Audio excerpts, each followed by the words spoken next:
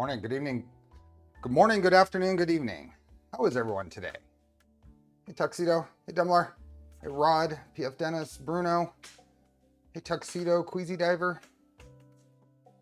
hey Stuart and Bill, PF Dennis, Cliff. Also we have Tuxedo and Kevin and Nurglerot. Hi Dave and Beartastic and Lucas. Hey Dweens, hey, Arthur, Jose, Guy. How are folks? Hey Lars. Hey Nomad, how are you? Solder joint. Hey Josh. Marty. And what is that? Kriva? Why am I having a hard time seeing this? Let me go with another notch here in the zoom. Mandix sent you over. Awesome. Awesome, awesome. Hey Intense and 10 and Maurice. Ben and Bruno. Chris 2. TT. Finally tuning filament for Sisters V2.4. Awesome. Hi, Ein. What else do we have? Frank. Mandic Raid. Awesome. So we're back on Blackbox today. Continuing the Blackbox. It's possible that this might be, after this stream, we might take a little sidetrack on that. Might be building a positron if everything can get ready for next weekend. There's a couple of things I could wait on for this build, so it's a good timing. The overlay is missing. Thank you. I don't, yeah, I don't know why I'm, let me fix that real quick.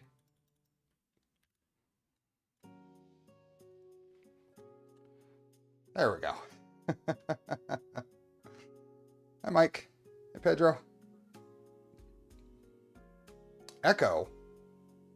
There's an echo. Is anybody else hearing an echo? There should not be an echo.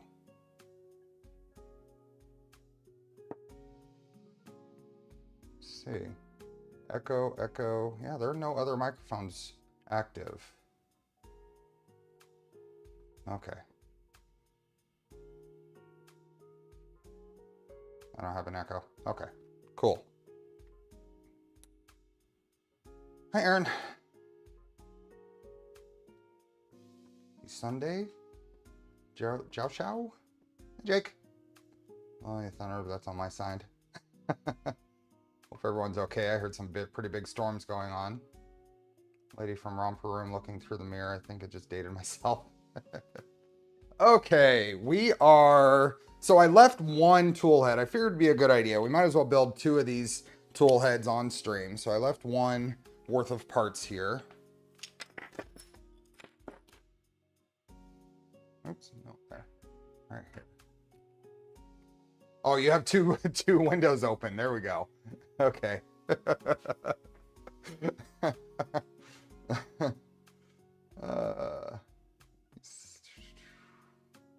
That would do it. Yep. So I got those. I think that's the things. And I want to take one of these off here and use it to keep the magnet polarity consistent. Even though in the area I'm going to make sure it's consistent, it doesn't matter. So this is a tool head for this. We built this last stream. I don't have the Revo stuff on it, but this is the end product here. There's a little bit of about building these. Don't forget to lick the like button. Yeah, and that's even more, it's even more of a thing because YouTube, that new interface, it got rolled out to me this last week, and it is really terrible. You have to close chat in order to see the like button, see how many people are watching, to see what you're watching. You can't even see the title of what you're watching unless you close chat. It's flipping horrible. Hey, Reth. Hi, Thomas. So I don't know what YouTube is thinking. It's really disappointing, and I hope they roll it or change it at least. In theater mode, you can see it better. Okay. Let's see here.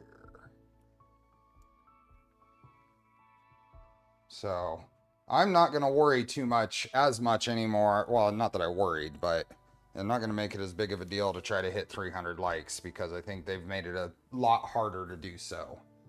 Polymaker giveaway at the 3-hour mark as usual. We try to hit 300 likes by the giveaway mark. We have a long history of being able to do that, but YouTube's just made it a whole lot harder to do now. So, it happened. When do something explode? It won't be this stream. We're not going to make anything move this stream. What else? I want to make sure I have everything. And make sure I have the correct tool. So we're going to just go through the tool guide real quick for building one of these, and then we'll move on to electronics. So someone has it on their performance goals for the year to introduce changes to improve the UX. Yeah, no.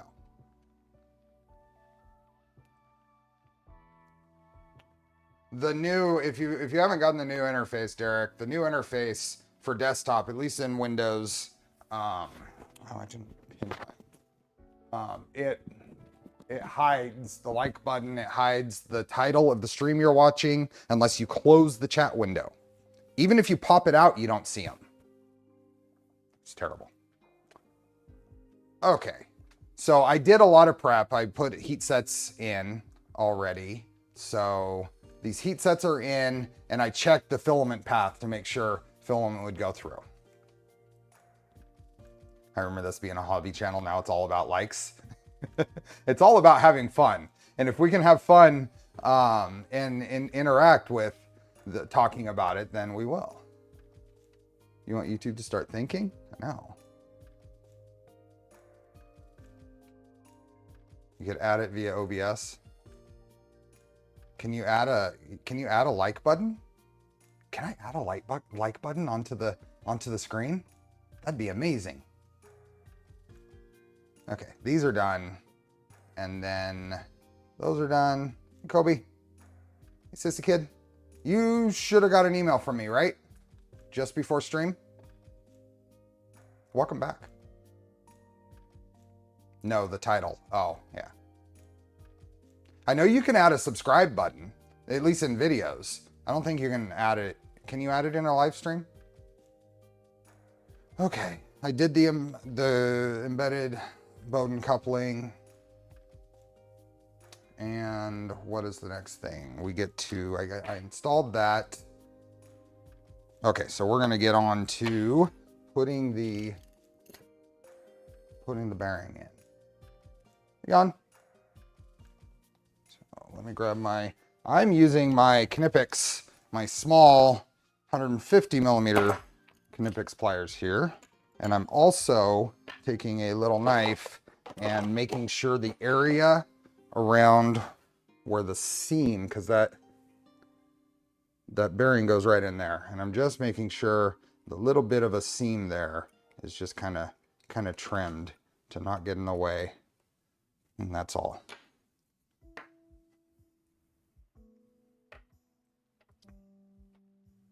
Subscribe button on the screen, big no-go.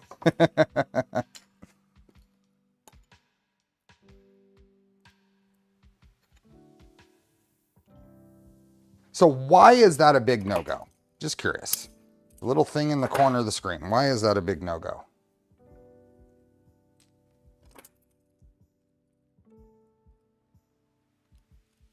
Curious, why is it offensive to someone who's watching? It seems interesting to me that...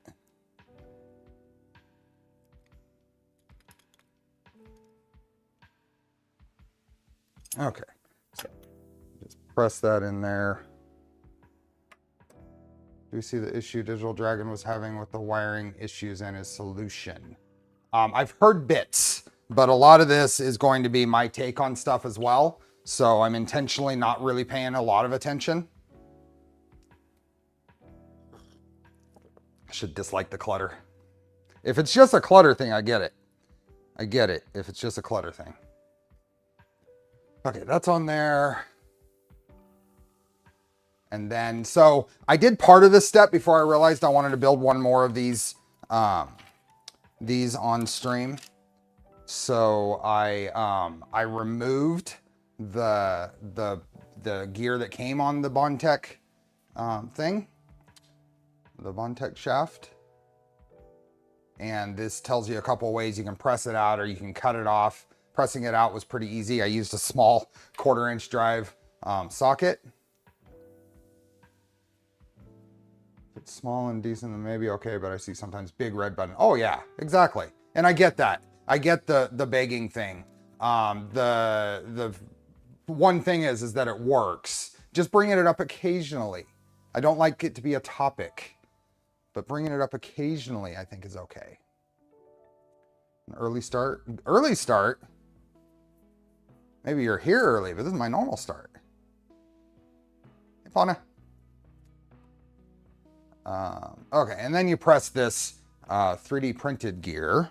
So you take this off of the Bondtech shaft. This was on, oh, come on, come on. There we are. This was on there. I pressed it off, and then we're gonna take the 3D printed one and press it on. So I start this, so this will go on by hand force, that first part, and then I grabbed my Knipex 250 millimeter ones and get that lined up and get it started to flush there. Email confirmed. Awesome.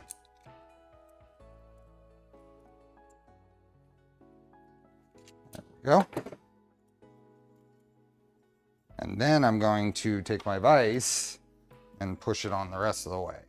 Now there is a printed part that I still didn't bother printing to help locate this on the shaft there, but I'm just going to measure it. We should be around 4.15 millimeters. So I did this with the socket. And actually I did the other gear to start with. And then I can more easily make sure I'm centered there. And then we press this through. And I'm watching the exposed knurled area.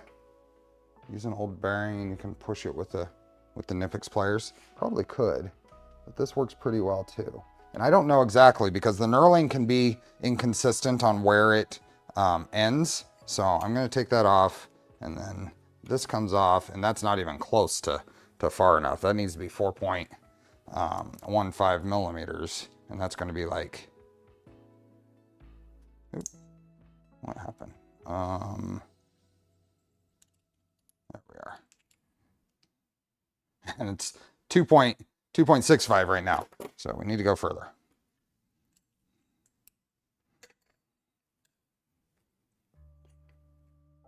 Hey, Sergey. Steve, and that's why I still watch your streams. I don't watch any others. Still do good after 2 to 3 years streaming. Thank you. Let's go quite a bit further on and try that.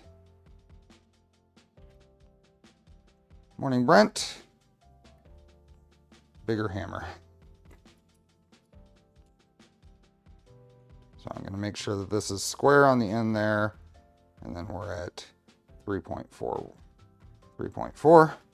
So let's go a little further. Now I'm going to incorporate the socket now because the old gear will start catching on the knurling and be just a little more difficult to take off. All right there like that. Dr. Ronnie, did you ream the whole of the new gear or is it straight out of the printer? This is not a printed gear by me. This is that IGUS.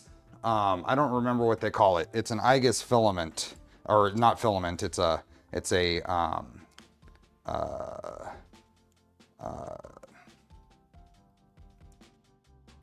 wow. This one is really knurled in a weird spot. This one is different than the rest. I hope it's okay. I'm going to be pushing it past past the knurling by a bit. SLS, thank you. That's what I couldn't. It's not Delrin. That is a lot past the knurled spot. And we're at 4.24, so I overshot it just a little bit. Let's push this back just a hair.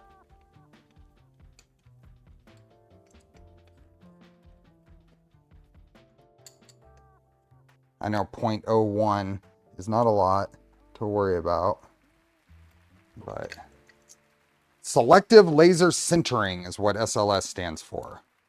Where you basically a powder of some sort of material, usually a nylon or similar. There we go, 4.18 is going to be close enough. Let's make sure that's...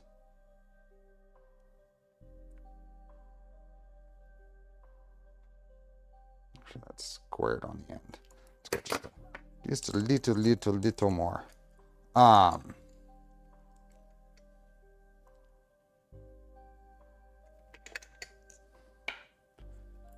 Constantine? Arthur?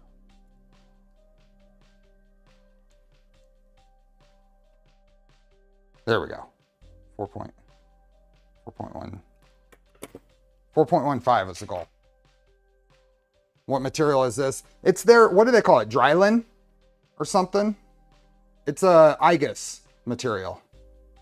So that's that. That is on. It is interesting, the consistency between those Bondtech genuine shafts here, because that one has a lot more exposed knurling than the others. Can't really see it on here. And oh, I will be taking this apart anyway because I need to do a thing. So let's take this apart and you'll see. I guess Drylin. Thank you.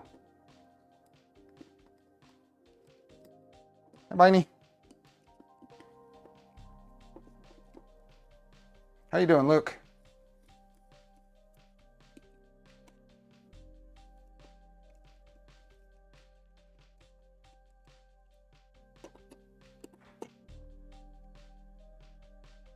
A jig would be quite useful here. Okay, so that'll come off. And yeah, if you look at this, here's one I've already done. Doesn't look like a huge amount, but maybe it's not as much as I thought. It's a little bit more though. Anyway, that goes on there. Yeah, I'm going to leave that over there. Did some running around earlier this morning, and now getting in Zen time. Awesome. Okay, so that's on there. You can press, squeeze, or hammer it. View of a correctly installed and seated assembly. And then we're going to put the Bondtech gear on. So Bondtech gear is on, and then we press it down in here and we check the filament path. So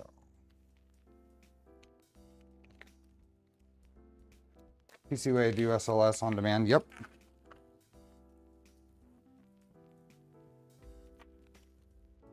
Oh, well, that's fun. That's not fun.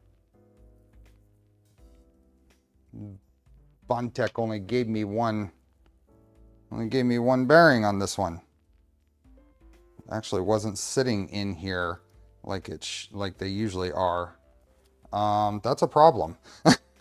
That's hilarious that the one that I didn't build off camera is the one that's missing a bearing for the idler.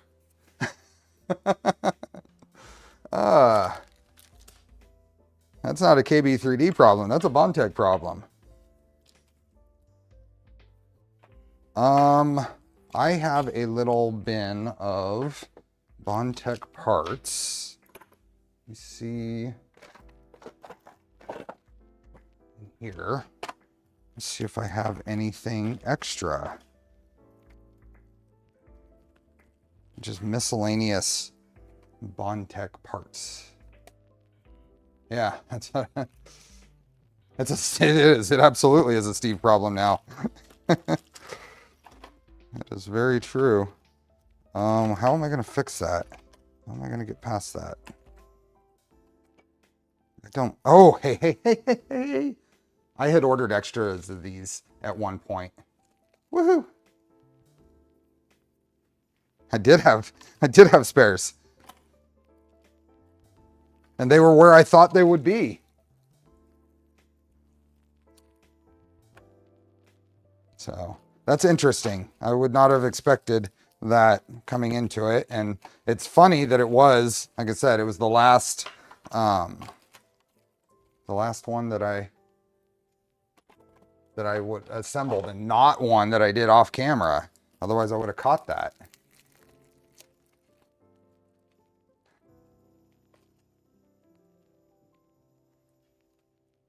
I got one more extra. Put it in the same spot because that's where I went for it. So that must be the right spot to put it. Okay, how much grease is on this thing? There's already grease on there. Ooh. Put just a little bit more on there. Just put a teeny tiny bit of EP2. Is Shammy around? Is Shammy here this morning? Little tools. I wish I had room for all that stuff. Find what I do have.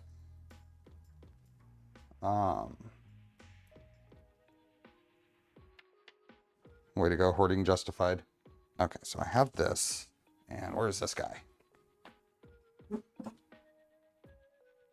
I mean, everybody's got him now, right?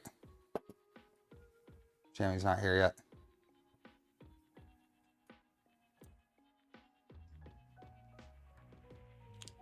Yeah. Just roll this around.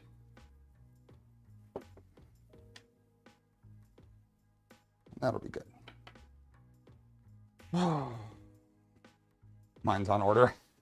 It is pretty nice. Mostly wanted to see if Shammy was here yet because I want to tell him that I figured out the way to pressurize the grease going into here. So that was all.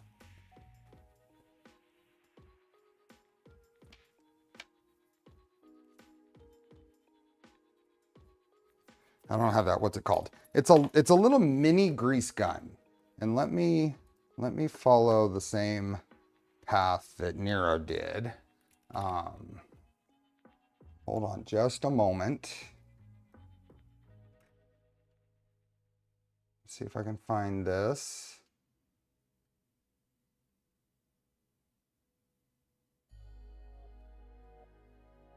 Oh, come on. I hate Twitter. I hate Twitter for searching.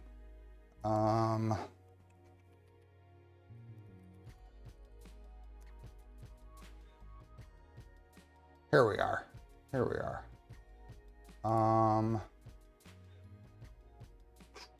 Copy link address. Here, this is Alan's affiliate link. That is an Alan.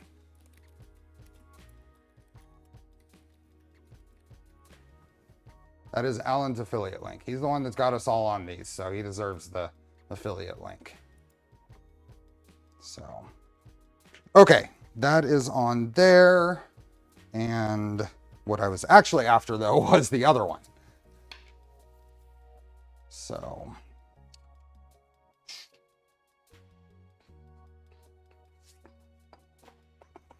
if I find that I'm using it a lot, I'll put it on mine. But for there, I think it's appropriate to do Alan's. Yes. For here, I think it's appropriate to do Alan's affiliate. For later, if I find that it's useful and I'm using it, then I'll put it in my Amazon store. Okay. Let's get this and this.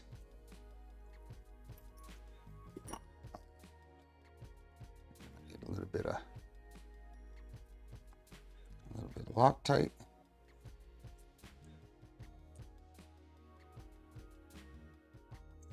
This whole set of gears is just tight and weird.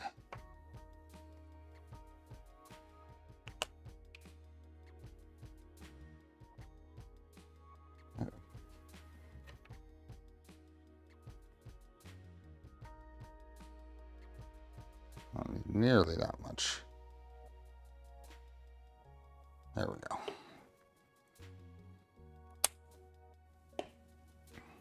Credit, blame, either way. I'm sure the company is confused why they're getting a spike in sales.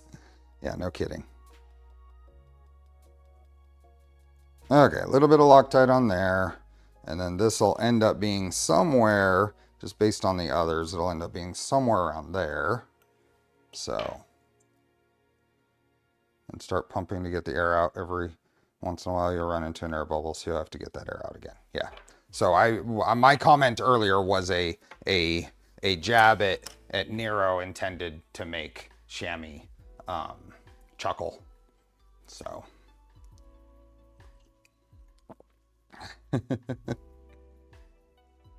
Where did the part go? Oh, here it is. Okay, so we have this. This guy goes in past that, goes there, and then we want to make sure that that filament path is lined up. So I'm going to grab a piece of filament and run it through and check the alignment. That's why I should stop watching your streams. I lost count on how many tools you made me buy. Nice. Hey, Morton. So that needs to move that way just a hair.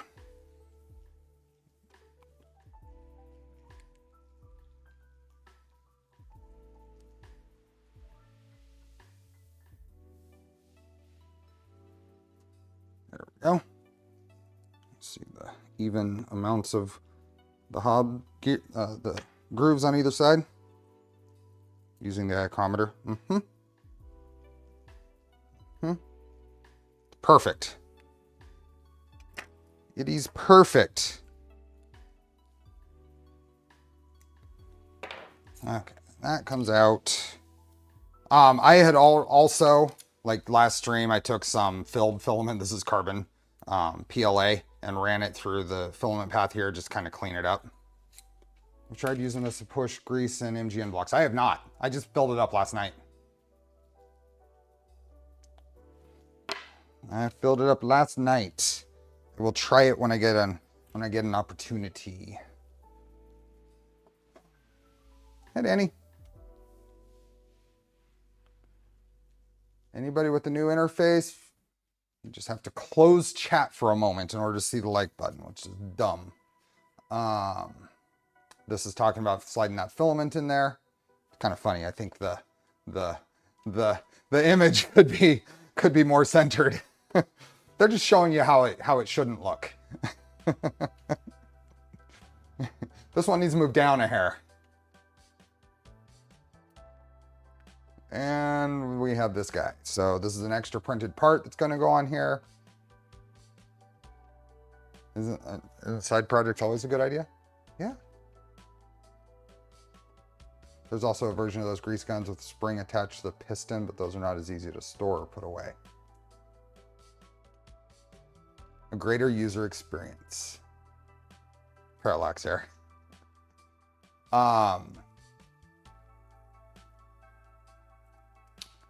So heat sets are already in here, and then there's a little 2mm dowel we'll need to put in. So I put the heat sets in this part where they go, and I think I have the little 2mm dowels here.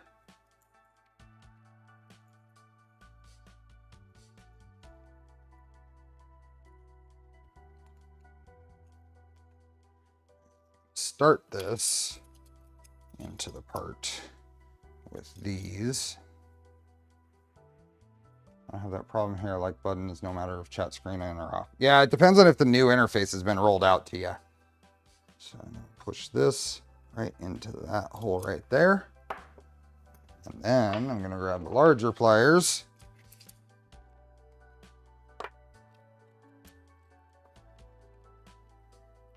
And just gently push that in until it bottoms out.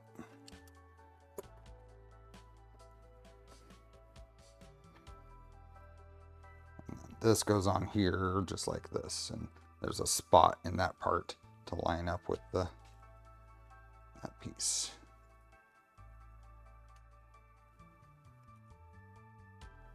Just to make sure that that all stays lined up, and then a 16mm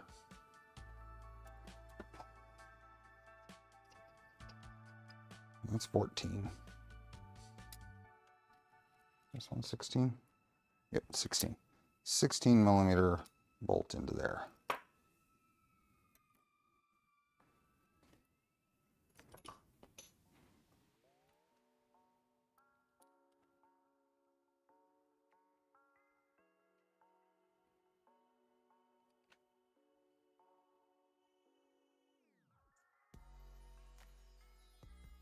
Okay, this guy can come out of here for a moment.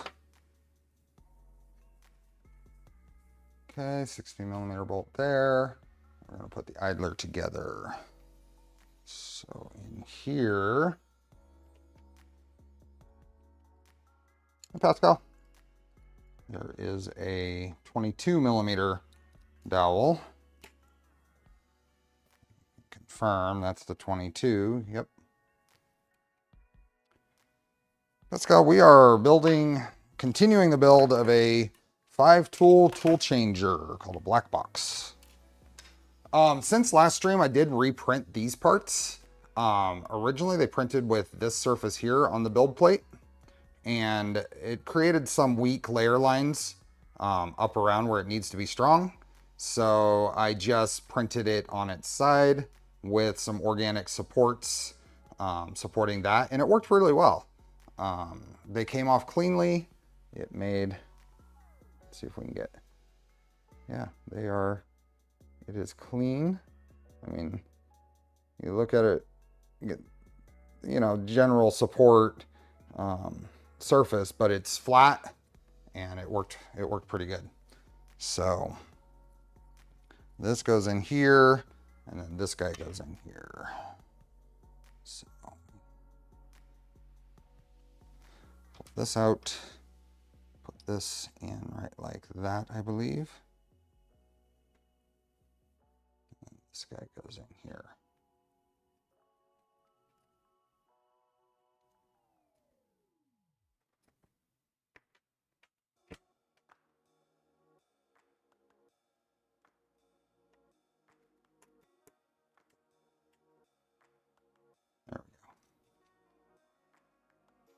Now I had reamed all of these holes with a 3mm reamer off camera. I had done that on last stream as well. I'm just gonna push this just a little bit past to help center it in that spot on either side.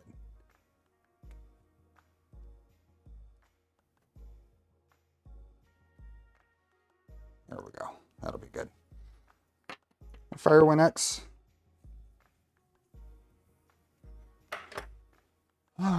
Then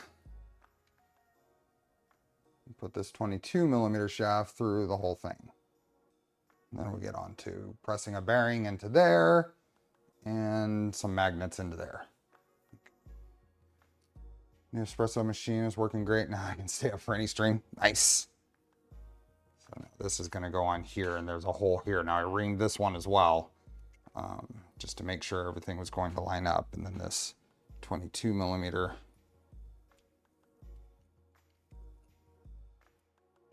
goes in.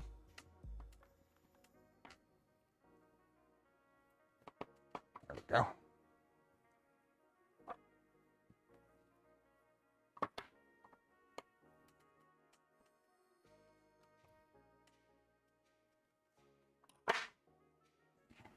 Push this on the side here.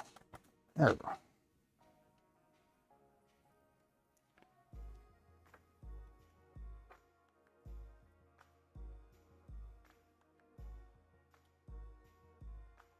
Slightly under flush on both sides. What lube is recommended for MGN carriages? I just use EP2. It's Mobilux EP2. There's a wide range of things, and if you want technically recommended, you're going to spend a lot more for something. But for our purposes, the EP2 works fine. It's, what is it, an NGL, what do they call the, I dropped my tube of EP2. I dropped it. So now I set it on this side and I hope it doesn't leak. What is the little spec there? Oh, NLGI 2.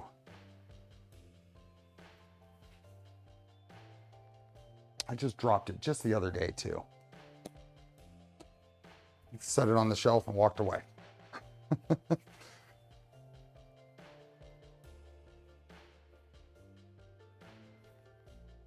Okay. Then we put a couple of magnets in here. Now, the reason I took this one apart is because I wanted, even though these don't really matter, I do want them to all go in the same way. So I'm going to grab these magnets here, and I'm leaving one. We'll use that here in a minute, along with all these. So 2 magnets, and basically grab it there and figure out which way it goes on there, and then transfer that to here. And these are not a super tight fit. They can basically be pushed in by hand, but they get pulled in the direction I'm pushing under use. So my tube leaks even on the sealed side. This hasn't even settled down on that. And I pulled a bunch of it out to fill up the little grease gun, so I'm not too worried about it.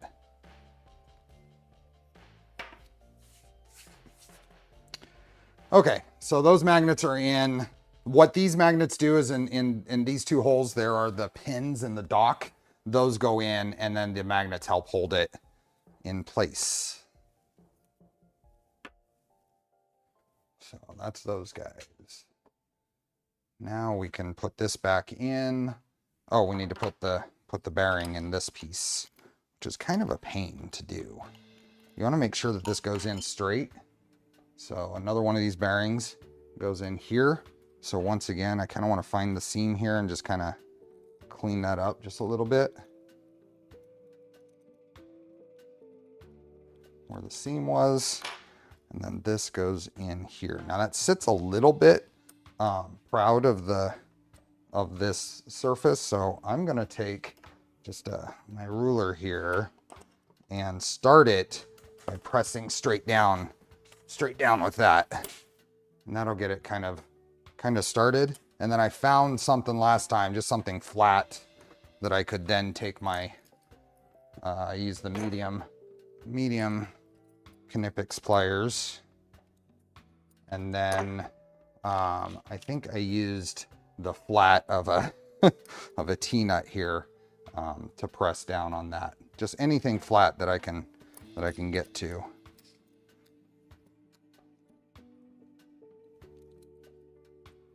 So then just making sure you try to get this to go down as parallel to the piece as possible. So pressure, and then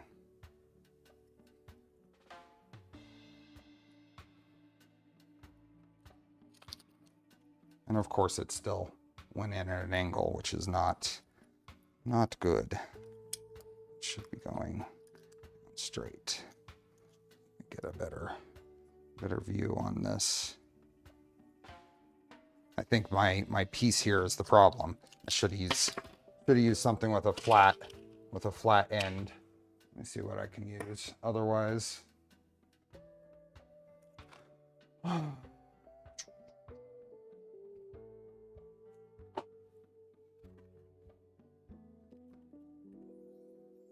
That'll work.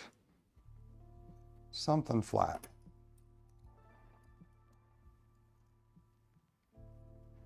Okay, I got a large T-nut. At least it has two flat surfaces I can.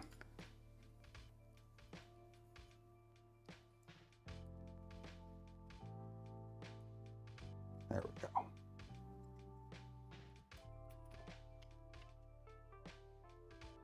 Okay. Spin this through and make sure I didn't cause any problems.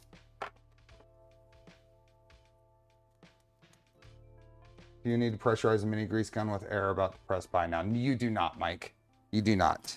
You just kind of shove a bunch of grease in there, and then there's a plunger in there.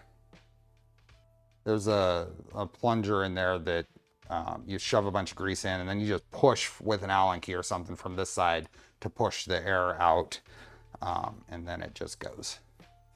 So the pressurized thing was a joke.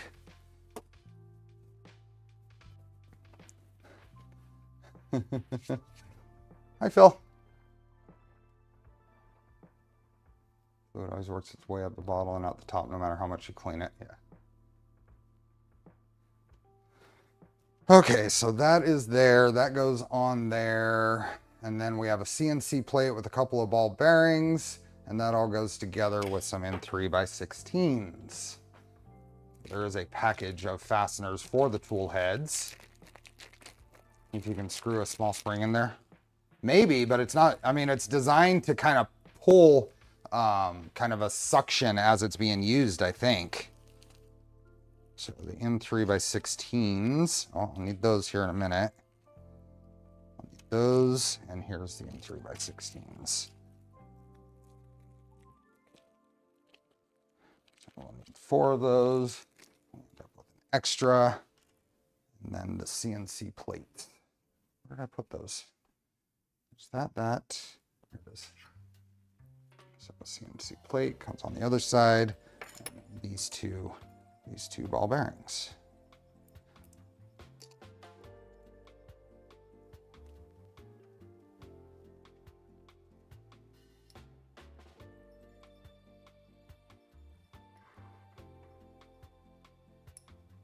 So those go in there. And this goes on here. And then this all with this in here.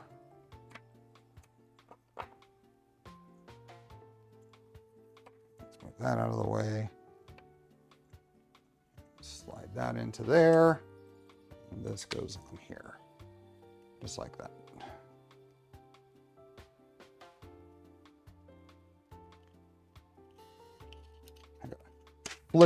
Flip it around the right way without losing a bearing. I had it on there upside down. There we go. That's more like it.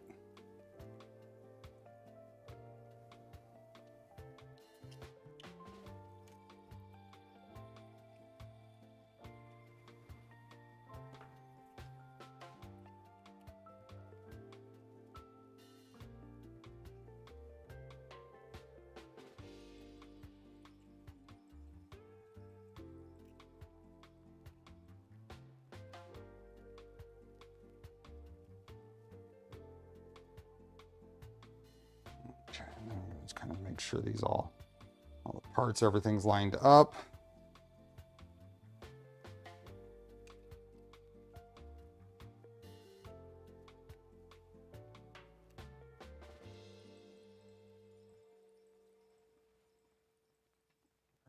And then the magnets are in there.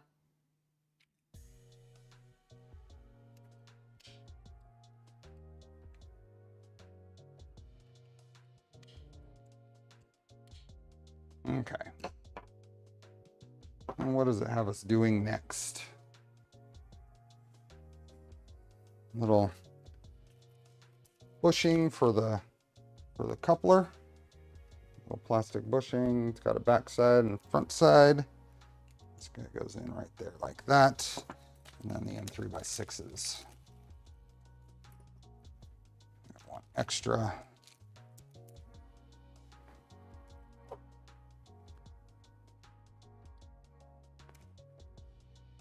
Hi, Jose.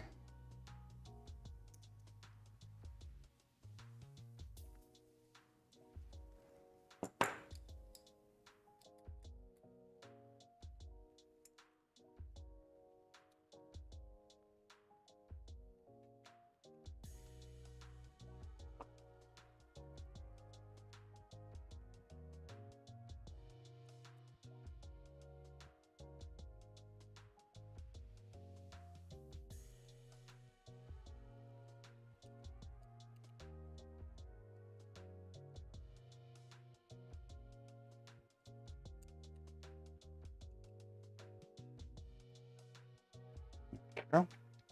There's that. And then this little assembly. So where is that part? Did I bring it over here? This. So this is this little flag here on the Bondtech tension screw. It's just a wire management thing.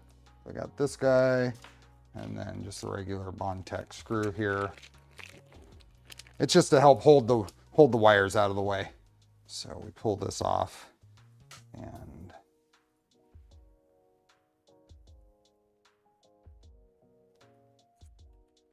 this guy on here. Bye-bye, spring.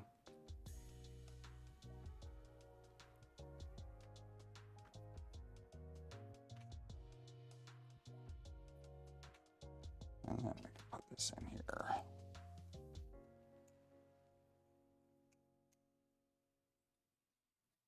There we go. Then the wires from the hot end come up here, and this just kind of holds it off to the side a bit. Okay, screwed in, and then we're going to locate this part. So pre-stream, I had tapped that hole M3. There's a tiny hole right there that the piano wire goes in. I have a feeling I'm going to need to find a tiny enough drill bit to drill those out on these. Because this, especially this glass-filled filament, I think it's pretty much made that. You can see where it is at least. Apex Peppers, how you doing, Garrett? In here should be, there we are. M3x6 grub screw.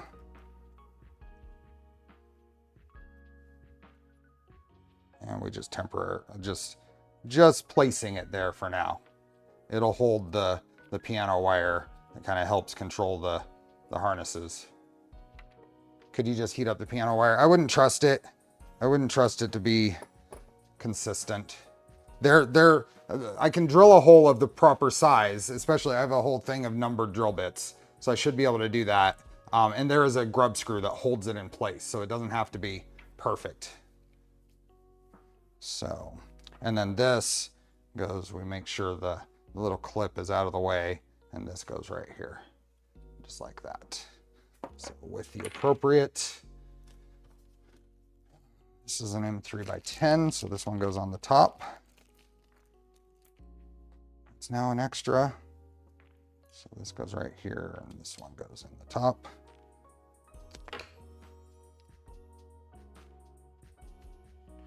Busy. I have to put together a type today to put my tube on my printer. Have fun. We are going to be, and then an M3x8 for the back one. We're going to be starting on the new build on Tuesday on rebuilding my Trident, and it'll get a Zoll. So that'll be an interesting thing to check out. And it looks like it'll get a Zoll with an orbiter extruder. I told you you'd find the stock once you bought a new one. Yeah, on yesterday's member stream, we built a foam dart flinger. I'll show you just in the tiny window here. So foam, oh, there we are. So this is a Nerf inspired blaster. It was very fun. I could not find the stock for it. I found it this morning. So this is gonna go on the back here. Parts of it. This, you only use the metal rods in the rear. This will go on here and it'll slide into these holes here and get held in place. But I found that this morning. It took me like 2 seconds once I looked in the shed. It was right on the shelf in there. So, but that was a lot of fun.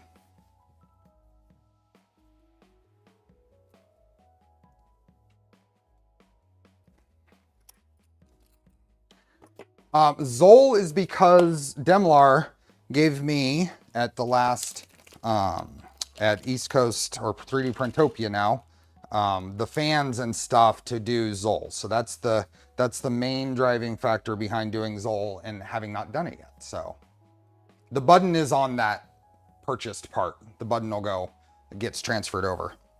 Anyway, that is on. And then the next part, placing the SB2209 is the only thing keeping me from doing Zoll.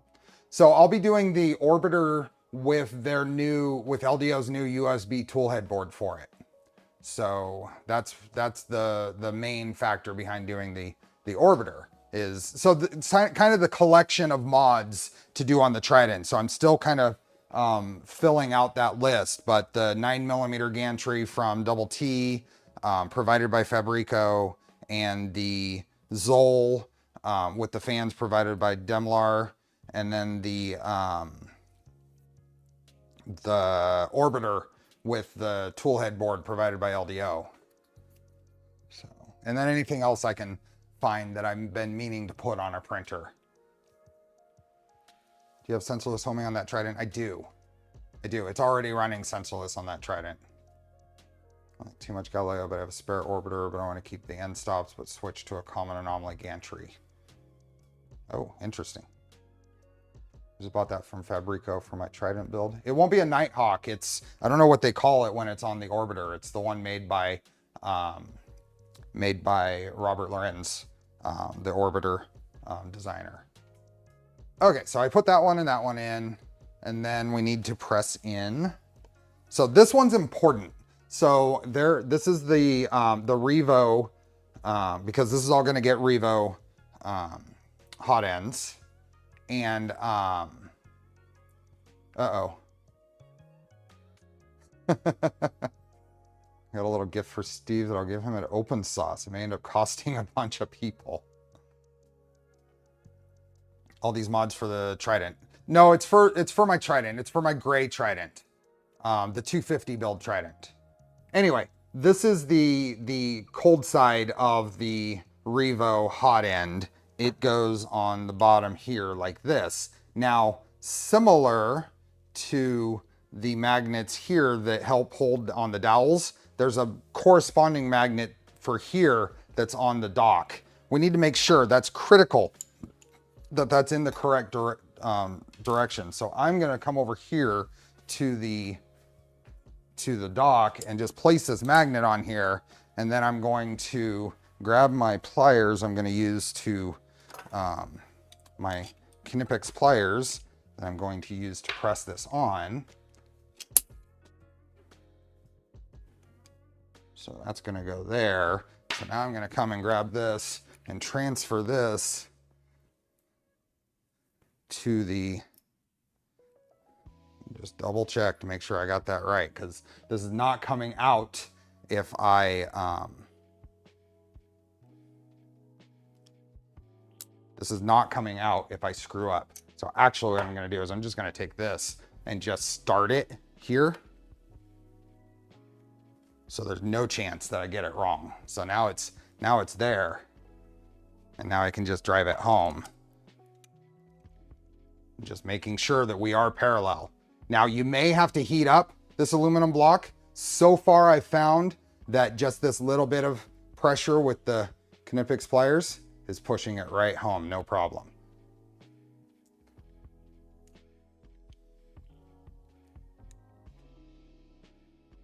So, and then that's in there. And like I said, that is never coming out of there. You're replacing this if you screw that up. So then I can come over here and just confirm it sits there, and it does. So.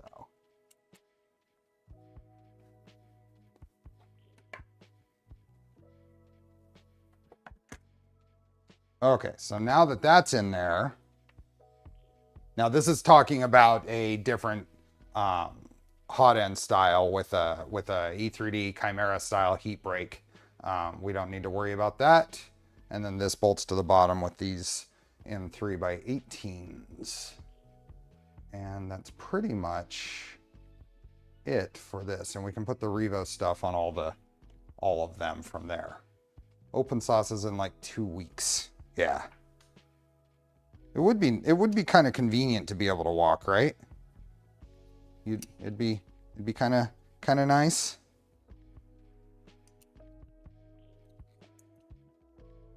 So these guys go in here.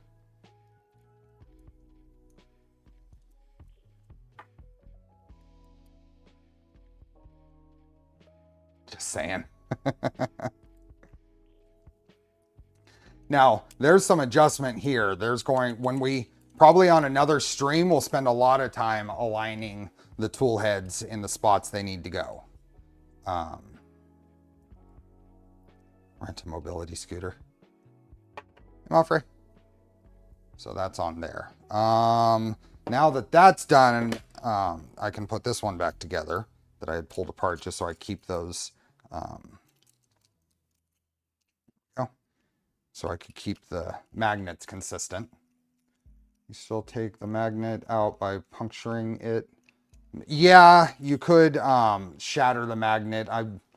You can try it, sure. You would have to destroy the magnet, yep. The magnet, it's brittle, so maybe a punch.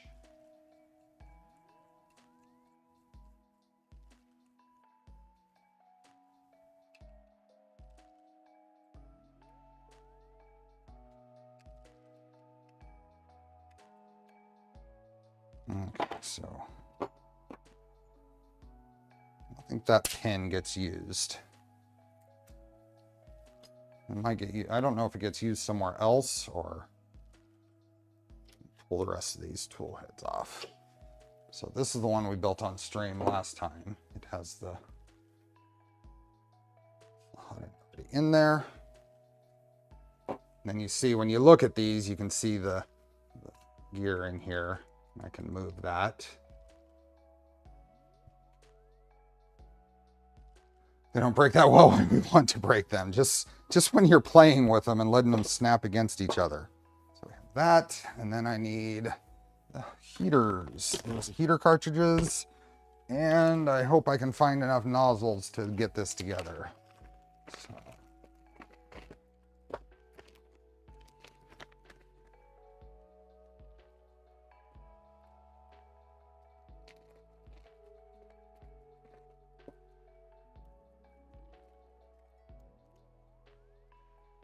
Might not have all 0.4 nozzles to start. I know I have a couple other nozzles in the other garage.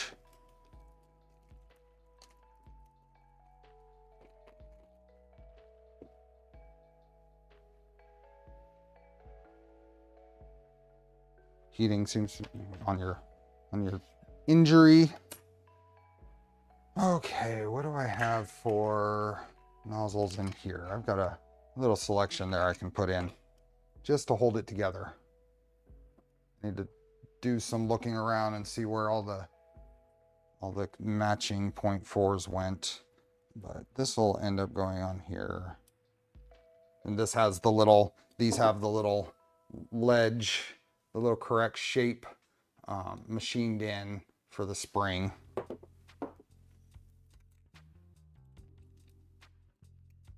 So I'll get a 0.6 obsidian. Can this do endless spool mode? I think so. And E3D should make those leads a little longer. Yeah. And then I'm gonna just bend the wires, not the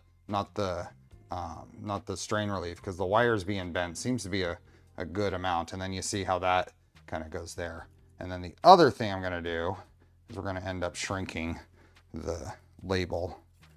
And what I was actually thinking about doing is depinning the thermistor and running it up through there and then shrink them both together down here.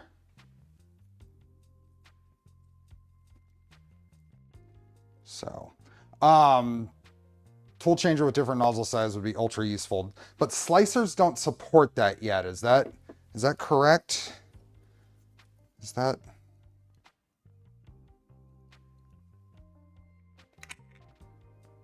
I don't think slicers support multiple nozzles, but I'm not sure if I heard that right. Multiple nozzle sizes. Okay, and I'm just going to hold this here and just bend that straight across and going through there.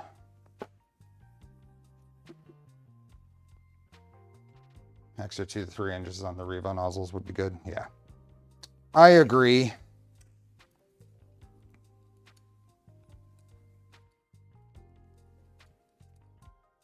Now the machine spot in these for the Revo doesn't grab the spring as well as like a a piece that was done on a, like the genuine E3D heat sinks, which are done on a lathe. I don't know exactly how that piece is machined on here. I don't know what process Wade did for that, but I imagine it's a lot easier to do on a lathe, and I doubt that was done on a lathe here. Pretty big feature request of Prusa XL, so I assume multi-nozzle sizes with tool changes will come. Yeah, I agree. It'll come.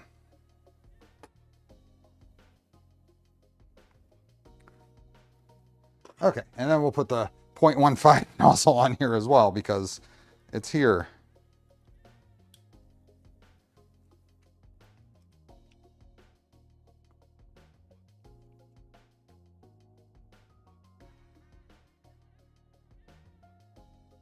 Go. Out of the way. And like I said, once we get to wiring, I might route these thermistors up through this label, and then it is heat shrink, then I'll just shrink it, and that should kind of help clean up the wiring even a little more.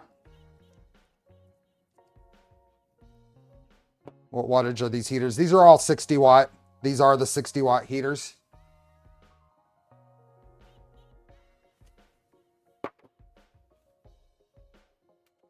Kira supports multiple nozzle sizes. I've mixed them on our Ultimaker S5 at work. Nice. How you doing, Turtle?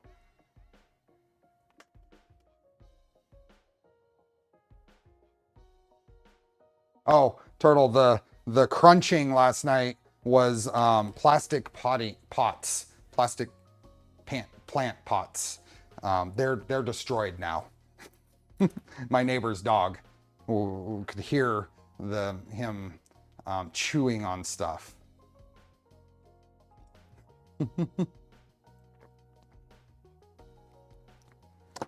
Okay.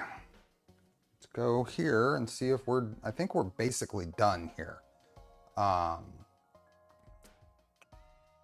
Alignment of all this stuff, getting it on, yeah, this is all V6 stuff. So guide 7 is done. So that's all the tool heads. We have five tool heads here.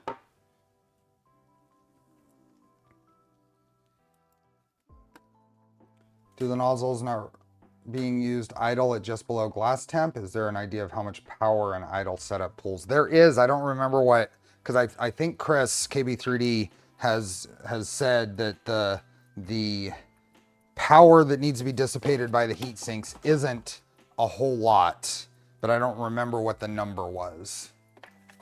There, and if you, there's a dock or an idle temperature that you can set in the slicer. So that's really up to your slicer settings and such.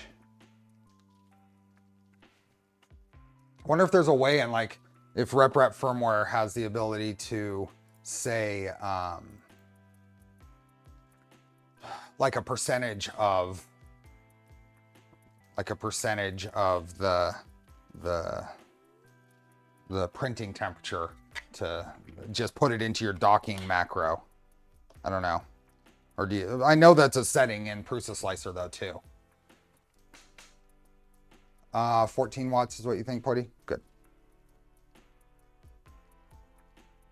Are these are all the same. Yeah, so all of these are the same thing with the 104 and T4.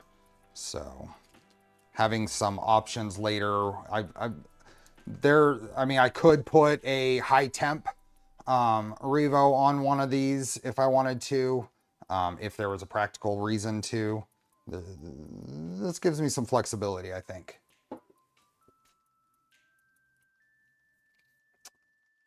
Okay, there is, let me scroll up here. There is a FDM tool adjustment document that I think we're gonna mostly skip for this stream. It refers to a printed jig that isn't going to be part of the final calibration process. So there is a commissioning process that will do it then. There's nothing that keeps us from adjusting this later. So we're going to do that. So this little printed jig doesn't exist anymore. I think there's, Chris had a better way to do this, and I didn't get that full message. And it's not really important right now, at least at this point. So there's all these adjustments that we're going to do after. What we're going to do is scroll up to the top here and start putting the electronics in here. So we're going to start mounting the electronics. So you use the math in the tool parking macro to divide your print temp or whatever, I think. Yeah. So electronics, DIN brackets. So we use DIN rails, and then a lot of the SSR mounts, because they're cheap and they're very secure on a DIN rail. So that's what all these brackets are based on, are the metal SSR brackets. So I'm just gonna go here and I'm gonna go grab, these are gonna go, I'm gonna set these on the printer, just set them onto the, actually I'm not, because I need to adjust everything because the silicone wipers are in the way. So I'm just gonna set these off to the side. This can go. Hey, Latian. Interesting. I really dislike most printed DIN mounts. Yeah, you might like this, Josh. This is a good idea. I like this idea that they've come up with. Just the use of the SSR brackets for it. Let's extras out of the way because we're gonna bring stuff like this in. Hey, my name is DIN mounts for power supply. DIN mounts for everything. So let me grab a power supply. Let me grab these mounts. So power supply, and I got a whole bunch of mounts. Did you end up putting that hex tray you forgot yesterday? No, I haven't printed it yet, but I will. I will before I pull the PETG out of the dry box. So these guys, and these are inexpensive, and it comes with a bunch of them. You get DIN power supply compatible ones, but they're not as cheap as these and a printed part.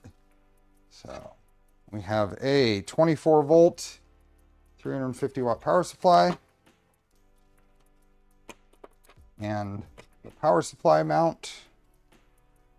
This is gonna go right like this. So this guy first goes onto here. Let me grab the fastener box. I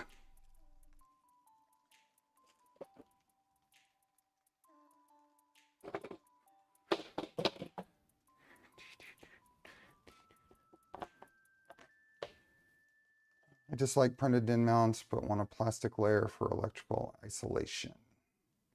This will have that. Every component has its printed adapter bracket anyway. What was that? Oh, here comes, that is actually not readable. That's interesting. Welcome folks. Welcome 3D Musketeers crew. How was everyone today? How was the chat with Miss Liz? Hi Duff. Hey 3D Medic Vince. Hi Amber. Hey Maurice. Hey Mad Cat. Hey Grant. Hey Chris. Geocacher PC Van Vliet. K2 Kevin. Simon. Andres. Liz. Matrix Tech. Rudy. Nathan. How are folks? What am I looking for? I'm looking for M4x8 socket heads. M4x8 socket heads. That's got to be these. Bearded Bucket. Thanks for gifted memberships. 5x8. Yep. Okay, so these guys go here. Hey, Zombie. Hey, Dr. Dave. Fix them, dude. everyone this fine Sunday. Do you know where your 10mm socket is? I absolutely do. Absolutely do. I have, and I doubt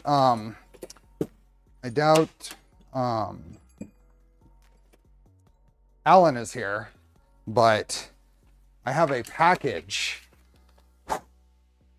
Need hard to find items on eBay? Those are all 10mm sockets. eBay 10mm socket set. This came from SEMA. It was eBay was there, and this was their swag little promotion thing. Nobody can find their 10mm sockets, so they gave you a package of them.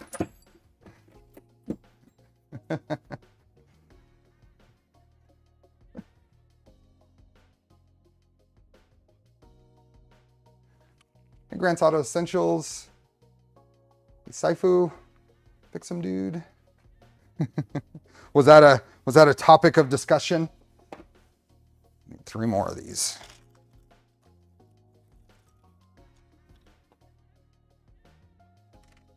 I'm good on 10mm. It's an 8mm I keep losing.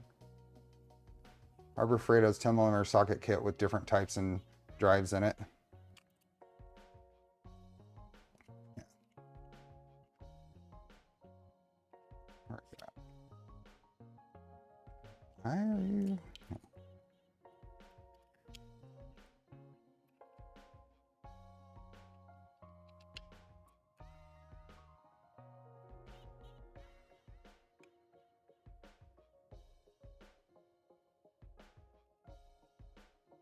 What were those spring-loaded clips that were being showed off earlier? Assume part of the tool changer. No, these are, is this what you're talking about? This is a mounting system intended for solid state relays for mounting onto a DIN rail.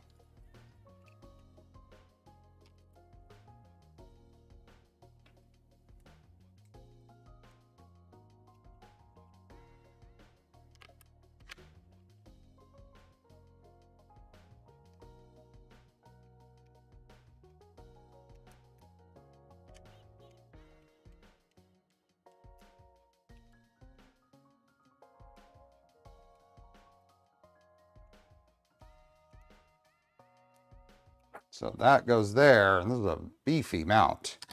And then this goes onto the bottom here. So secure using 4 M4x12s. So if that is there, we will make this go the same way they say to. Right like that. M4x12s. Must be these. Or these 10s. They're also giving out bags of marbles for those of who's lost ours. Someplace probably did. I don't even remember what year that was. That was quite a few years ago I got those sockets.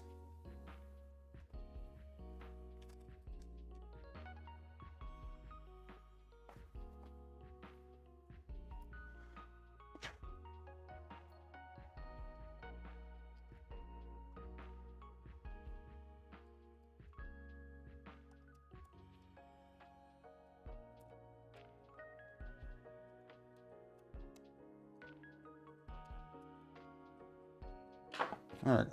So one mount done. Set that off to the side. Just work our way through. So we have a Raspberry Pi mount. That's this guy. And it does use M2 heat set inserts, and I've already put those in. And this will go on with 2 M4x6s onto another one of these. There's going to be a Voron booth at Open Sauce. There will. There will be a Voron booth at Open Sauce. 4x6. It's these guys. We have an end cap booth. It's gonna be large. Here, something that would be helpful. Let's see if anybody wants to comment or send me a message. What is a good, I'm looking for prints to throw a bunch of do a bunch of PLA prints for giving out at that show.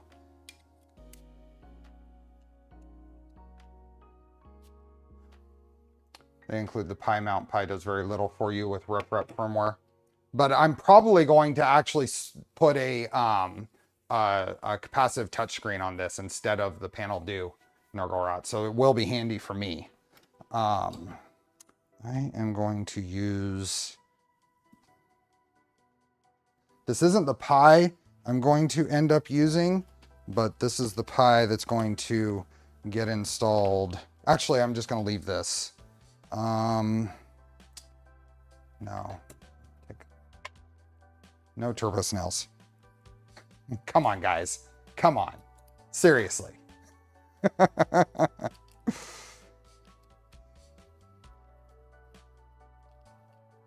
Charlie Hugh forges. Ooh, fix them dude vehicles. How long do those take to print? That's a great idea. Is that okay?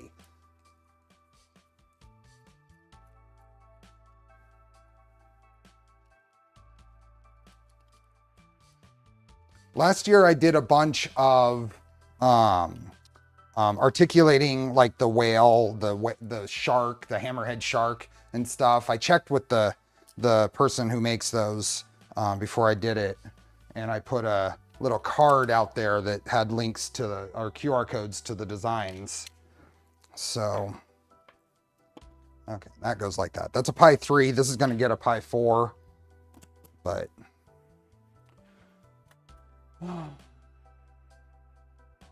boron maker chips, mini hex trays. Clicking three times to wake up, fix them, dude. Actually insist on using DIN rail mount for my V0. Pi for the screen is the big reason I'm using blasters for all. If you're using Duet 3 6HC, then a Pi is the only way to get Wi-Fi. Oh, okay.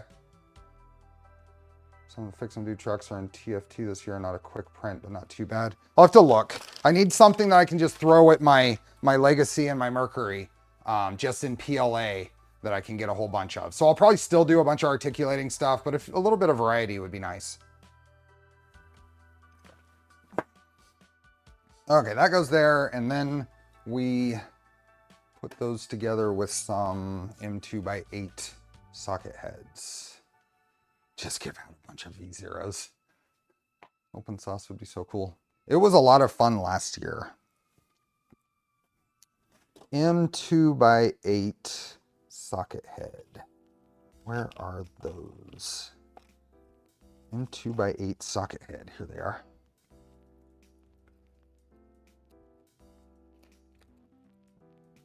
We have experienced blasters by several different designers. It's time for the Voron blaster. Whew. That just makes me anxious just thinking of the I don't have the time yet. Let's put it that way.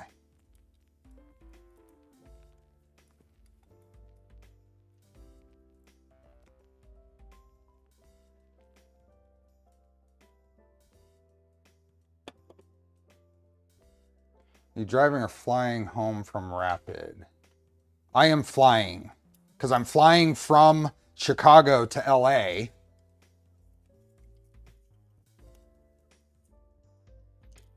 That is, let me loosen this. There we go. I am flying to Chicago on Friday and attending Murph, and then driving back to Chicago Sunday night and flying out Monday to LA and attending Rapid, and then flying back to Sacramento later that week. Send me home with goodies.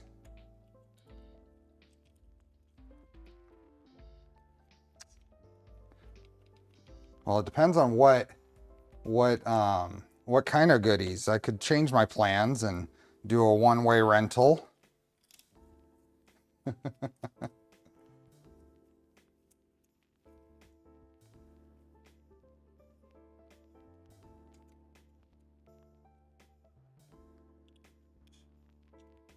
Rail training cell, fidget.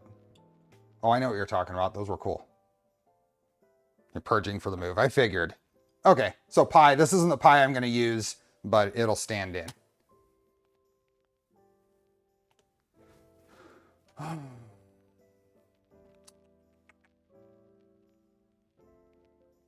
Raking in those air miles. I actually have my flight from, my currently scheduled flight from LA to Sacramento is all on point. So, and we got solid state relays to secure. These are the typical, or a solid state relay, right? Yeah.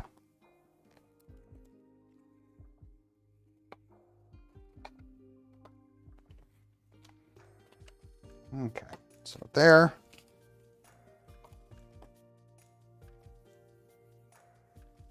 That guy, oh, what is, oh, that's the little M2s. And these are M4x6s.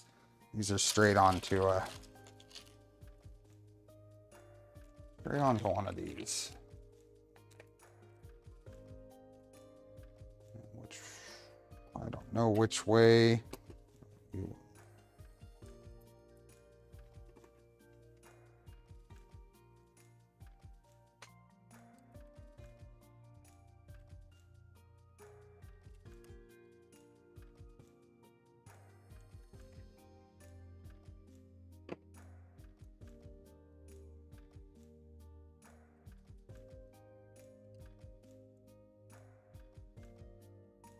Open source or Murph, not going to Murph.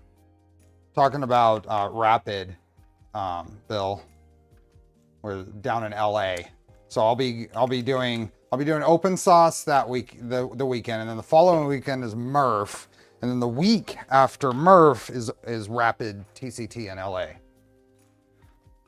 I just decided I have a bunch of leave. As I can do it, I'm going to just have fun. Have fun at the events. Oh, those little mini stealth burner keychains would be a good one to make a bunch of. Okay, and then we have the print DC converter mount and install 4 heat sets. I did that, and we're gonna mount it to a rail. So that goes over there. Yeah, that's a good idea. That and this guy, 2 more. I'm actually going to be working from my mom's place 4 days before open sauce. Nice. Fortunately, open sauce is about an hour and a half, maybe an hour drive from here, so it's not. I'm undecided if I'm working that Monday or not. It's that close.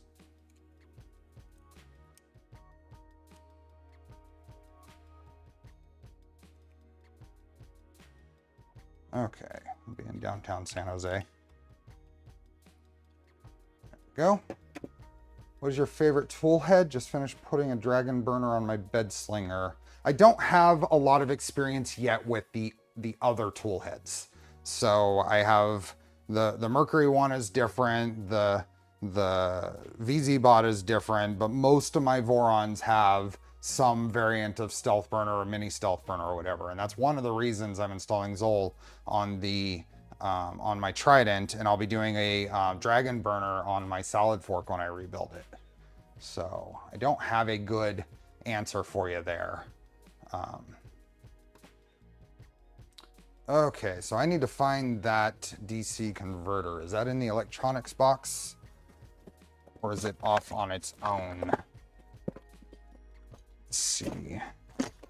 Oh, is that what this guy is? Yeah. Are there 2 of these? Secure 1 of 2 DC converted to a printed part. Okay. I was gonna say I didn't print more than 1 of these mounts.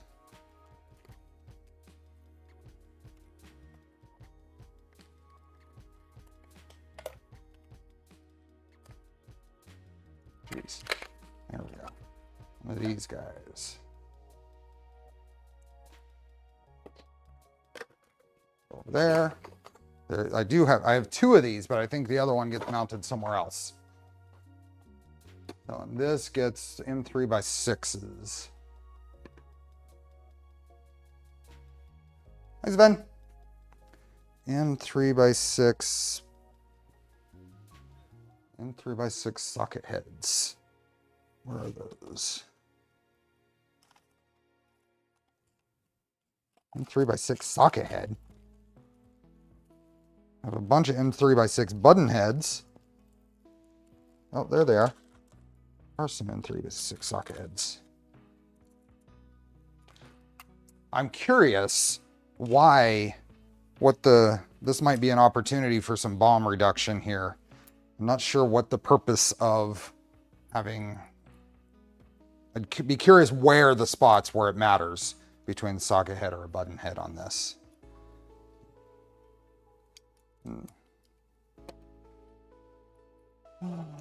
Speaking of EasyBot, any collabs with MobBot coming up? Yeah, we will. I think we're hoping to do the Tic Tac as a collab at some point. So.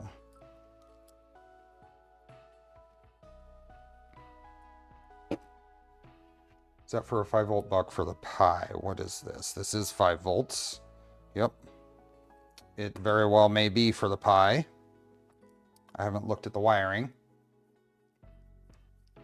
Pascal's out. See ya. Cats need some playtime.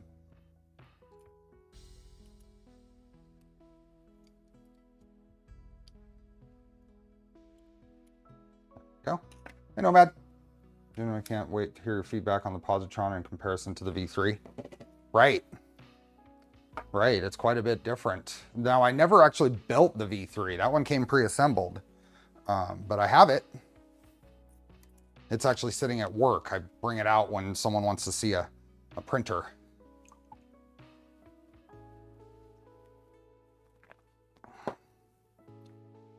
Okay, that is done. What? Repeat this step for an additional time for the second DC converter? Did I miss that? Let's see. STLs. Guide 8 electronics. DC converter, quantity 2.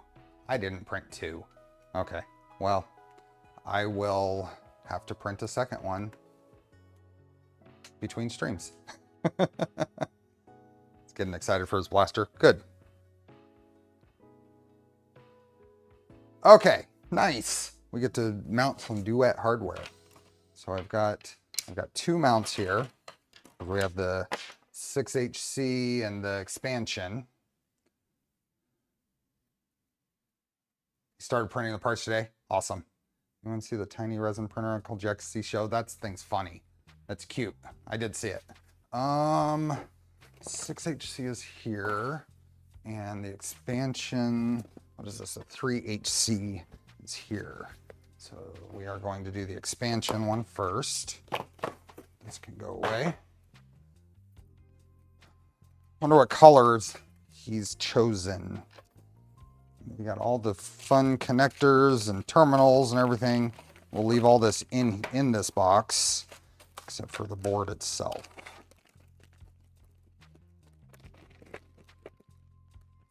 Apple 30-watt Type-C charger is so small and cheap it beats me why bombs still specify those old school buck converters. Well, how do you plug it in? So this is the little expansion board. Said he ordered filament for it specifically. Awesome. Let's just leave that all in there. It becomes a challenge of actually wiring it to do something that you plug in on the inside of a printer. The wiring diagram for both boards are in stream chat.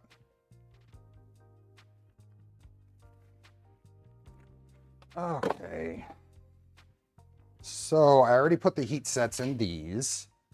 So we're gonna look at this. So what do we got? We got a couple of more M4x6s and another thing.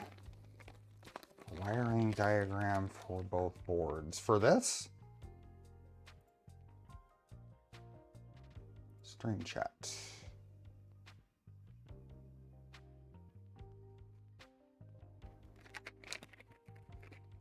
Just open her up and hardwire it.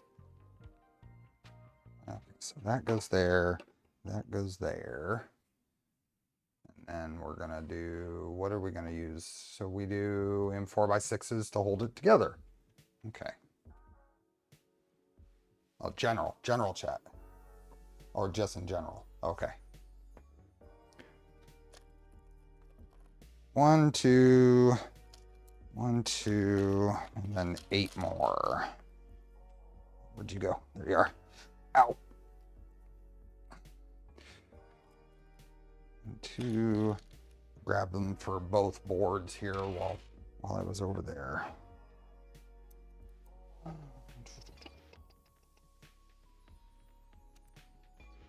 Now, is that the 2?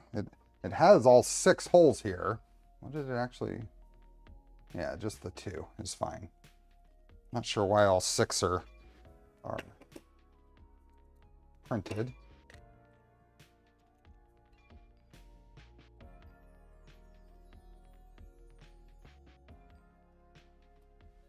I think the spacing on these holes could probably be a little larger, or maybe just the diameter for some play. There's probably some ABS shrinkage involved, but these are on the edge of, you can kind of see them on the edge of the openings there, on the outer edges. Let's go ahead and do the other mount.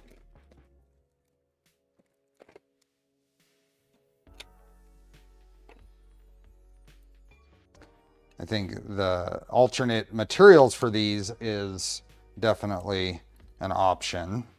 Less temperature tolerant stuff in the electronics bay, but I would open these up so there's a little more flexibility in that.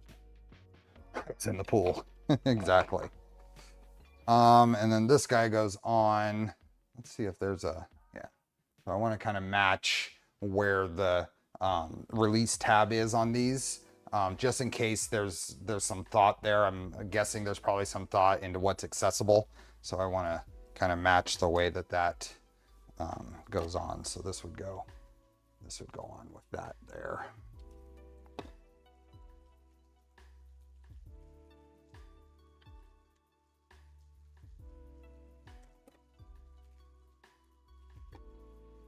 Time for coffee, be right back.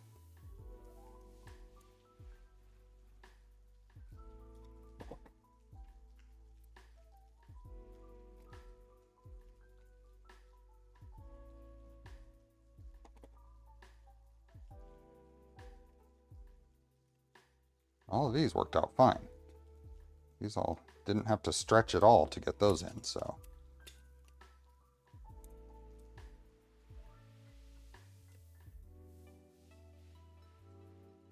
There we go. One. And then I already put the heat sets in. This one, they tell us to put all 4 in the 4 corners. The bigger board, I think they want more stability. Duet boards are mostly used with RepRap firmware rather than Marlin or Clipper. That's correct, mostly. You can run Clipper on most RepRap boards. I know you can with the Duet 2, and I'm guessing you can with the 3.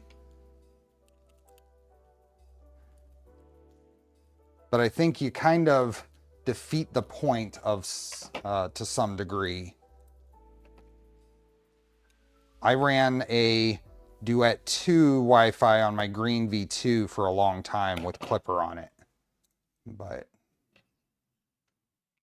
I do not believe, I could be corrected if I'm wrong, that Marlin can be put on a Duet 3 or whatever, but I may be incorrect on that.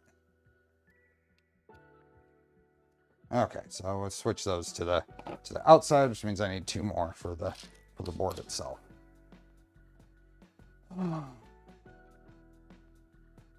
But yes, mostly used with RepRap firmware. Okay, then the main board. Let's get this guy out, and then it gets installed that way. It does say note the orientation of the board during installation, so we are noting that. Okay. So this is our SBC cable to the Pi when we get there. Sticker, connectors, including the big JST VHs. Exactly what I've been looking for, but having just learned my way around Clipper may pull my hair out if I have to learn a Marlin or RepRep firmware.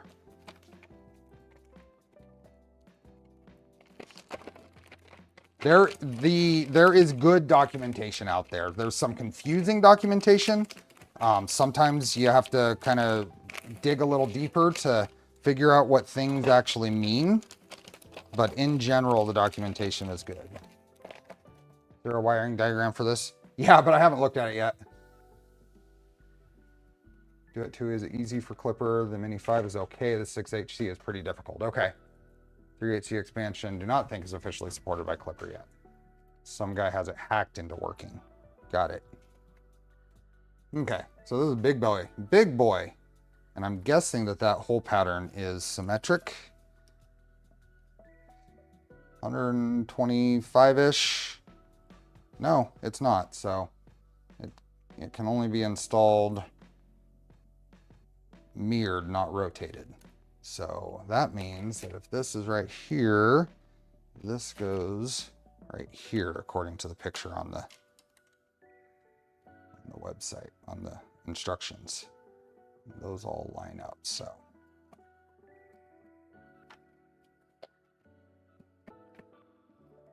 I have the latest rev. Good. What is different in the revs?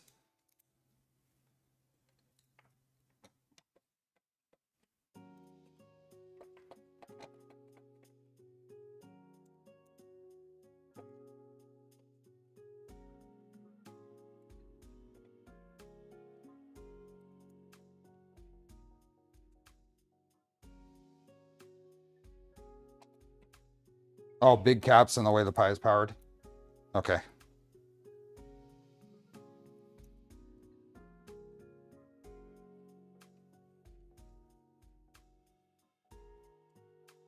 Not just big caps, big ass caps. Got it.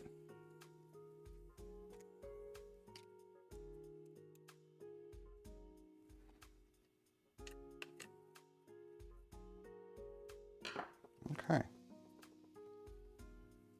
Note the way the Pi is powered is not from the board. I've got a 16 gig Samsung or SanDisk Ultra SD card in there. There we go. Okay, what's next? Oh, we got DIN rails. So duet pin out, I mean an actual wire diagram for the specific project. So the link is in the documentation, to the documentation is in the description. I honestly haven't gone looking for it yet for the wiring specifics. Okay, DIN rail. So this, for anybody who wasn't familiar, this is what these clip to.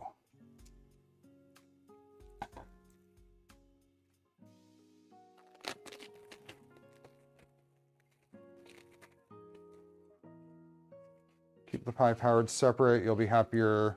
5-volt rail is small capacity. Yeah, that's what I think. That's what this guy's for. It's a 10 amp buck converter for Pi power. Any heat sinks to install on the drivers? No. No. Okay, these are theoretically already cut to length, and I've got these big old mounts here. So we're gonna do basically that. And 460 millimeter length of DIN 35 rail. Let's see if these are 460 millimeter lengths. They are. It's like 458 and change. And 462. We'll see if we have to trim that one down or not. Big old mounts mean big old hammer. I don't know. We'll find out. I think I'm going to suggest a revision to this based on the stuff I did for Trident. but we'll see how this, yeah, that goes right in. That was nice. So not needed, but it would be more compatible with different DIN rails with a little revision to this. This is very specific to these. The aluminum ones, I'll show you if I can, yeah, so that's good. That fit on there fine. Not seeing any good board for tool changing other than the Duet, or is my Google Foo failing me? What do you mean? As far as number of drivers, or? No, this isn't the other stuff. I have some aluminum stuff with a weird profile, but I don't have it in here. Okay, so we're gonna go ahead and put both of these on here. These are fitting just fine. That's good. I was a little worried that that would not fit well, especially with this glass-filled filament. I've got a burr right there that's getting in the way. I'm just going to take a file here out of the way.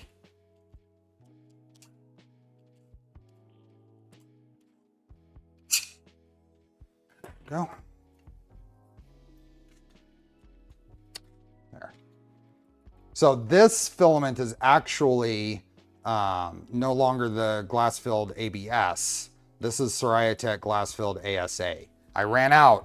I used up the whole spool of the ABS that I started with, so I switched over to the ASA.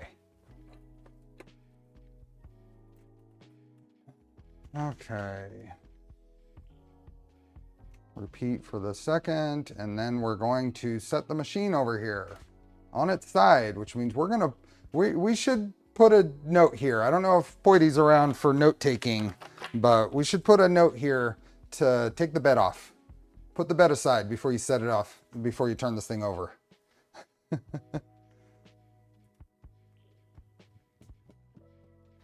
Yeah, I'm pretty pleased with how this glass-filled ASA printed. Got a nice consistent texture. Yeah, I think just a nice reminder would be good here, because the picture shows the bed still on there, and I'd hate for folks to drop the bed. Okay, I need to make room here. I need to make room. Let's go here. All of this stuff is going to have to just kind of go off to the side.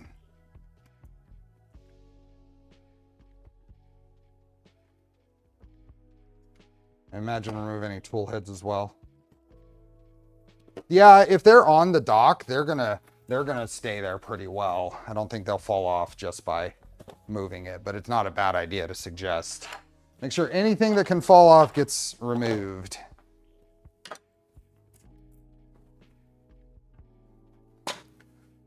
Okay, I've got some printed alignment jigs.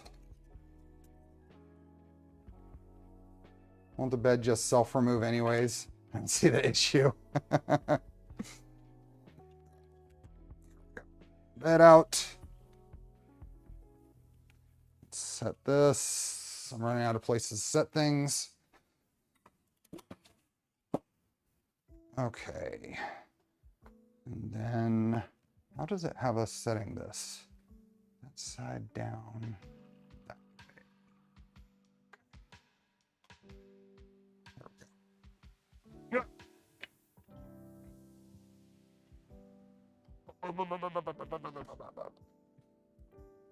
Now, I am a little worried about the weight on these feet on the side. So I'm going to put something, maybe just those. There we are. CNC kitchen, heat set insert holder, holder spacers. Just so I'm not putting side pressure on these legs, on these printed feet.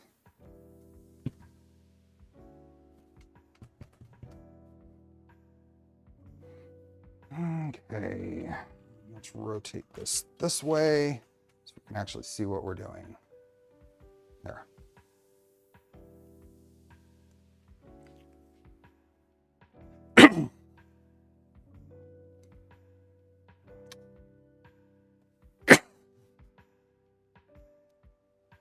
Dry spot in my throat.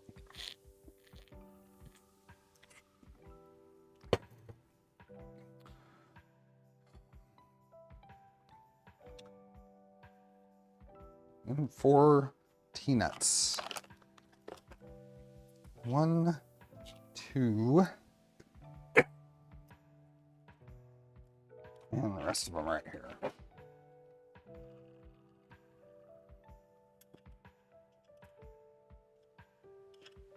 Don't die. That would be tragic. I'm all the way zoomed out. I think we'll be okay. This, there we go.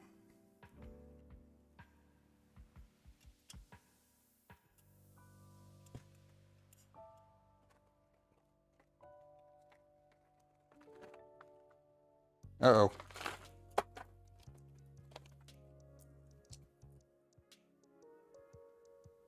What are you sending here?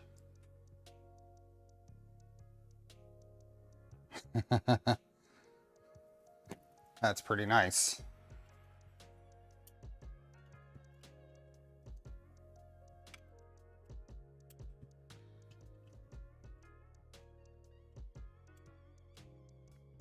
You found that cleaning up? Where was that hiding for you to have just found it cleaning up? Oh, Chris here sent me a picture of a 240Z. And if that's just hanging out in the back of a pile of stuff, that's a big pile of stuff.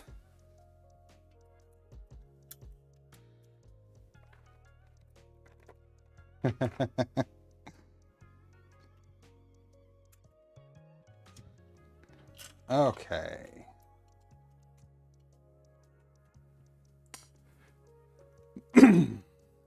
So a picture of a real 240Z, a photo of a real one.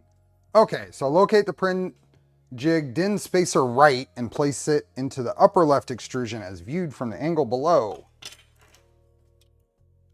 Oh, it was a 260? DIN spacer right.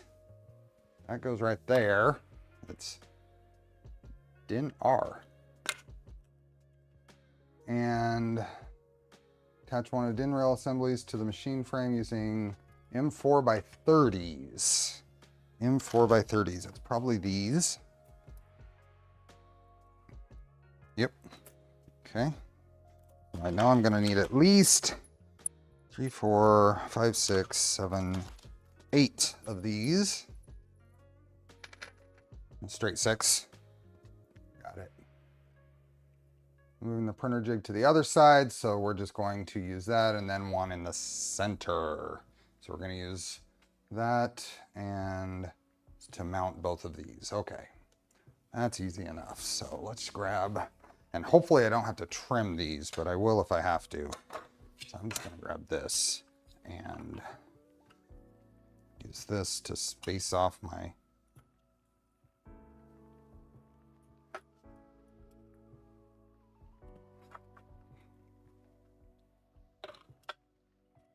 that. I'll just do the same down here.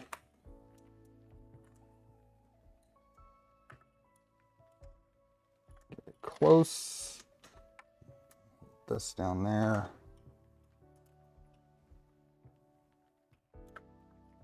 There we go.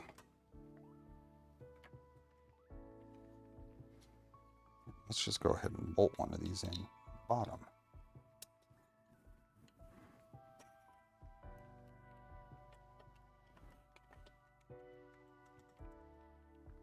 Just loose.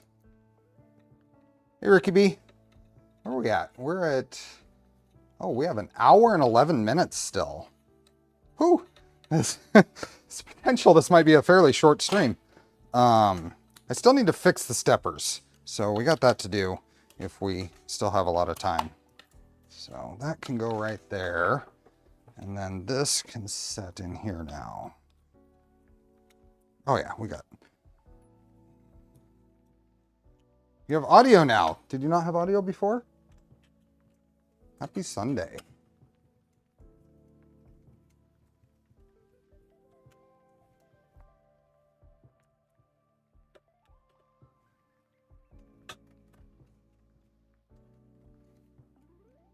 Okay, so since I'm going to tighten this one, we're going to just put that right there. Tighten it. That is pretty flush with the top. There. This out. Put it down here. Push this one into it and tighten it. I like how this heating pad has a quick disconnect so I can get up. Oh. Here. Let's put this right here. That way I can do that.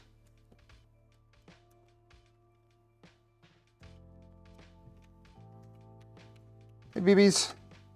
There we go. That's there. And what are these?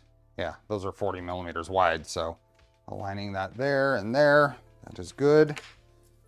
This, the center one, goes here. Well, let's just go like that.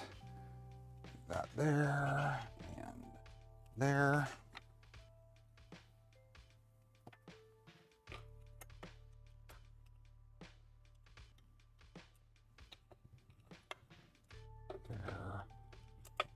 There. On the bottom, we'll do the same.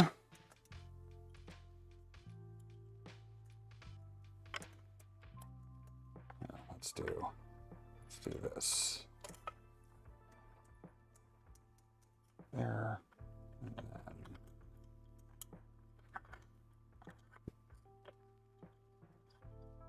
there we go. Over. That.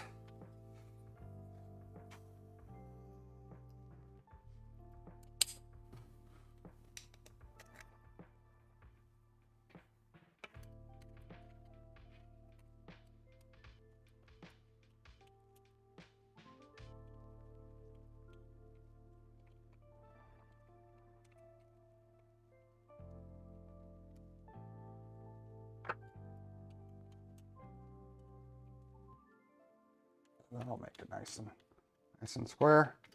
Hey, Iconic Fab. How are you?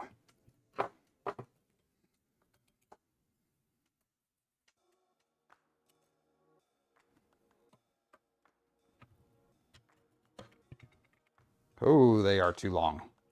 So this rail is too long. I need to cut it down. Hey, Sean, welcome. Now these are nicely chamfered here. I'm wondering if I can just get if my tin snips are strong enough to cut that.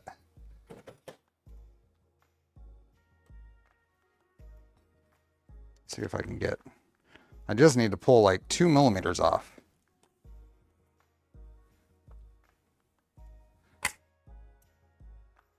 Yeah, that deforms it quite a bit. That's not a good idea. I'm gonna have to bend that back into shape. That was not a great idea.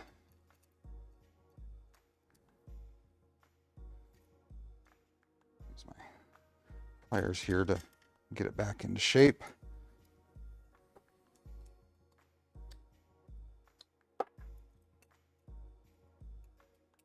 Can we get measurements before you cut? I did. It was this one was 206 or this was 462 millimeters. This one was 458. I did measure it beforehand.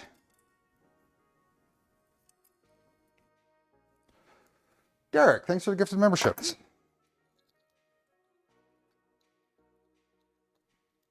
This back, there we are. Back in shape. Now, I guess I'll just grab a file and just file because I don't have my bench grinder set up anymore. I took it. Here, let's do here. See what little bit of view you can see here. Put this here, and I just clamp it to the edge of my table here to help hold it in place. go. Then I'm just going to take a file.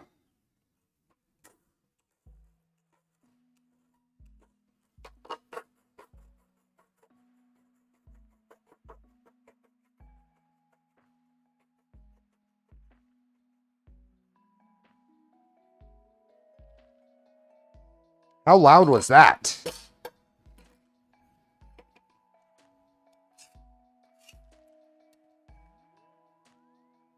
You out, Derek? See you, Derek. Thank you. 1 hour and still nothing. There is explored. Has explored or exploded? Are you wanting things to be exploded? Silent? Okay, good.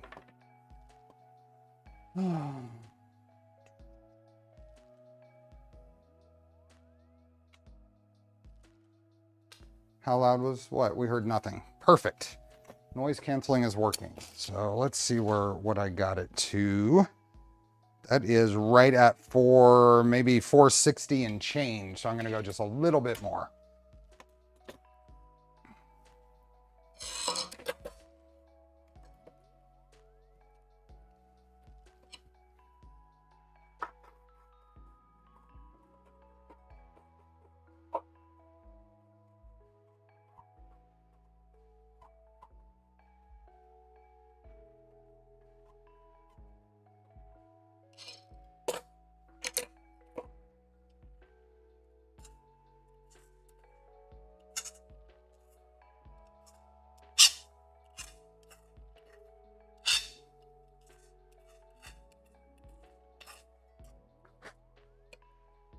Okay. 2 hours left on 28-hour plate. Oh, I got set up to print a bunch of this stuff yesterday and realized I had about 20 something hours of printing with about 15 hours till stream time. Luckily, I was able to throw it on a couple different printers, but these parts all finished were ready for me when I got in this morning. There we are. Perfect.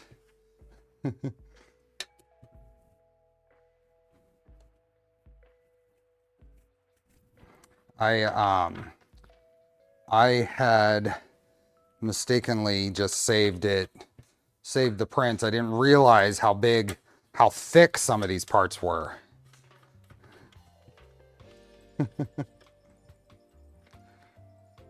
But I had, well, let's see. I had one plate said it was going to be 16, almost 17 hours in the slicer, but the actual print time was a little over 13 hours. And the other plate was a 5.5 hour print, actually took about 4.5. And then the last one was just a couple hours of printing these.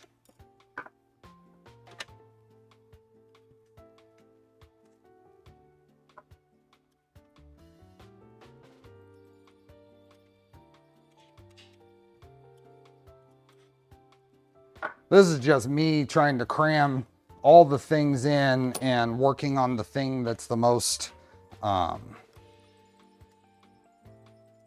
not quite where I want it. The thing that's the most, I don't know, that my brain lets me work on at the time. Slicers always catfish us. The print said 15 or 16 hours and 45 minutes, and it actually took 13 hours and 15 minutes.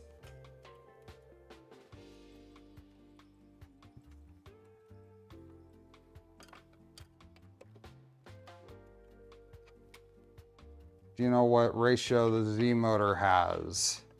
Oh, I don't remember what that was. What is this? Is this an 80 tooth gear going to a 16 and then a 40 to a 16? You want to do the math there.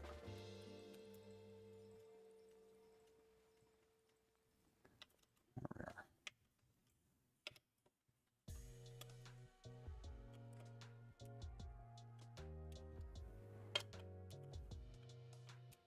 Okay. That took a little longer than it, but not bad. Print a tool and set aside. Locate the IGUS rigid mount lower and install 2 heat sets. I did. Nice. I think that's a zip tie slot, which is nice. And then locate the bottom and repeat above with 2 heat set inserts at the shown location. Okay, where are we? So we're gonna go over here.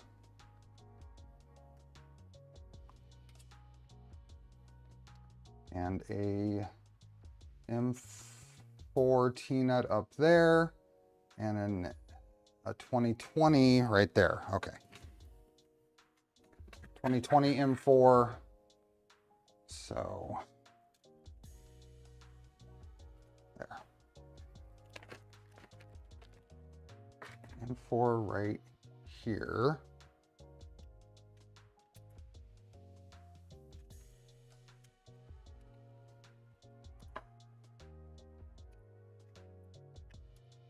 About there, and then a 2020 M4 right here. There. It's always good if it goes that way.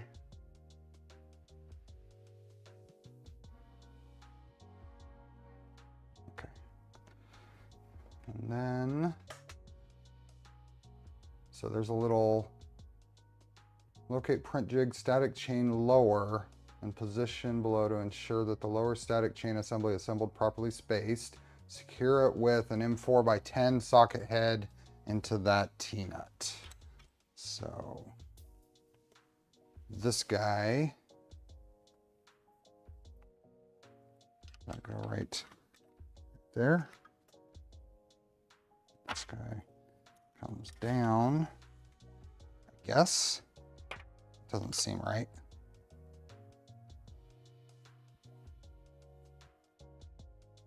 Yeah, that's correct. It goes right like that. Okay. Orientation, printed part. Printed part is this one. An M4 by 10. 4 by 10 is one of these.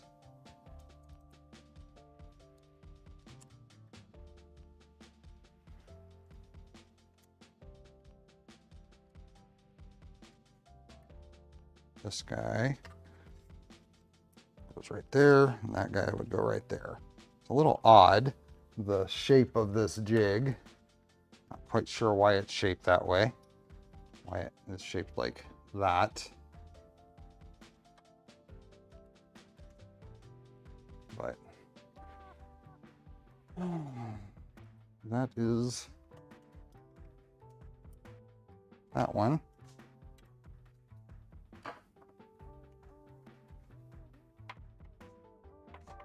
And then locate the 16 link length of drag chain. Secure the static chain either end to the remaining chain mount assembly. Wow, that's okay. Is there one of these same things up there? I think we're missing a couple of steps here. We go there. Tells us to do this mount and this one. Is this the one that goes to the top then? Yeah, it looks like it. Is that this guy? Yeah. So that's this guy. I guess this probably goes up here in some way. Okay. I can taste the soap and cilantro and still like it.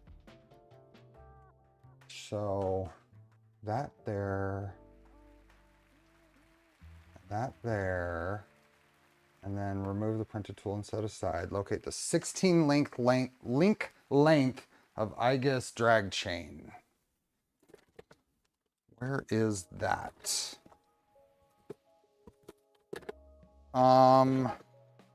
Do I actually have this yet, Hoity? Do I actually have the drag chain yet?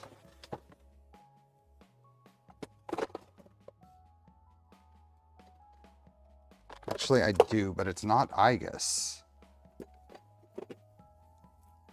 Shoot. Oh, shoot. Is it?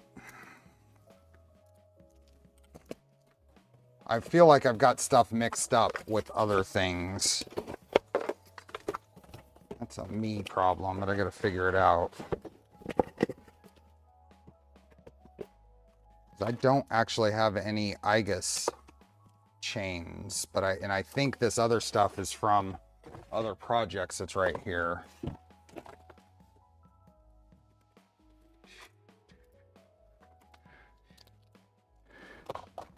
Okay. Ella, thanks for the gift of memberships.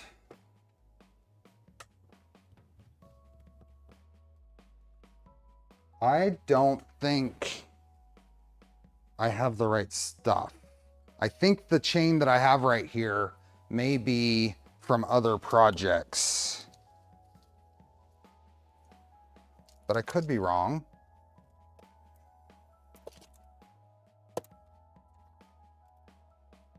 Could be wrong. I've got a bunch of chain right here.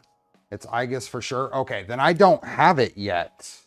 Is that true? Is that correct? There is a second box that's that will be on its way to me with parts. I don't think I have it yet. I don't think it's critical that I have it yet either. Nope, I do. I found the bag. I take it back. I found the bag of them. I found it. It was in the bag. I was looking, my eyes were looking for it to appear different. So cool. I live in a world of lies.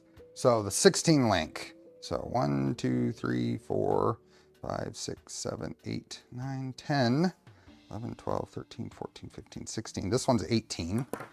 So it means that this one is probably 16. That one is 17. This one is longer. This one's for the tool head, I think. Okay, well, we'll fix this. So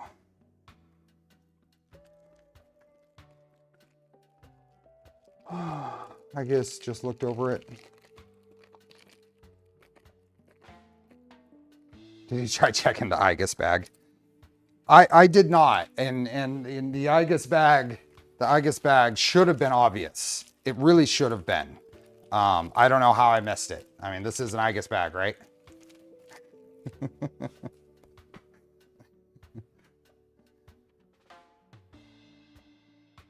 Did you look in the shed? Okay. I have different ends on here. They have the little wiring. I think I'm gonna have to cut that off. But let's make sure I have the correct stuff first. So let's see what where we're at. So I need 16 link length. I have one that is 17, I believe. 1, 2, 3, 4, 5, 6, 7, 8, 9, 10, 11, 12, 13, 14, 15, 16, 17. I'll just take one off. I thought you were Mr. Organized. It was in the box with the Blackbox stuff. I just wasn't seeing it because it was in a plastic bag that was reflecting weird. That's my story and I'm sticking to it. Okay, looking at this, it appears, nope, not that one. I can take this end, put it on here. I'm going to take one of these off.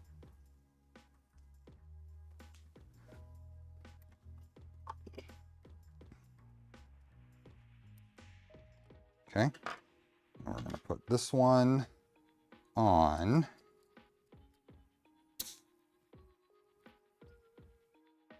It was in the Blackbox stuff box. Yes. It was there and I didn't see it. And then we're going to cringe as we snip, snip. And then safety squints.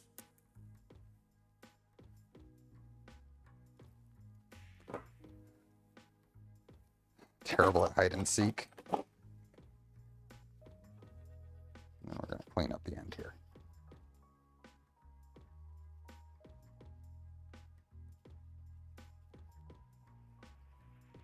Very good at the Heidi. You should build a water-cooled workbench.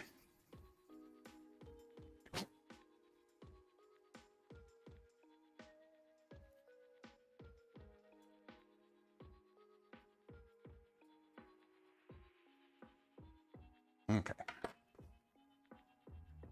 No. Okay, so that's there.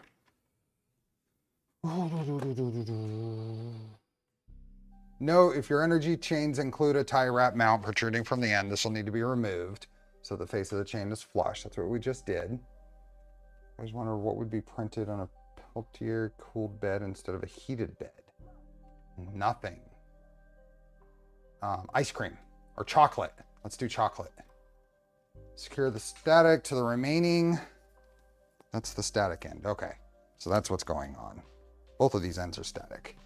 Static chain either end to the remaining 40/40 chain mount assembly. So that's this guy. And that goes there within 3x6. Okay, so here and here, this is a static end. Injection molded drag chains have such much tighter bend radius than printed drag chains. Yeah, look at that bend radius.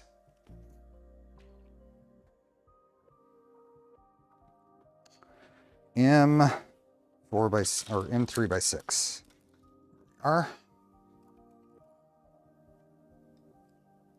Got sick of broken cables, so I bought the PA9 crimper. Crimping ain't easy. I am very much a fan of the iCrimp stuff. So anytime someone is looking for manual crimpers, I point towards the iCrimp or iWis 2820M. I'm not a fan of the PA09s. I've owned two versions of them, Taiwan source and Japan source, and they both I don't like. So, okay, so that's on there. And then,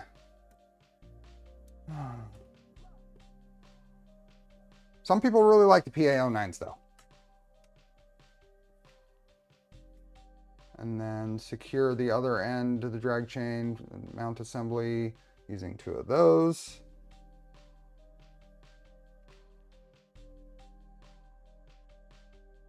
And then we install the upper chain mount with a M4x12.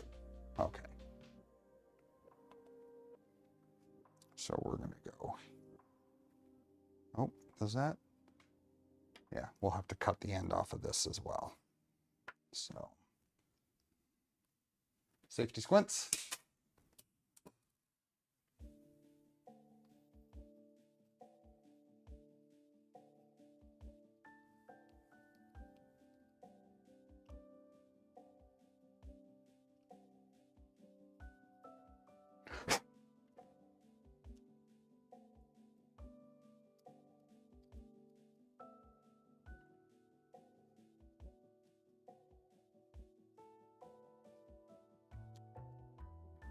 What I really feel is going on with the engineer stuff is I feel there's probably a batch issue. And if there's inconsistency in the batches, that just reinforces my thought of not recommending the PA09s. Maybe an era. Maybe they changed the way they make them. All of mine are orange handle, even the Japan made ones. So they may have changed manufacturers, maybe the different specific location. There's so many factors that can contribute to that. So, and honestly, the same could be with the iWis's. I may just have the exceptional pair.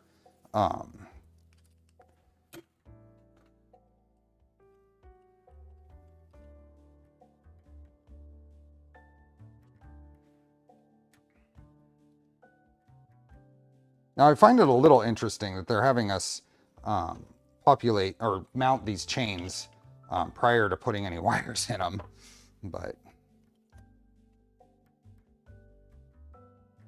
did I do that right? That don't reach. And it did, what did I do wrong? Am I supposed to put it over here? What did I do wrong? I did something wrong.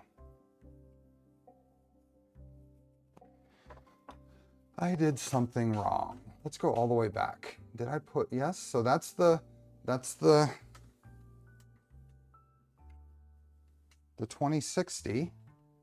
That's the bottom mount. And where is this supposed to go on the top? It says all the way up here. That's where I put it.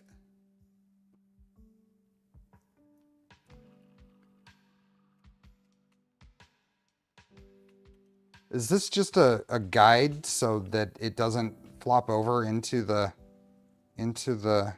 bed?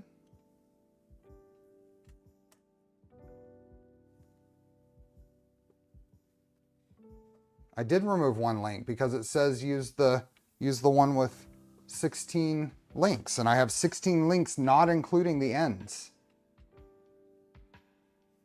I bet you it should have been 17 links. And I think it's just a guide to make sure the wire doesn't flop over. The printer is laying down in that pic. Or in that, yep, it's just like this. Exactly like this. I think it's a typo on the number. Locate that. Locate the 16 link length and attach a matching end link set to both sides. Why would you have a drag chain between two non-moving parts? Like I said, I think it's to run wires so it doesn't fall into the moving bed area.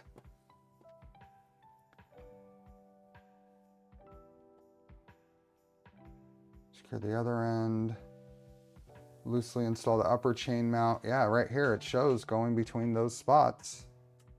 I tried 3 crimps and had horrible luck, and now I saw the wires to the pin and used a crimp just to move the metal tabs out of the way. That you might have a hard time with that long term, the hills.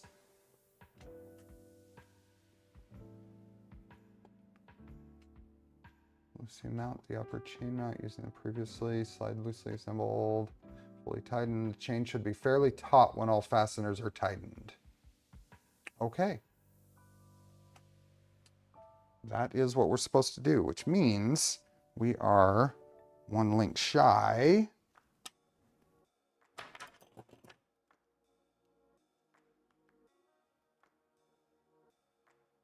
Let's go up here.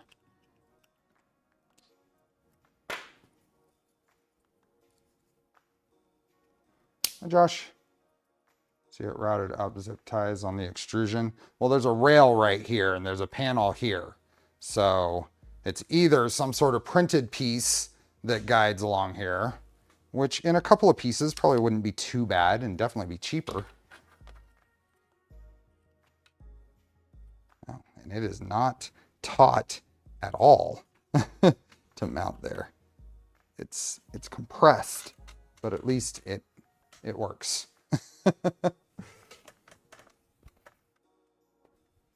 It's interesting. I just happened to place that nut almost in the perfect spot. That was an M4x12. M4x12, yep. You haven't had any tacos yet today. This is true.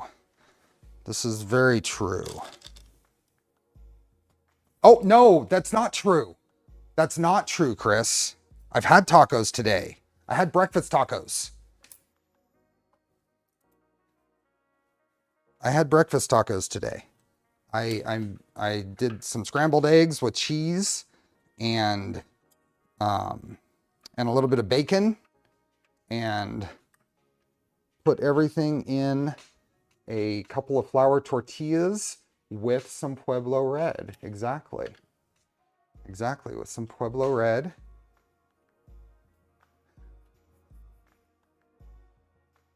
Okay, that is my path, and I'm pretty sure It might be able to go up just a tiny bit, but I'll mess with that later.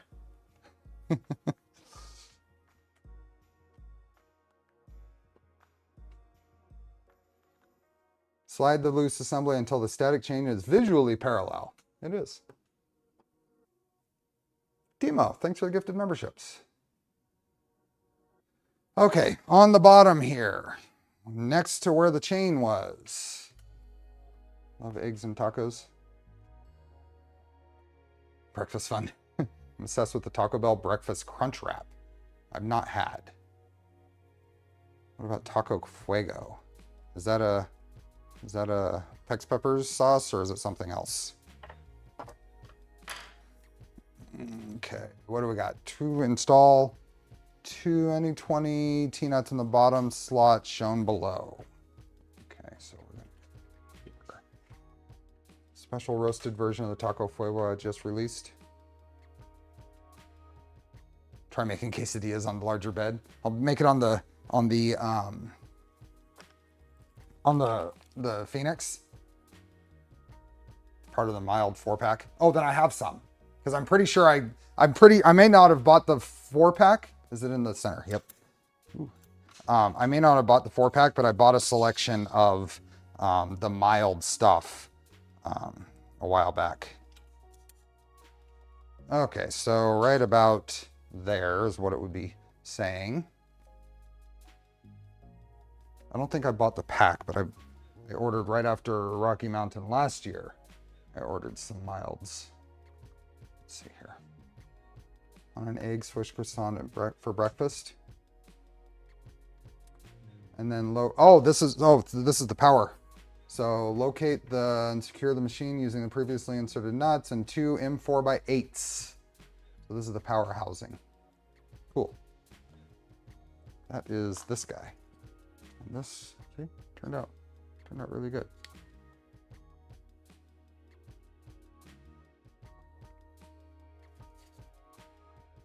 Sauces be acquired. PexPeppers.com.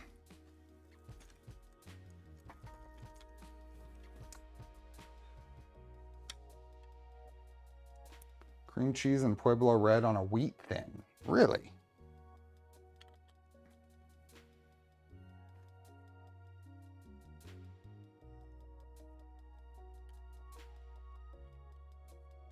You can't post there, Mr. Garrett. YouTube doesn't let you. Okay.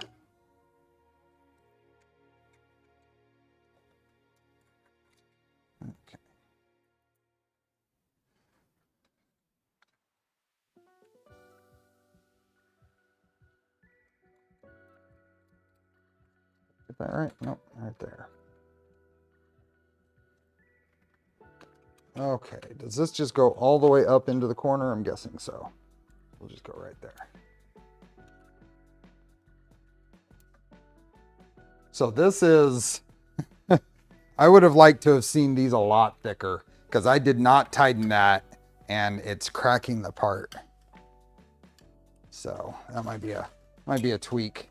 This flange here could be a lot thicker and probably not be in the way.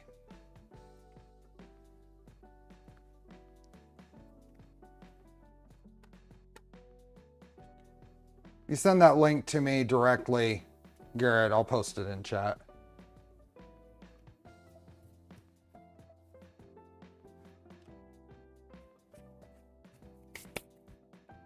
Okay, so that's there.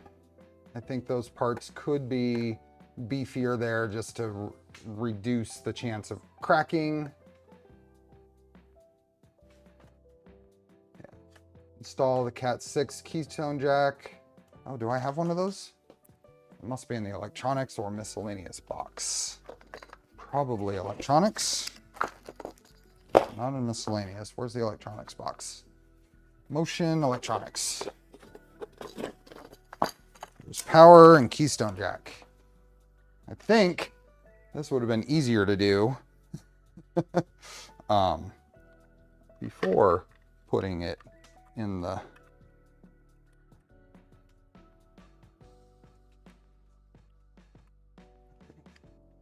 Get that thing in there because it's not actually clicking in.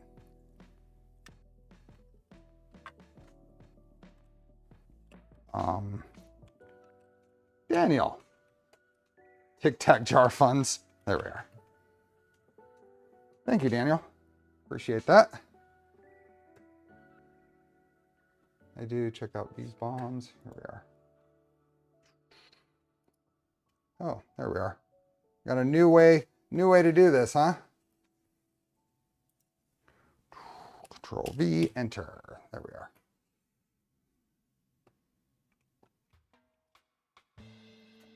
There you go. We have 34 minutes, 179 likes right now. Folks that can't see it can close their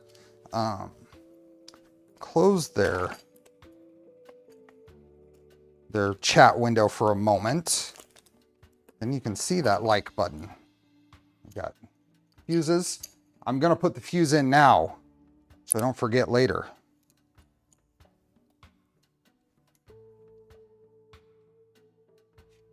First batch is halfway. I'm gonna need to do some retraction flow tests.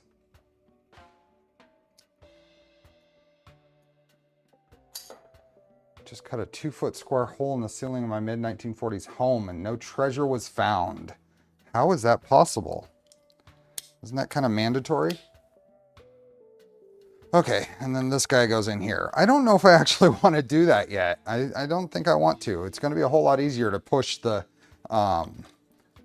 wires on when I get to that point before I click that into place.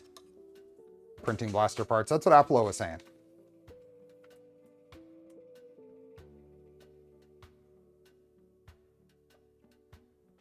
I was streaming yesterday. I should have done it live. A big kick out of seeing you discover things you were learning about. Nice. Thanks, Kevin. Okay, I'm gonna leave the power outlet out for now.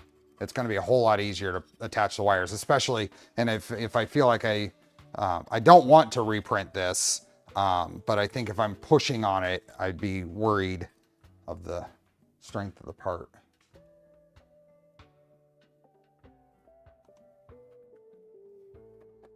So I'm gonna leave that out.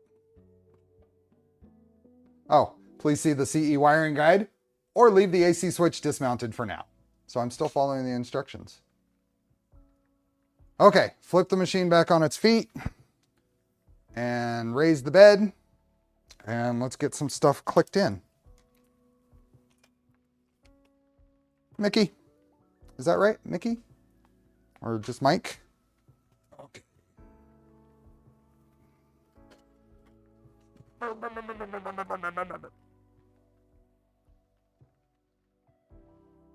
Oh, this thing is a beast. I think this is going to be the best view still. I'm going to have a hard time getting the top camera, I think, to focus past everything. So let's move this up a little bit more. I still need to move those steppers around. There we go. Here, move this up as far as I can. I've got a clamp over here that's holding the bed. So we'll see after this thing. Yeah. Okay, so we have a picture here. I'm gonna follow this picture. And we're just gonna place things in there. Use the guide below to guide you in attaching each DIN rail component in the correct location and orientation. Hey, Sweem. Blackbox WE.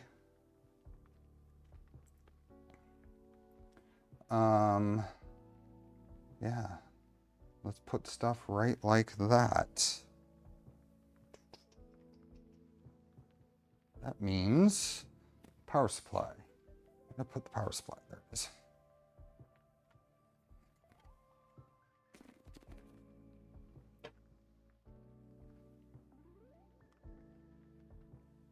I'm going to rotate this thing to where it matches the picture. I'm gonna need to design some handles to keep from getting a hernia moving it around the dragon den. Yeah, I don't I don't blame you. Well, that's not really going to help at all. This will be better. Let's do like that. So power supply is going to go here. So inlet is right there. So this is a good spot for the power supply. Now, so we're going to grab it here and then pull forward and then in like that.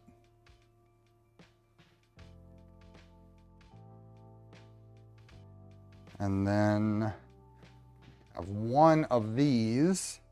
It's going to go right here.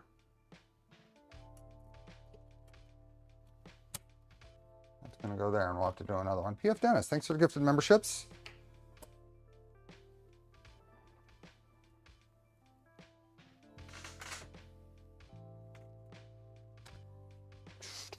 And then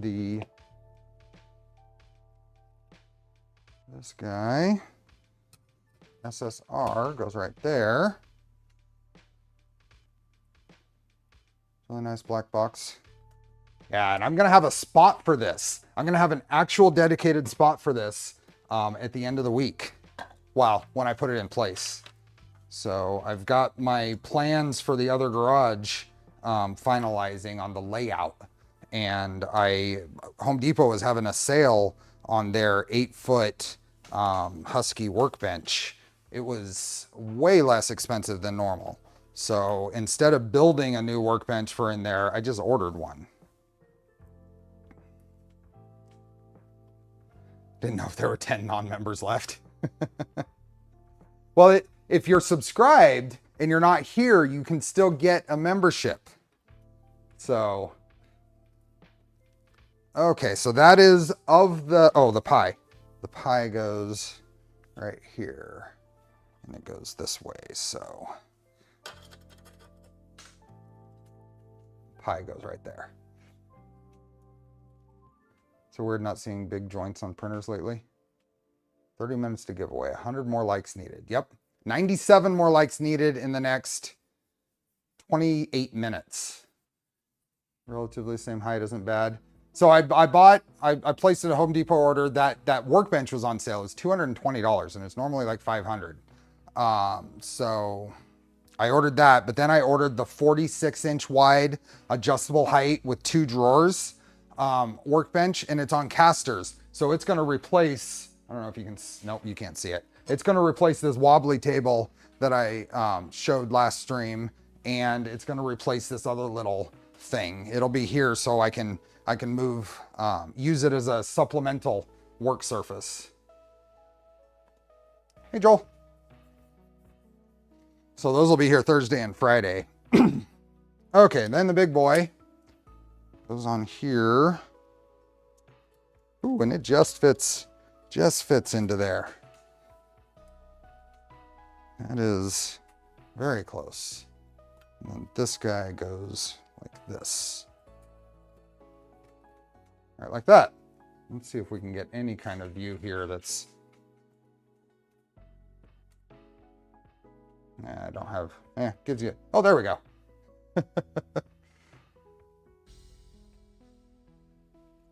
Replacing the pooch table. No, this table here is going to continue to be my main work surface. This is just so I can roll something around behind me, store a printer on it when I'm not like this. I've been moving back and forth between this other table and here. And that answered my question about the other garage. Yeah, so this is going to be my permanent streaming location. The other garage is getting set up. I realized that I have a lot of wall space in the other garage that's for project box storage. And it's like, why am I keeping project boxes out in the open? So I'll put those away and just keep the current project stuff out. So, and that gives me room for at least 8 more printers in there.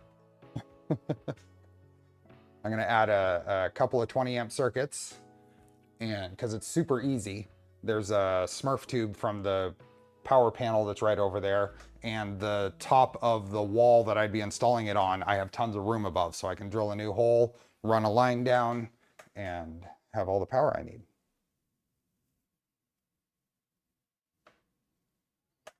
Can you help me understand the new California law banning 3D printers? There's no such thing. I don't know, but I'd be very skeptical. What is the black box near the SSR used for? So this thing is a buck converter. It's a 24 volt to 5 volt converter, and that's probably going to power the Pi, is my assumption. Fake news. Yeah. Having high ceilings is a big advantage for storage space. I have 10-foot ceilings in both garages. Yep.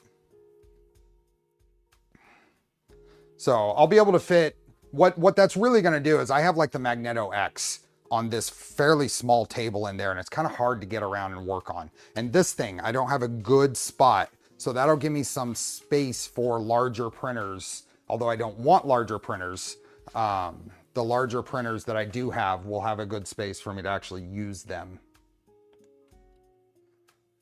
Okay, what is next here? So that's all in place. And we have a Z-axis drag chain to put in.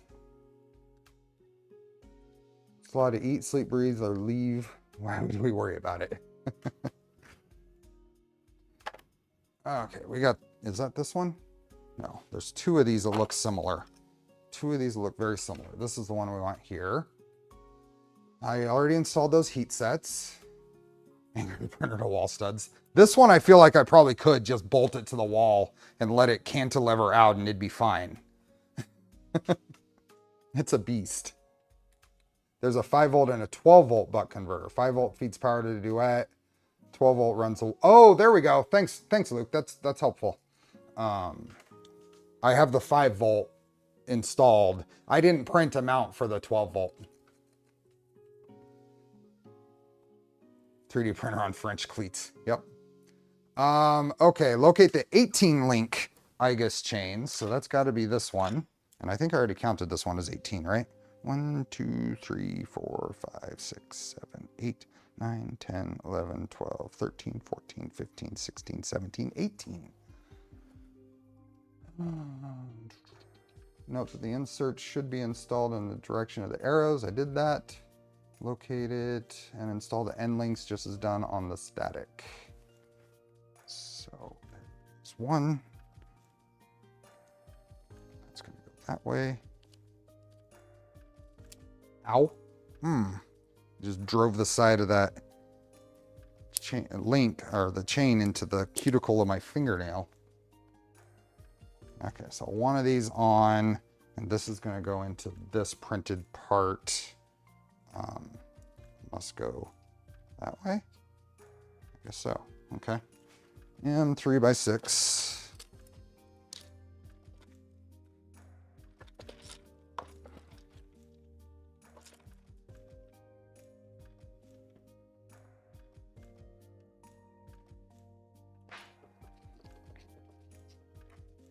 Just make sure those cleats are anchored to the studs with lag bolts. That thing is heavy. Yeah. I need the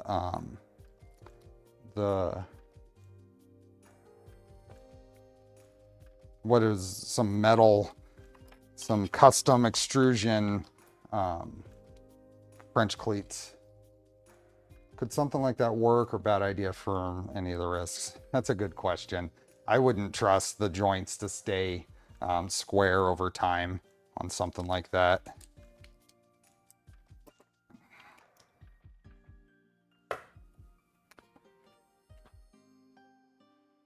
Okay, we got to cut away the strain relief on this too, it says. So, more safety squints. Ooh, that was good. It went all the way over there.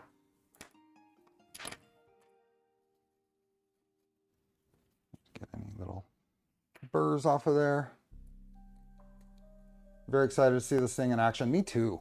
Do you have any projects or prints in mind with multicolor, multi-material capabilities? Something I'd like to do on stream as a small HueForge print, because that's kind of the lead up to this, was assembling the TD1. So as a good just initial, figure out something ahead of time with the right filaments and stuff, and kind of go through the process. But it would have to be pretty small. That might even take a while, so I don't know how realistic it is, but we'll try it. Beyond that, I really want to get into the multiple colors with maybe a dissimilar material support or something.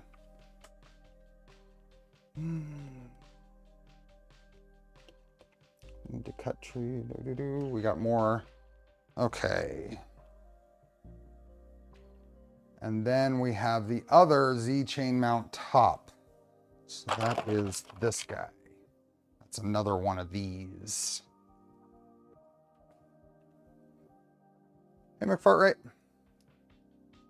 So install 4040 M4 Tina into the upper slot of the rear lower extrusion. That is the other side. So we need to turn this thing around.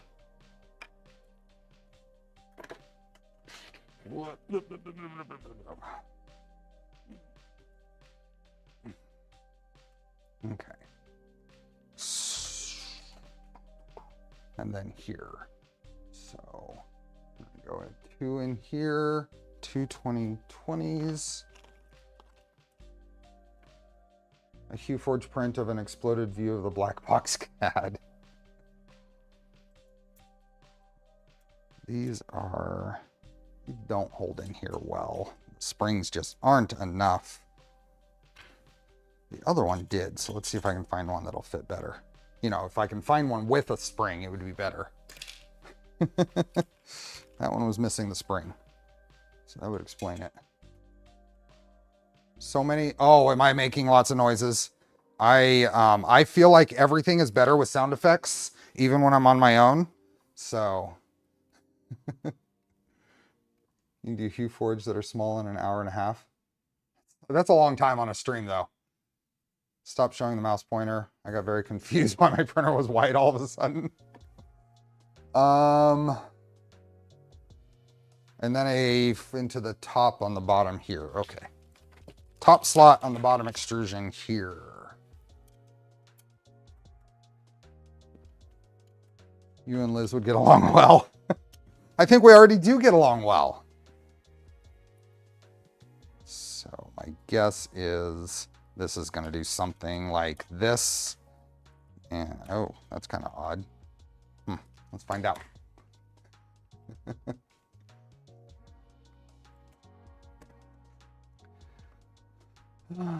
Okay, that goes that way. Loosely attach the upper Z chain mount with the drag chain to the previously inserted using 2 M4x8 socket heads. M4x8s.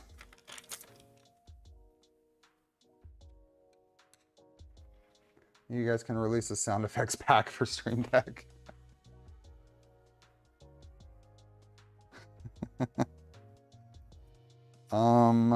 And then this piece here. So that's gonna go there. Oh, and be sure you set aside the printed locating tool. Don't leave it there. Don't leave it there. Is that really where it goes? Okay. That's gonna go there. Means these guys go way over here. You never mind that it just falls.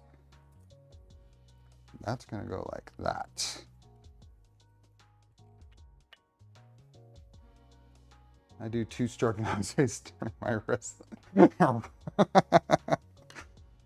It's gotta come naturally. If you force it, it just sounds weird.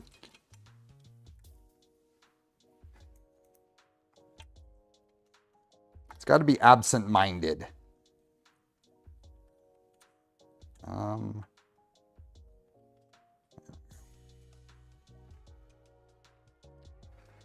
90s, save the trees, use plastic, stop micro do. The things with HueForge is the tiny layer heights. Yeah, I know. I did the Charlie print, and that thing was way longer than I thought it would be. You can make them as small as you want in the software. Yeah, that's the idea, is make a teeny tiny one. And I'll find something that sounds interesting to me. Josh, thanks for becoming a member.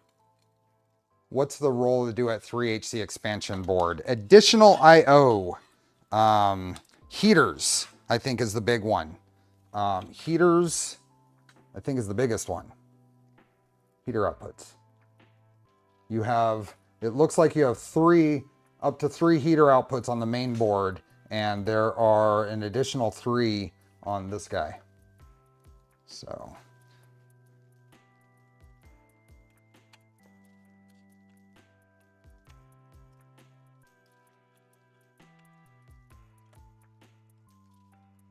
Okay, so we're gonna put, set that right there.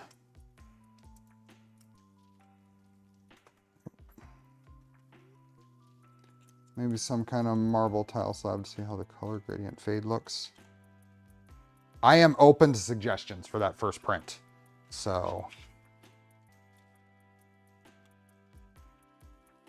Connect 3 heaters and thermistors. Yeah. Pulls 2 through 4. Yep. Okay, so that's there, and then the other side is going to go here. That's about at the height, too. Is there plans to enclose the printer? Yes! I want this to be able to do ABS. It needs to be able to do ABS, but it's not going to be enclosed as part of this build series. And then we're going to grab the last link here and attach it with another M4x12. Benchy, because everyone needs more. A Hue Forge Benchy? Okay. Safety squints again. Oh, that one didn't. Oh, it didn't even leave. That's disappointing. The multicolor puzzle pieces might be nice first print, not too long. 4 on the main board, count in the bed, which is fused higher. Isn't the main board on one of these screw terminals? I haven't actually looked at the pinout on this thing. Okay, so this is gonna go this way. And this is gonna go right here with an M4x12.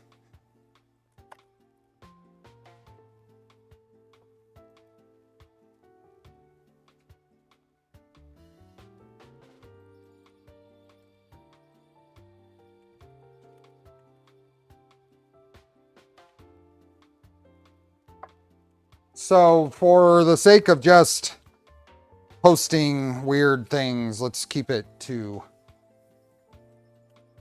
more fun. More things that most people find fun. We had fun with the little bit there, but it doesn't need to continue the whole stream. Got it? There we go. Okay, and that looks to be in about the right spot. Let's just see how this fits. Hey, dear. Out 0 is the screw terminal. Out 1 through 3 are JSTZH. There we go. Talking of fun, more fusion videos in the docket. If I can think of something,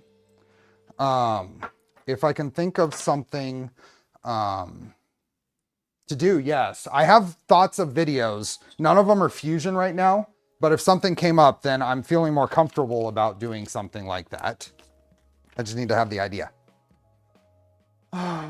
Okay. Slide the loosely mounted lower assembly as needed to achieve a parallel path, and that's what I just did. Food talk. Yes. Anyone else gardening this season?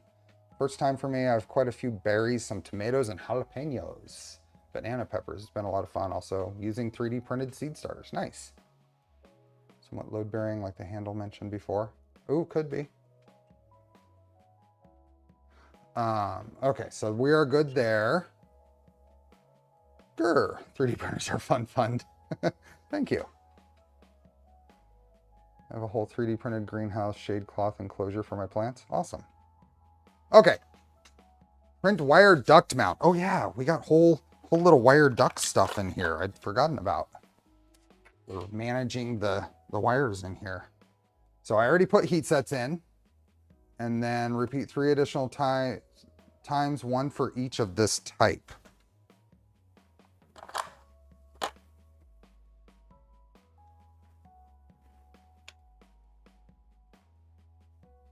Got 1.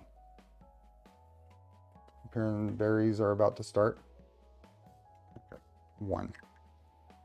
I am incapable of reading a quantity.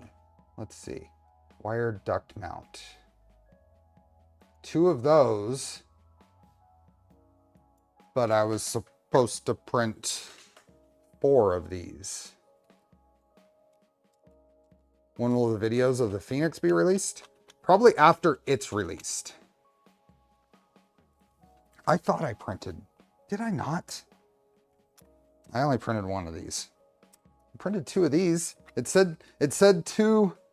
It said 2 of these. I printed 2 of these. I forgot to put heat sets in this side of this one. But I only printed 1 of these and I needed 4 of these. So we'll see how this goes. I have a question about tool changers. Are the hot ends preheated or always on? It depends on how you configure it. This has a, right here, starting right here, is an aluminum bar that goes all the way across the tool dock that allows some cooling for the, let's go back here, for the hot ends while they are docked. Quick fire up a V0. Those quantities will get you every time. It's been getting me. This is not the first time in recent streams that I've screwed up on quantities. Let's put it that way.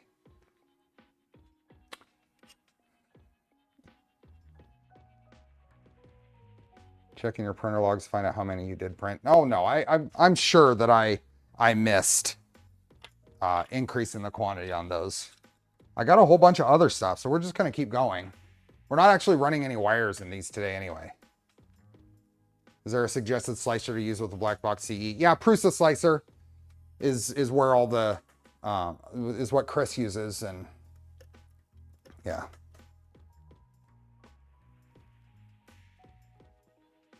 Okay, so repeat once more for the other mount of this type. I did that on that one. So now we're gonna install M3 T-nuts into the slot of the Z-axis support, as shown below, and then secure these in there. Oh, that's interesting. Okay. So let me put the heat sets in this other one. Is this the M3? No, that's the M2 on there. Which hot ends are being used? I elected to go with all Revo hot ends for the ease of swapping nozzles and configurations around. I can put various nozzle sizes, as well as having a high temp option or the abrasive options.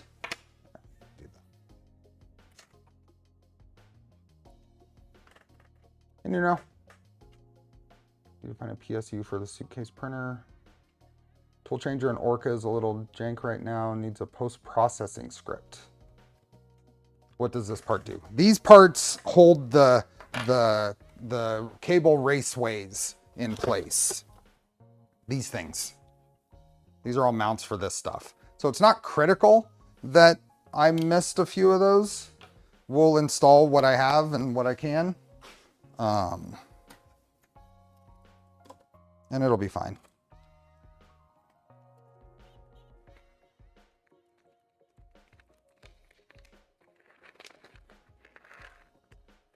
Two heat sets here. Get them in real quick. What are we at? Oh, we have 6 minutes. We have 6 minutes and 78 likes to go. Like I said, I'm not worried about it as long as YouTube's gonna screw up the interface.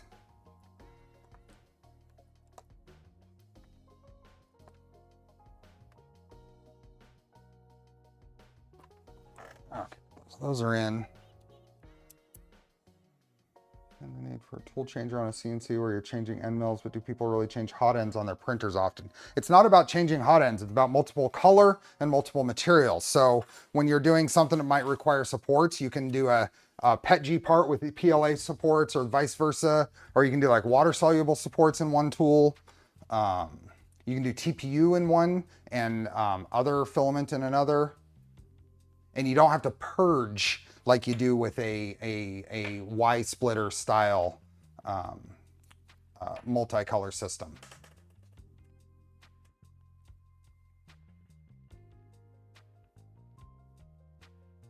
Fabrico opened the pre-orders for the Rat Rig V4. Nice.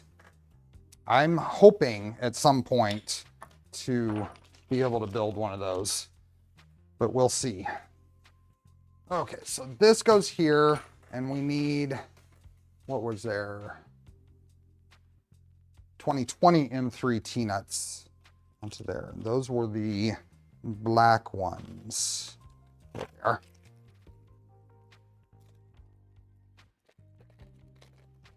You need a hot end for each tool color though, right? Correct. Correct. So it's definitely a higher cost setup. The machines are gonna be more expensive, but that's just for the capability.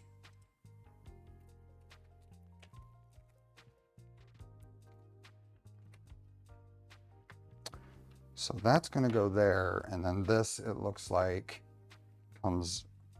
straddles this piece, and this allows for both sides. So then this stuff can mount on either side, here and here. That's kind of nice.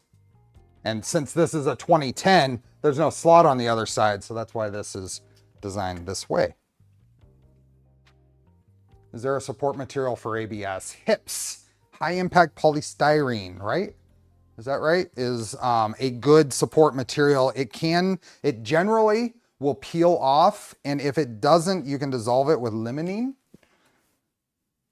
Observe any appropriate material safety practices when doing that, but yeah. I think you chose wisely for your hot end. I love how fast the Revo heat up and cool. That is a good point. That is a great point. And any of the PTC ceramic core heaters, for the most part, are going to heat up and cool down quicker, and the Revo especially so. So that time spent, if you have a dock temperature that's lower, you're going to put less strain on your cooling system over here, but then it'll heat up quick so you can still get your change done quickly. HIPS is hard to get off as support in my experience. Drag chain versus umbilical for the tool head, assuming I have a cable for the chain. The only disadvantage of the chain is resonance. Is there anything else? Yeah, the resonance and weight. I still prefer drag chains. It's just cleaner, easier to manage. There's, depending on the printer configuration too, the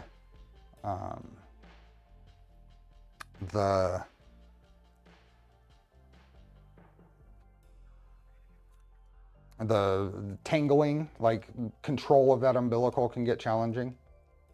So Nomad, it's not just the ceramic, but the small mass. So I know you're using like a bamboo style heater, but then a regular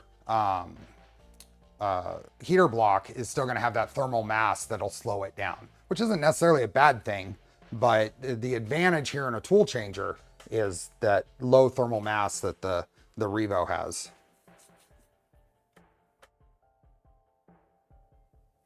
We got one more minute.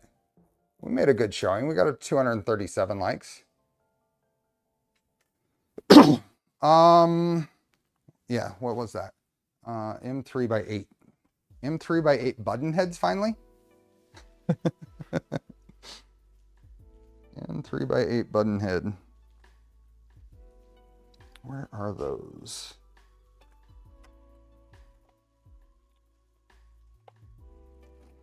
M3 by 8 button head.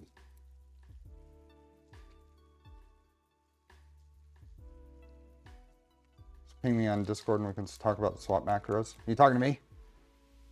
I need to, I'm on my list of things that cycle through my mind is getting back to getting results for you and testing on my Tridix.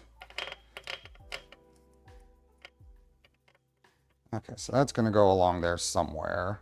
And we'll get the other one in here. Where did it go? There it is.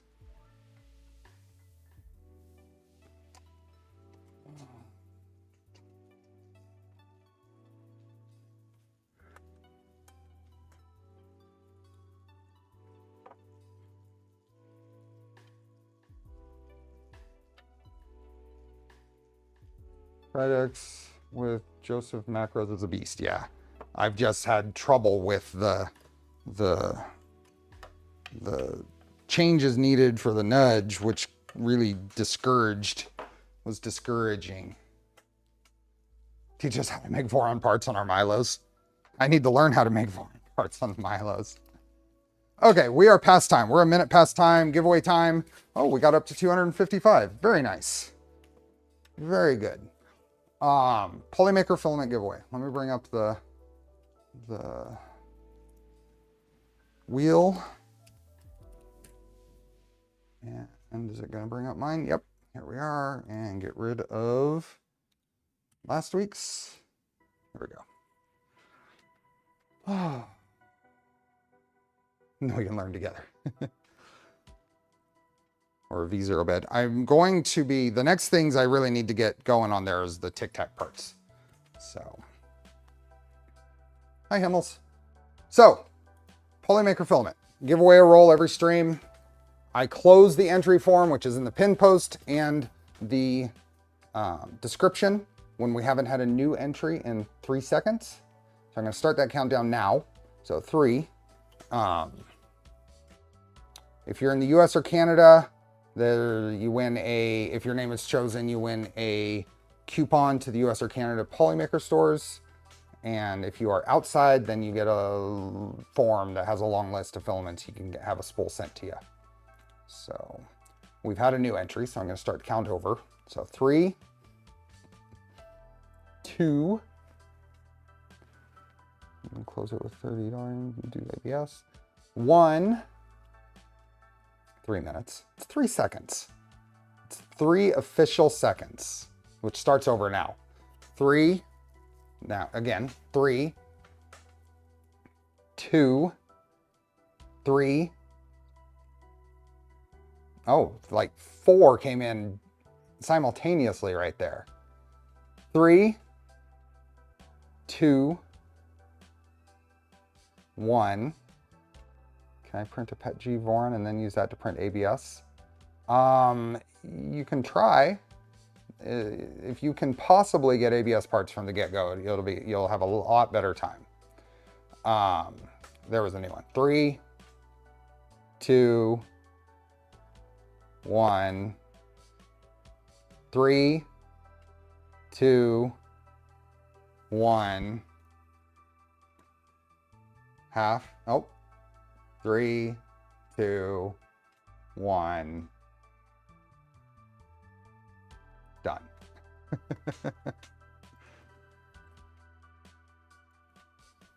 Okay, export this. What do we got? Brian T got in first. And who got the last one in there? Time space expansion progress. Who got it? Chris H got the last one. Nomad, you were close. You were like 7th from the last. Beartastic was in there. Turtle, you were in there. Kyle, hi Kyle. Haven't seen you in a while. Control C. Let's paste this.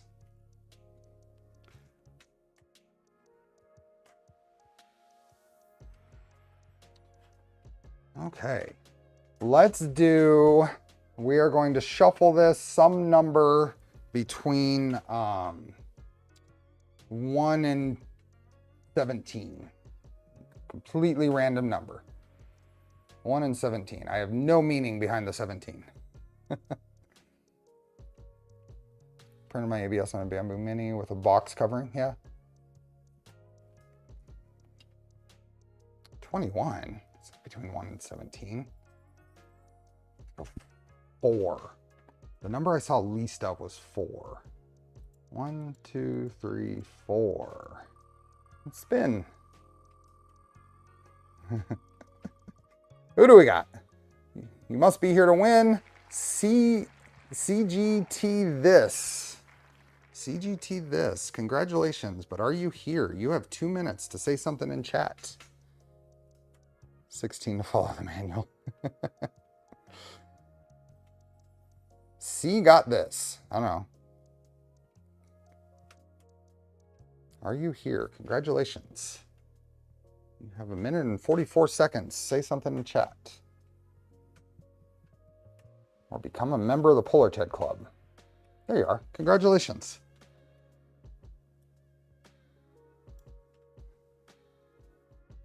Awesome.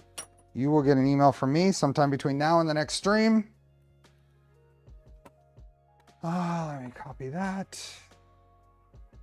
Awesome. Paste that. Make sure we have a correctly formatted email address. We do, and everything looks good. Let's unpin and delete from the description. Congrats.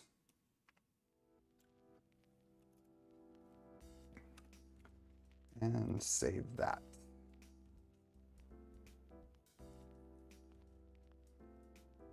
I never win, so I call rigged. Who will be at Murph? Who will be at Murph? I will be there at Murph. Close this. Get that ready as well. Where are we at? Okay, so we got these two installed. What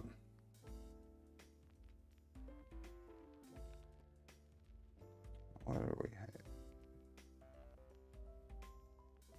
Catching up a little bit.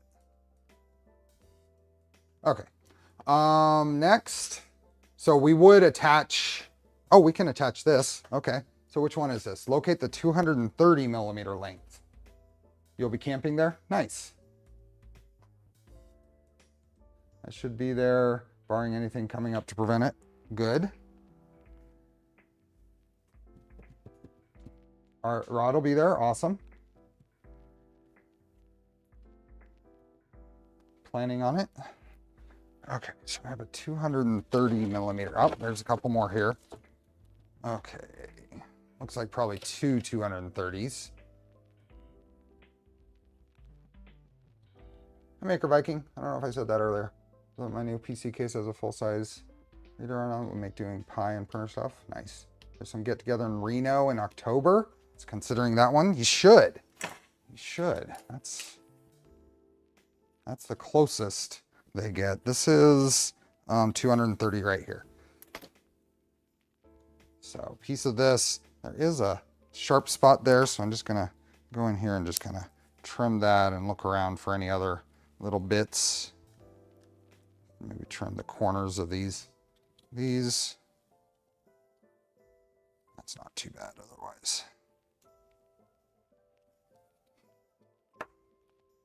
Okay, so that's gonna go there. And then it looks like M3x6. Oh, this requires 4 M3 fender washers and M3x6 button heads. M3 fender washers. M4 washer. M3 fender washers. There we go. Noga tool. Not for that. This was the kind of thick edges. I just kind of snipped a chamfer onto them. I only make it to open sauce this year. Well, we'll see you there, Leo. Are you gonna make it to Mare Island Maker Fair? Because I'll at least show up. I'm not sure if I'm gonna have a booth or not. I haven't really decided. Why including counterweight on this build? It counters the weight of the bed so that the bed doesn't just fall when power's off, and it relieves strain on the Z stepper when it's operating.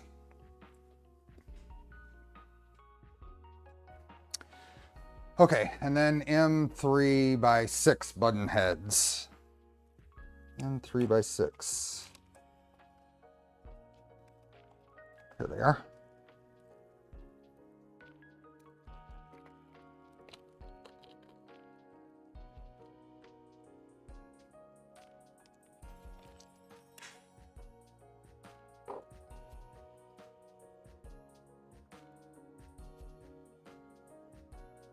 Okay, so that's going to go across there. So I think the...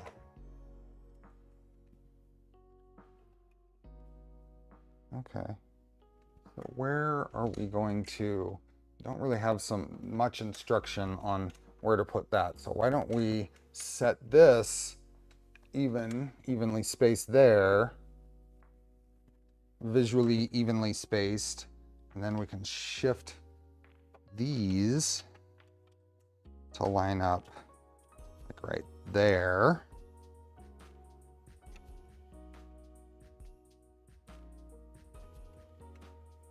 So I'm just centering that in the available spot. I was very disappointed by that Maker Faire last time. Might skip it this time. The nice thing about this year, and I don't blame you at all. I think they really screwed up last year by making it a 2-day event or a 2-weekend event. They split it over 2 weekends, which just from the get-go seemed really dumb. But it's only 1 weekend this year, so I'm going to give it a try. Us hoping that they've figured it out. So that's going to go right there. So that spaces it out, I think, properly. And then we can just go in here.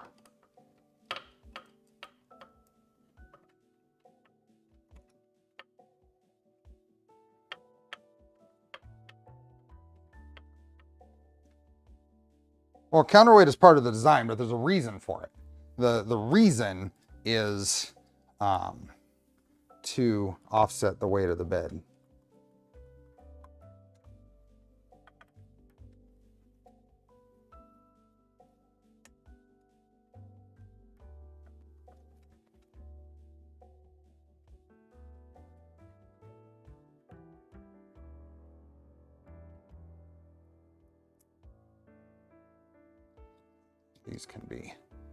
These will be tweaked in the spacing. Quite right. This is a very heavy bed.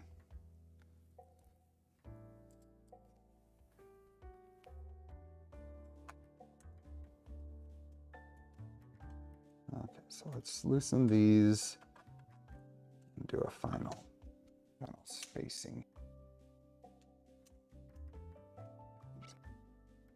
Visually center it between here and here.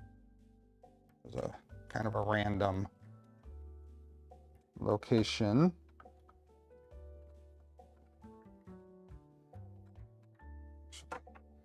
This one will be easier.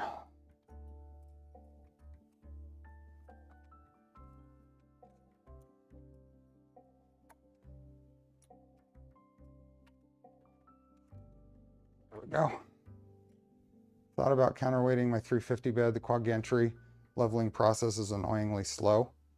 You would counterweight the gantry then, because if you're talking about quad gantry leveling, are we talking about a V2?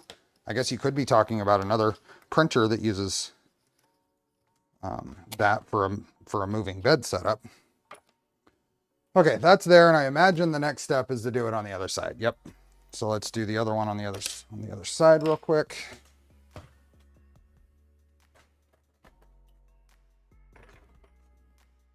In 2019, there weren't as many printers that were enclosed and had the all-metal hot ends necessary to print ABS. The hobby has come a long way. Absolutely. Do a quick little chamfer of the corners here. Everything needs chamfers.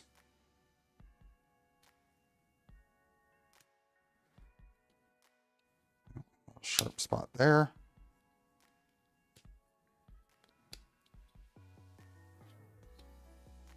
This side is good.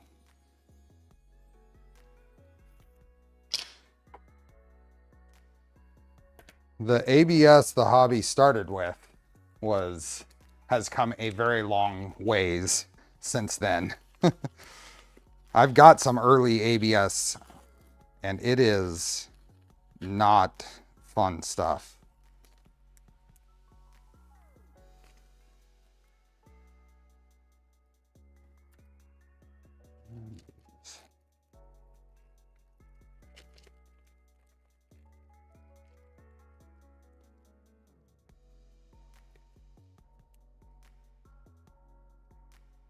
I use ASA now over ABS. So my unpopular opinion is I prefer ABS. I prefer ABS for the simple reason that I don't have to dry it. I get better, oh, that sucks. So these are not cut the same way on either side. However, we are forced to match. Let's see if we can get that to match up.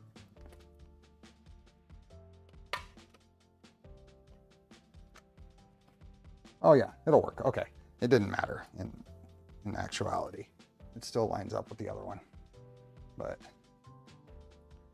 more color choices in ABS, that can be fixed. But is old ABS worse with warping? I'm not getting good layer adhesion with this old ABS I have. It's just overall very poor. It's what I used to print the test station in, and it's gonna get reprinted.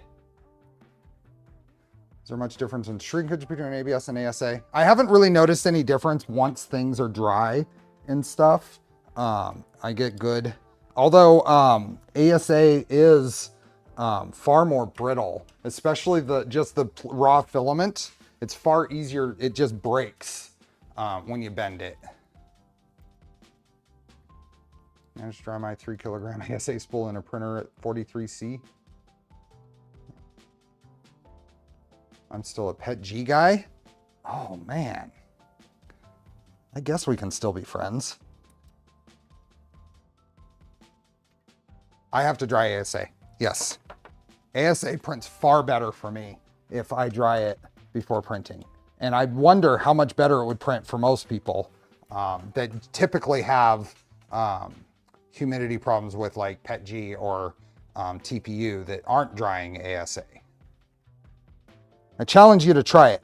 Dry it and print the same thing and see how it turns out. Because I think it's less of an impact, but it's enough to be noticeable. And I suspect that folks might not be noticing it.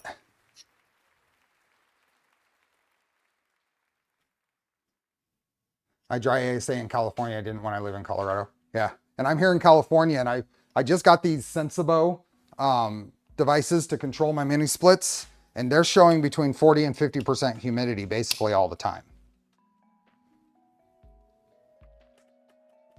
2 bowls of PETG clear and black. A lot of people don't know this, but ASA heat softening temp is the same and the heat deflection temp, while ABS starts to soften around 70. Ender better than PLA.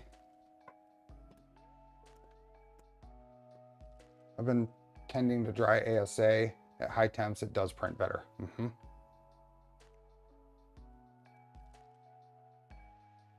Oh, I print ASA typically at 260. Typically I print ASA at 260.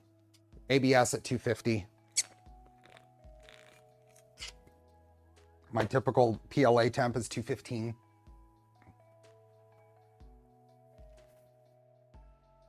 Okay, that one's in there. I won't be able to install all of the other ones. So, oh, we got to put an additional T-nut into that location. Hopefully I left enough room. What goes there? Locate print wire duct shield. Print wire duct shield and secure using the previously inserted T-nut. Same on that Steve, but Polymaker natural ASA at 275 for some reason. Interesting. ASA I usually print at 270. Yeah, I tend to go hotter than, and it sounds like some of you do too, than what's commonly recommended.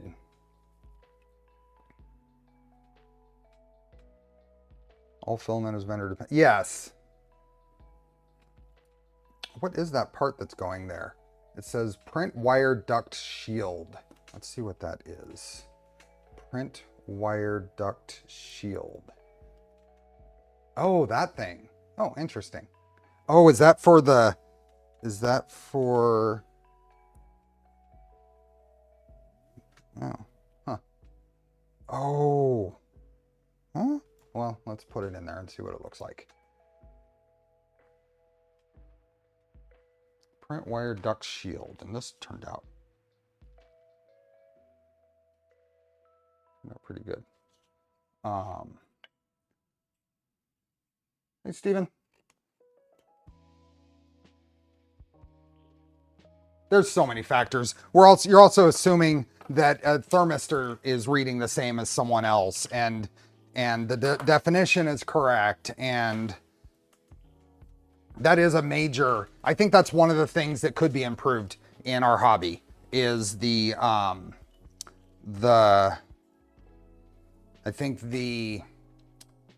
consistency of the thermistor readings.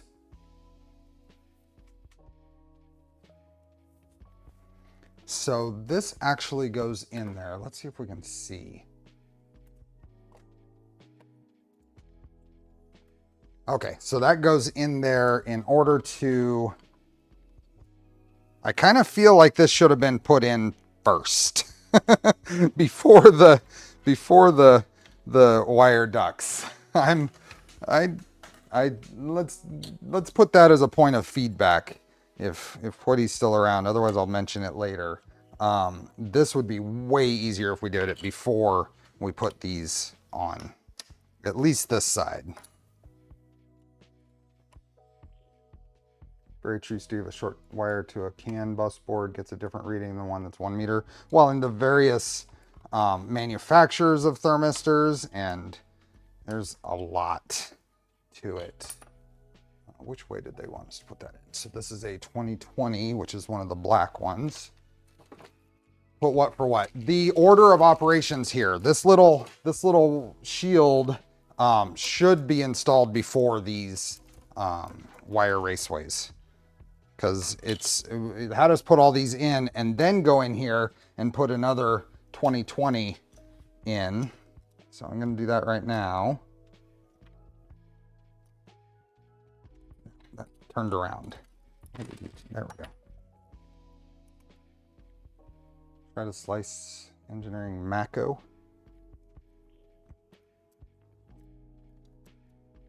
Okay, so that's going to go there. And then we use an M3x8 button head. M3x8 this time. Why is it a by 8 when I'm going to use it by 6?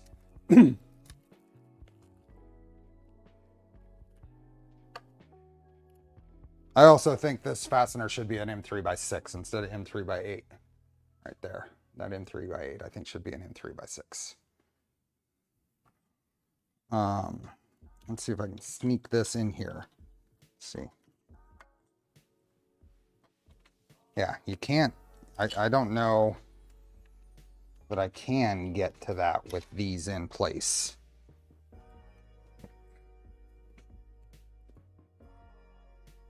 Eclipse, thanks for the gifted memberships. Beavis and Buttonhead.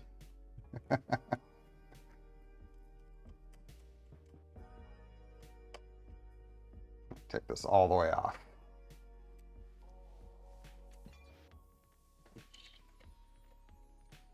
Should have just turned the thing around, but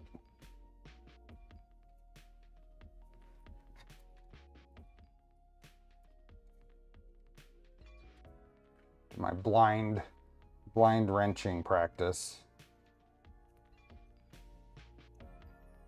There we go. Now can we get this on here?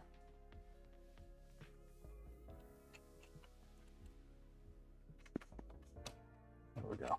See, I can get that on there now without this in place, but I wouldn't have been able to get that on there with that in place. So let's move this over a bit.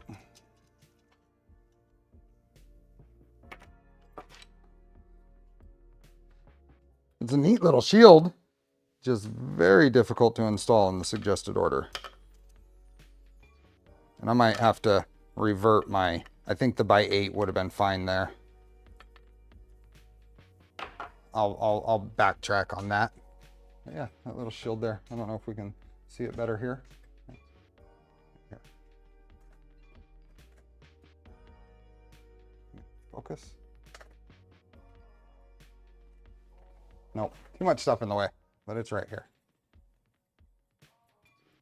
See, Andres? Two of the exact same printers and parts could print at different temps just from wiring and thermistors and how old the hot end is, heat dissipation. Yeah. So everything should be taken as kind of a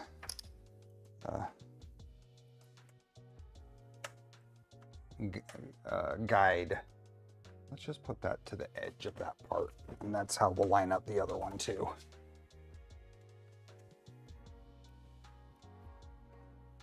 I think that's where we'll be forced to put it on the other side. I like that little wire guard though around the pulley here. I have a VLME Pro coming on Tuesday to build. Awesome.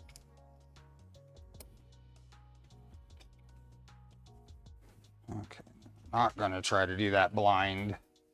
Put this other one back in. I need a little lazy Susan thing.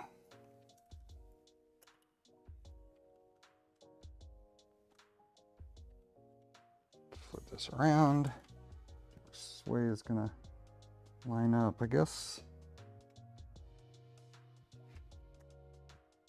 Is that or that?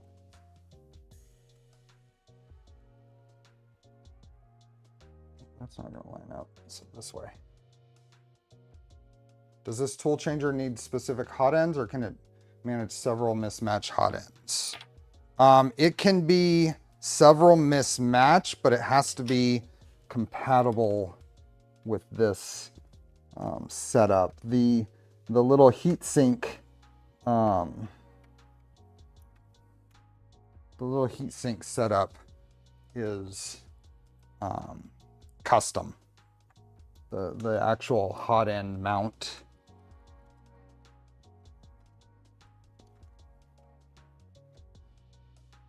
could mismatch, but it's more reliable, easy to use, the same. Well, and you can't like put a Rapido on here. A Rapido isn't compatible. You would have to make, if it could be compatible, it would be a custom designed heatsink piece. See, because this is the cold side of the hot end, and see, it's designed for, in this case, it's designed for a Revo to thread right into it. There's another version that has two grub screws for like a Chimera style heat break for like a V6 block. Anything beyond that, this piece would have to be custom.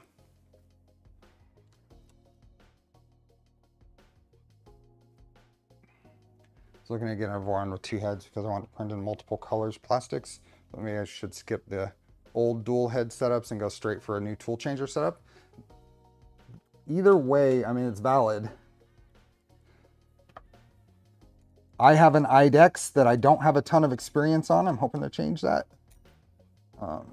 And the Phoenix, the big Voron, is an IDEX setup. When you get as big as the Phoenix is, wire toolhead umbilical management becomes a real issue. Even just filament path. Are we still going? Yep. That doesn't change that they don't handle different nozzle sizes. That's a slicer thing. I guess I was taking that from a physical, which ones will work on here. So you're right.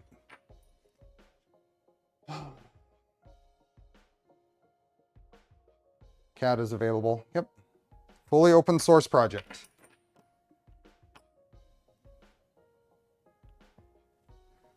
Okay, those are back on now. There we go.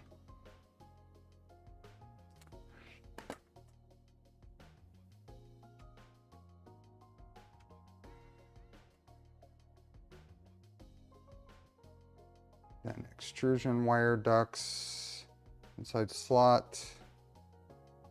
And that's these guys that I didn't print. So, but we can put one of them on. So that is which side? That is the power supply on the other side. Okay.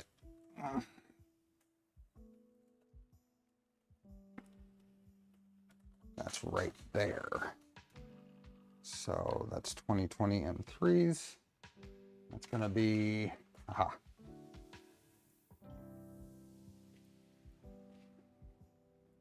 What are we looking at here? There and in, okay. So one here,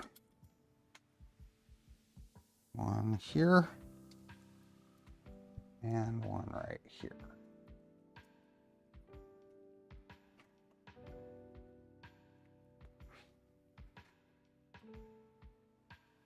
Secure 3 total 2040 bracket assemblies to the 2060 extrusion using the previously inserted T-nuts and M3x8 button heads. Why did we... I seem to recall hearing those printed parts have glass fibers. Yes, and I did use a 0.4 nozzle. I've never... Now, the very first... Last night when I was getting ready to print these, the very first plastic I extruded from this roll, I did have some sort of clog. It stopped extruding. I heated it up and pushed filament through, and from there it did the 13-hour print with no problem. But barring whatever that was, I've never had a nozzle clog that I could attribute to fibers in a 0.4 nozzle. Yeah, I've never had anything that I could say was caused by the fibers in a 0.4 nozzle causing problems. Okay, so that one's in. I have more of those to buy. There's a 200 millimeter length that's going to go over here, and then a shorter length that's going here, here, and here. And then another one that's going to come over here on this other side. So we'll just skip the rest of these now. You up the heat 10 or 20 degrees to clear it. But I didn't take it beyond what my print temperature was. I was printing at 260 or whatever, and I just pushed it through, and it extruded, and then it printed for 13 hours. Okay, so that's more of those that I didn't print. Putting those in, and then the XY drag chain. Okay, let's put the parts in.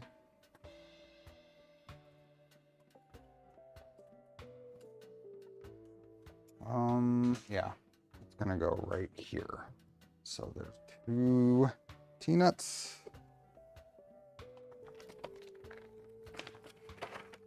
It is a monster.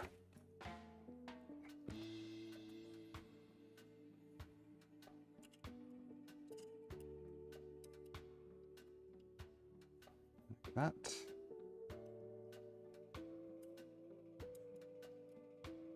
That. And this guy. I already put the heat sets in, and we're going to secure this with M4x12. And then we're going to grab the bigger drag chain. It's wider. Locate that. Note if your energy chains came with a tie wrap, this will need to be removed. And that's going to go on there like that with some M3x6s. So this guy goes here. And M4x12s.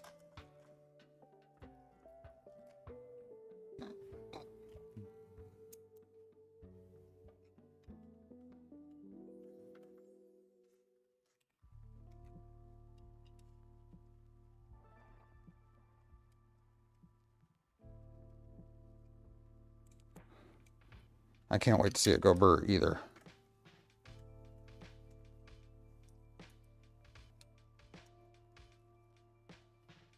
I don't know exactly where. It looks like it's in the picture there. It's flush with the corner here.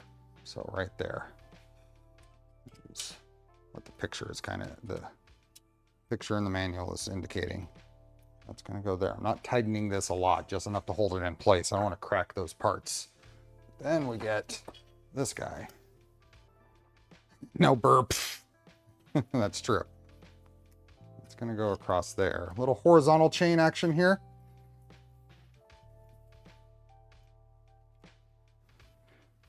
And it has, if we look at the picture, I don't know if it matters, but it has this end with the tabs on the outside. So we'll take the ones on the outside and drop it once. We're going to loosen those tabs on the end. Ooh, it's a lot wider. I'm going to cut it from this end. That just a little bit, not all the way through. Work our way, kind of basically score it. Safety squints.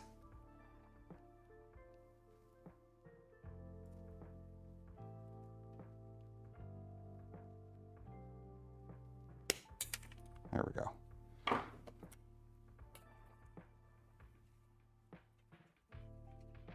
Those extrusions definitely don't look like 4040s on camera. Yeah.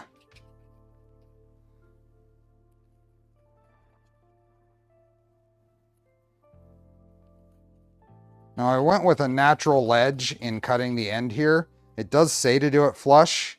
We'll see if I need to cut it more, but I'm going to leave it.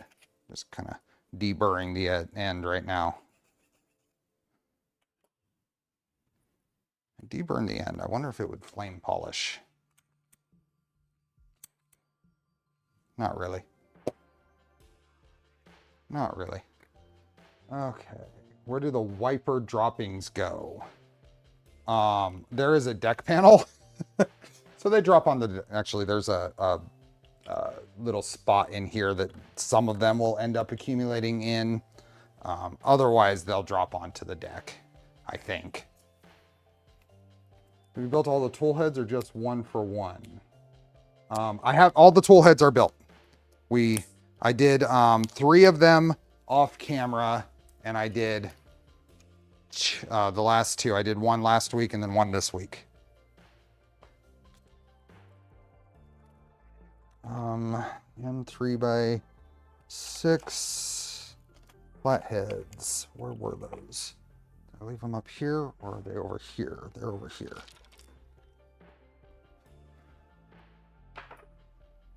Screams for a conveyor belt mod. I accidentally set mine to extrude 500 millimeters, not 5. Why'd you do that?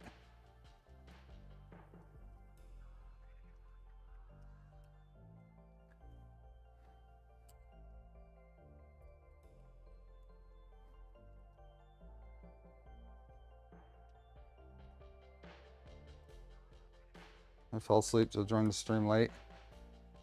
No worries. Needs a droppings ejectomatic. It needs, what was that little pellet flinger? And then secure the other end to the, oh, it's got a little threaded machine spot in the other end. With 2 of the same. Now this, is there any, there's a water block that goes there, huh? We'll set up a vacuum system. Okay, I guess I'll just cut this one off as well. I like having them, but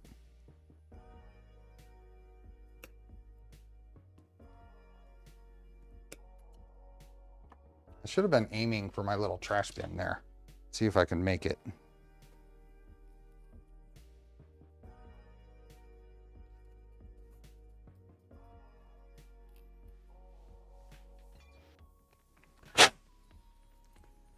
Okay. That'll be good. This comes around, snaps into here. And then two more of these guys.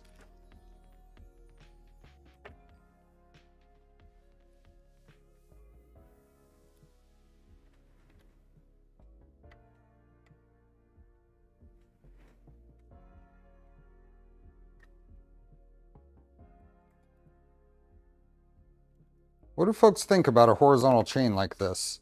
I've always thought the design to utilize it would be fun to try. And is it better or worse for input shaper results than traditional chains. Oh, that's good job. I mean, it hits everywhere.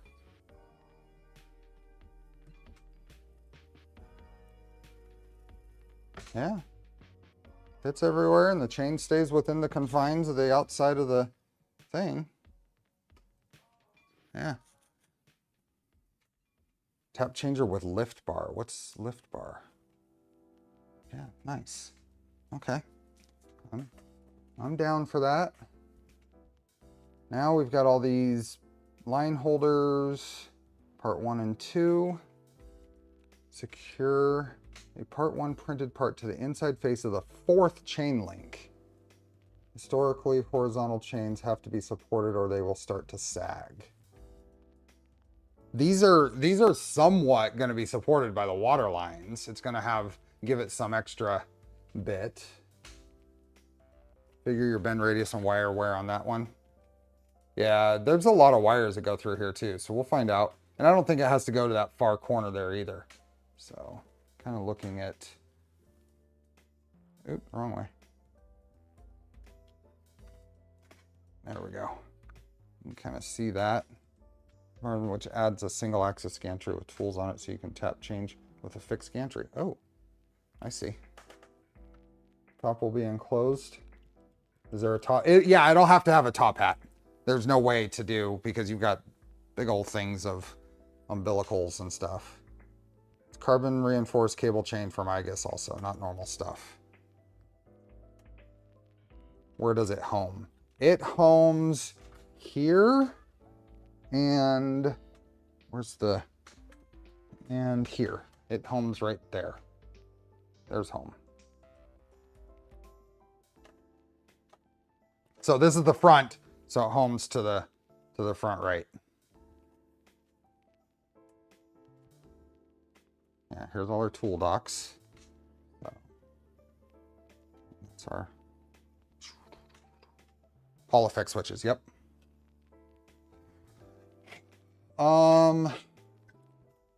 This is done with a tie wrap. It's best to orient the tie wrap so that the lock meets the outside upper corner of the chain. See the following 2 images to visualize. There. Oh, and that's right there. And then that goes around, and there's a couple of zip ties that go there. So we're okay putting these on. So I did print all of these that I need. I can read a quantity number sometimes.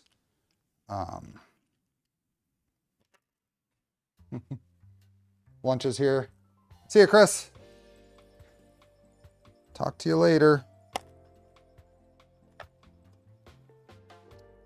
Printed more of those than...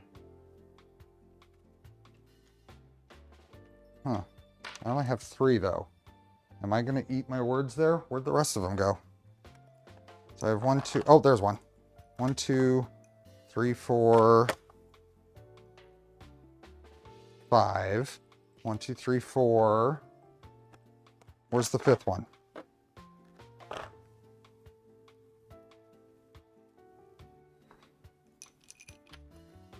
Okay, whatever. Sent a link of the lift bar in Discord. Cool.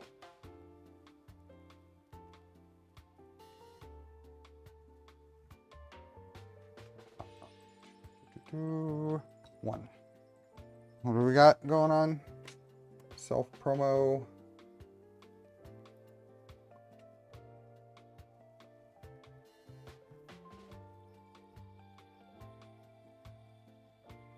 Okay, so this guy, and this comes around the outside like that, and the water lines go through the outsides. I don't know what goes through the middle.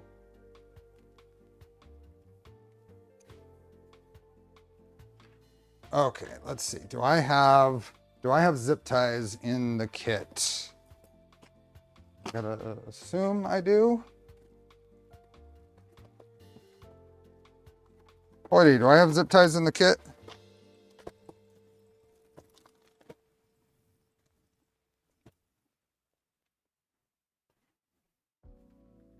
I don't have zip ties here. Do I have zip ties here? No. Did I get zip ties in the kit? Maybe they're in here. No.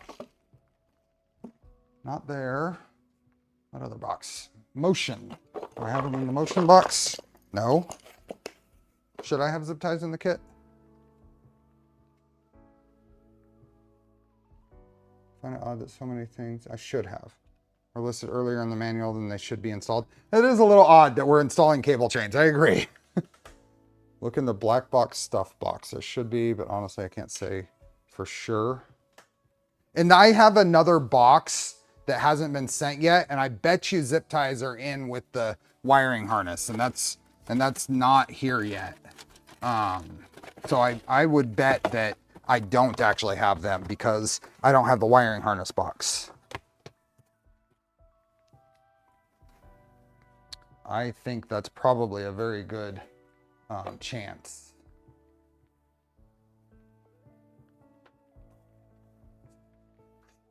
So maybe I'll leave these off for now and see what's next. So we got those.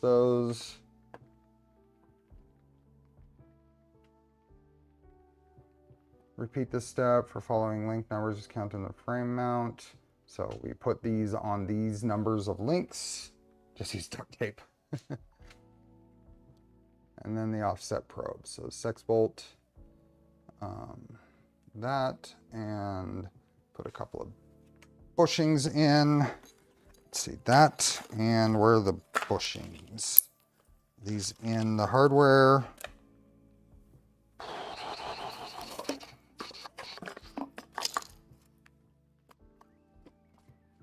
There they are. So let's do this. Let's get this thing set up. So that's not, oh, ooh, what am I hitting there? Oh, the clamp. The clamp that's holding the bed up is hitting the trays there. So I got that, and this housing. Let's see how well those are going to go in there. Sure, that'll be fine. Still not any boom. What are we? Are we expecting an earth-shattering kaboom? There's supposed to be an earth-shattering kaboom.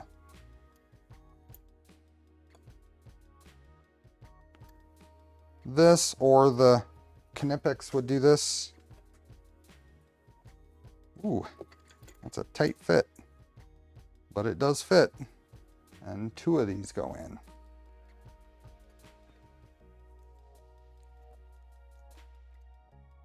It could be fun. Okay, so now we want to make sure that that's lined up. So I'm not pushing it into the side.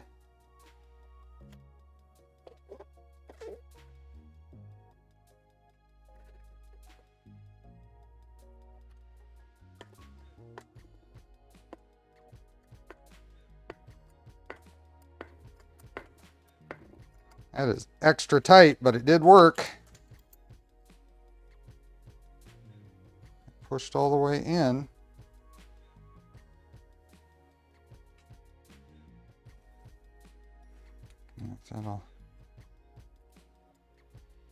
Yep, that's all the way. Need a tiny bit sticking up, and I'm assuming that's normal. It looks like it in the picture. I already put the heat sets in, so then we need M2x6 button heads. M2x6 button heads in here.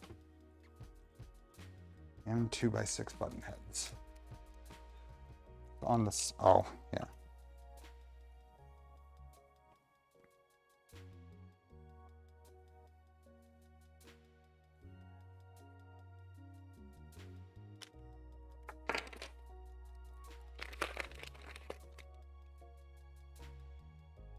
And then this is just the Part K Z end stop board.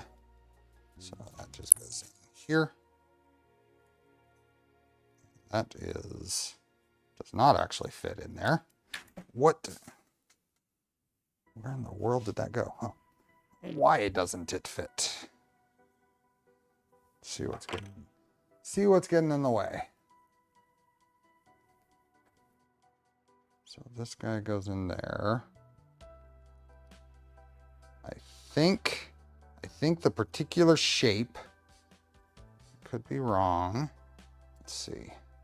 I think the particular shape of this inside here is maybe interfering. Just kind of wiggle it and see if I can see where it's rubbing. Yeah, it's rubbing on the inside, so this needs to be modified. And I just pressed that in, so that needs a modification.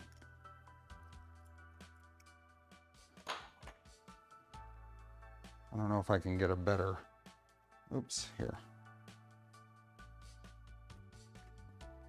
Right there, and it's trying to focus on my fingers. Right there in the edge of the part, because that curves there, and you might be able to see where it's rubbing, where the side of the switch is rubbing. So that curve needs to be a little steeper.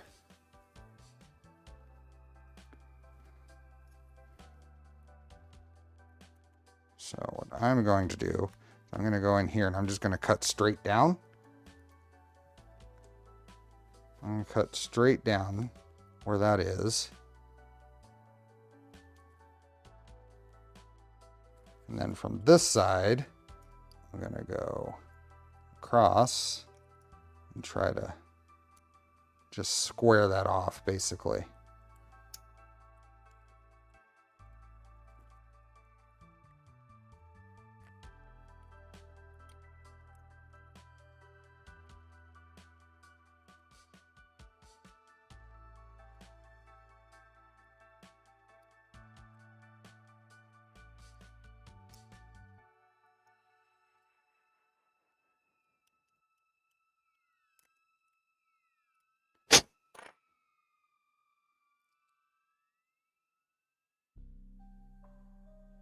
Perfect.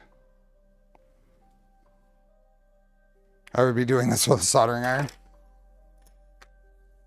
Now, there should be, where's the underside part? Where's the bolt part?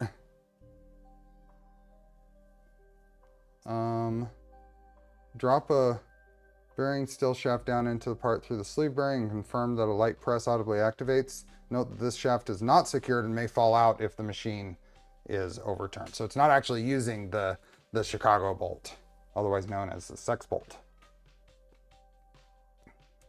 So we will put this together and we'll just put that shaft in there when we're closer to needing it.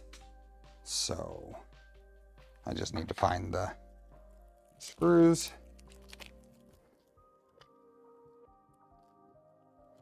Go. Is this slicing issues or printer physical limitation? This is model. This is a model issue. This is the model needs to be changed for clearance for the switch there.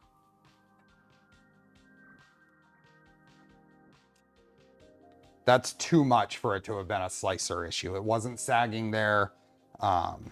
This is a part needs to be tweaked. If you turn that upside down, the shaft will be the least of your worries, as much more will be falling out. This is very true. Might as well do a check fit to make sure it's a good slip. Yes, good call. Good call. Put these guys on here. Bedtime for me. See you, Timo. All's coming together. It is. It is.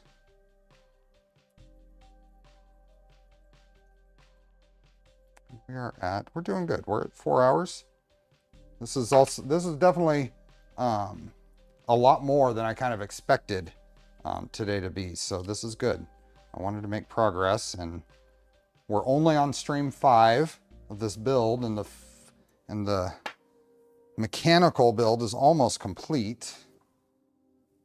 Okay, so did it tell me to put some? Yes. 2. So we put these. Let me put this away.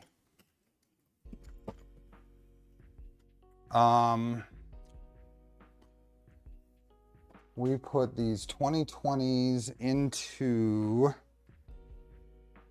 the side. Which side? Must be right over here. So this guy, let's try this view, is going to go right here, I think. And it goes into the lower slots right here. Let's do that. And 2 of these. We need to stop gravity somehow to get a perfect print.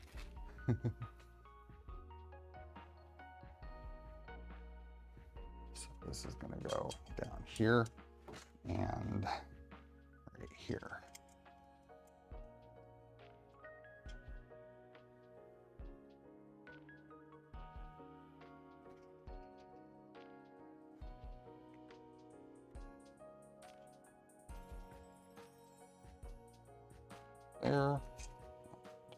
There. M4, not M3. My bad. I grabbed M3s because I saw 2020 and I grabbed M3s. They need to be M4s. Thing that triggered me double checking is those were M4 holes.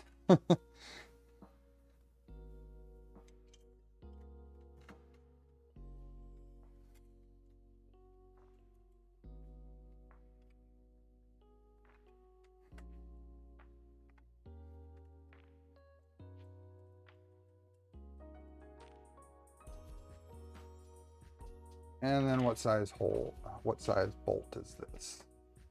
M4 by 14 socket head. Not that one, that's got to be this one.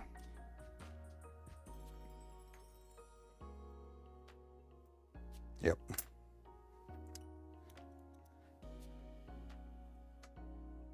I would say, my suggestion would be these should be an M4 by 12. Because M4 by 12 is elsewhere in the bomb. I would put it here as well. Let's grab a ball end.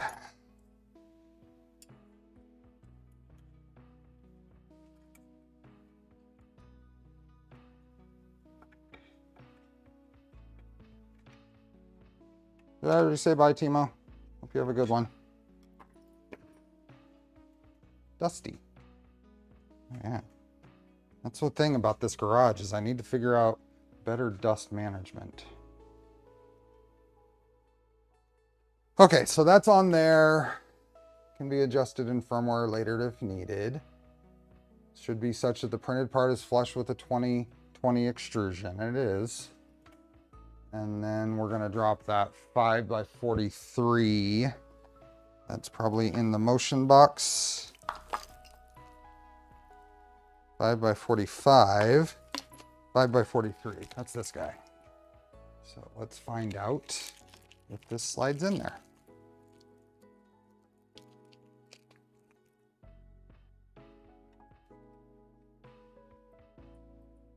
Yep. Better dust management. This isn't the cleanest garage I've ever seen. Click, click, click, click, click. Hey, my battery's almost dead. Go away. There you go. Almost there. I've been standing the whole time. Stupid watch. Click, click, click. Okay. That slides in there nice. We'll leave it. We are good. Put this back in the motion box so I don't lose it. And bed wiring Wago mount. I got that.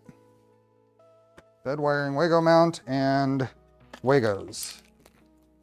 And where does this go? Note that when installed correctly, firmly secured.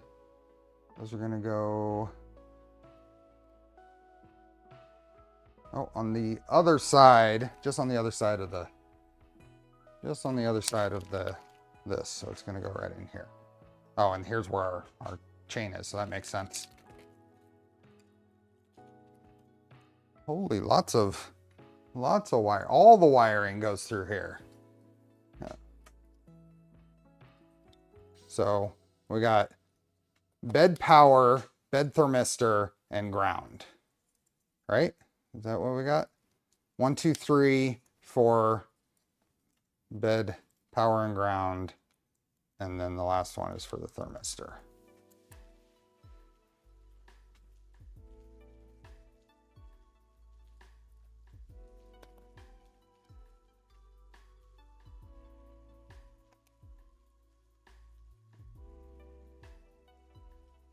And we're probably going to use, yeah, some 4 and 2 here. I'm guessing the lower, yeah. And then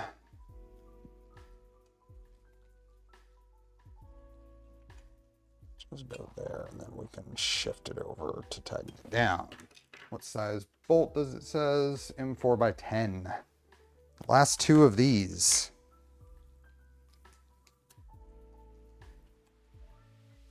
Okay.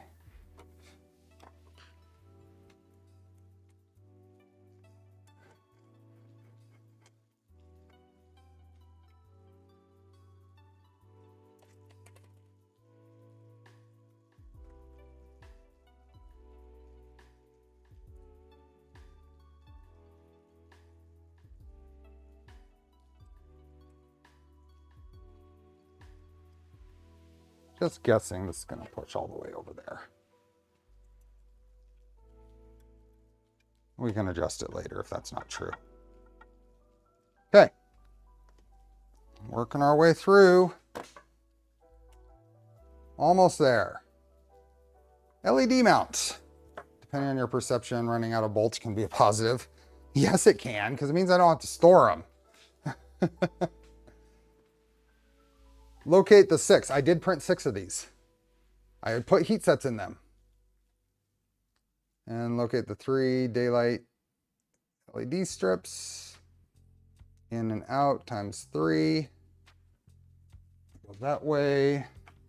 And these are being held on with M3x6 button heads. That's those. I grabbed the LED strips. We're going to put these on right now, but I might move them depending on how in the way it seems like they are. Should one use the obsidian nozzle to print glass-filled ASA? Absolutely. Glass-filled filament is very abrasive. Let's get up there. That'll work.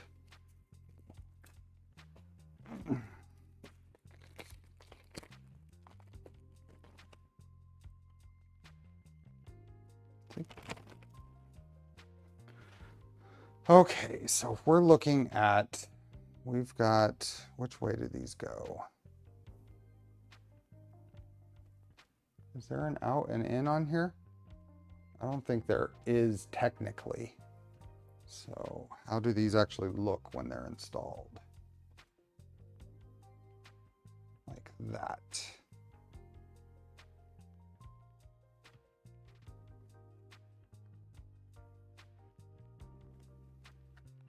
So this goes like that, I think.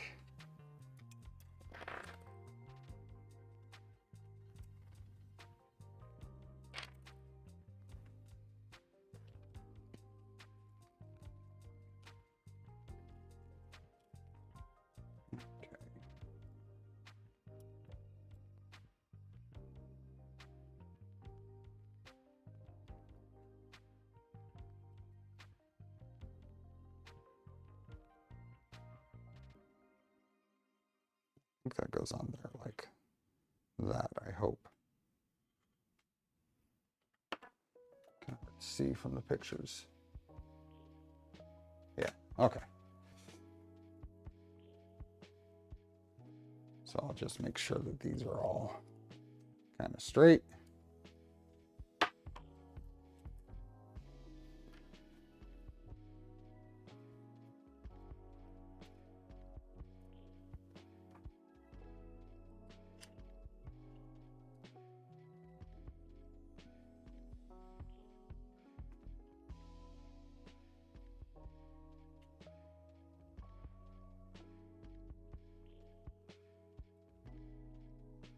Oh, I can step there. What?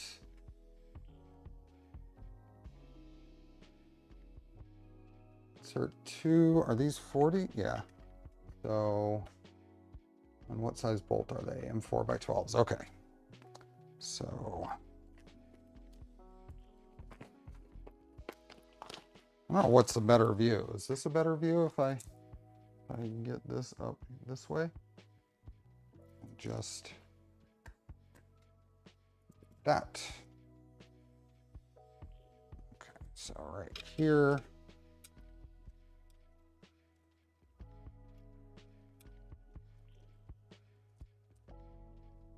Oh, those are going to be about centered in the.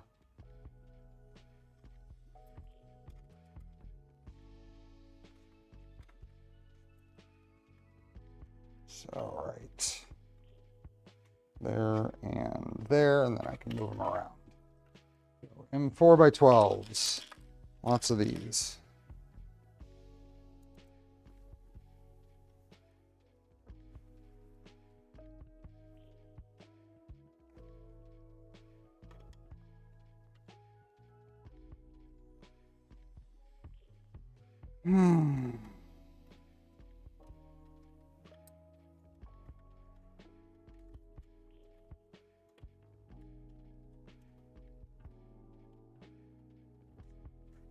Okay.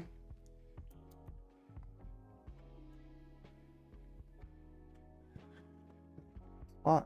No, goes the hair over. More on parts.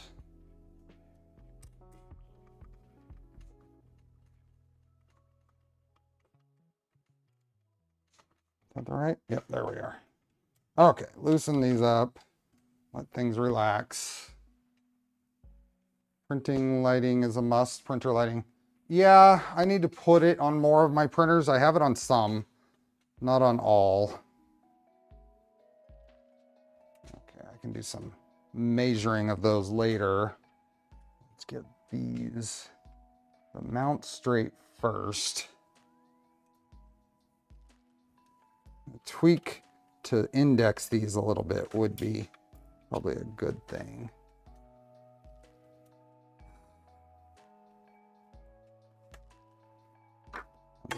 And then loosen this one. There we go. And then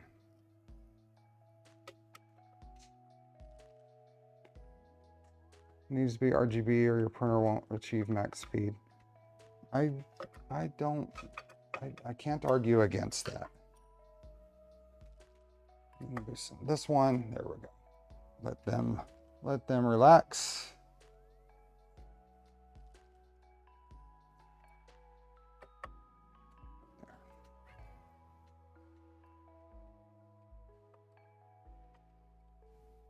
Now it's mostly straight across there. Okay. That's a bit to install those. I think putting the mounts on first are probably going to be easier way to do this. So we will do it again.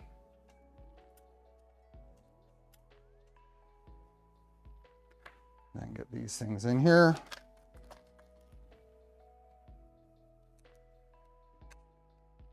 Are there any dual PSU all-wheel drive mods for Blackbox?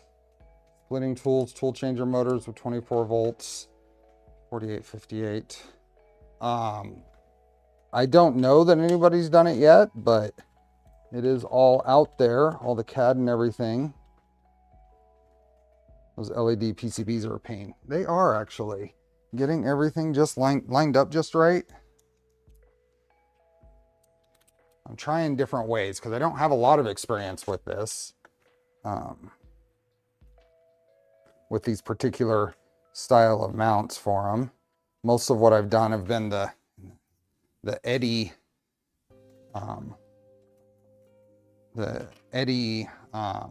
little brackets like what the Voron or the LDO kit adopted. Okay, and then this whole thing needs to move over a little bit. Yeah, see, and I feel like they need to have some sort of index to keep them straight. How do you compensate for skew with that type of frame? What do you mean compensate for skew?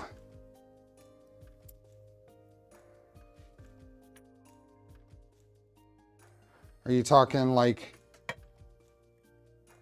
engineer, Eddie the engineer, designed the ones that LDO, the ones that the LED strips run into? Jeez.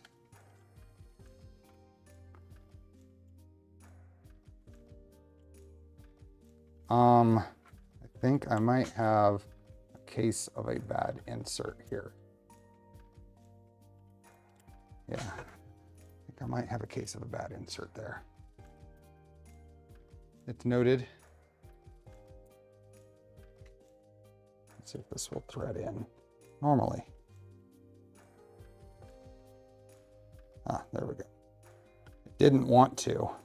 And geez, see, these just slide around. Don't really want to tighten it, but I guess I will. This is a pain. This is a pain. It also doesn't help that I have the bed all the way up right now. Let's go ahead and drop it. Nothing's plugged in, so. Oh.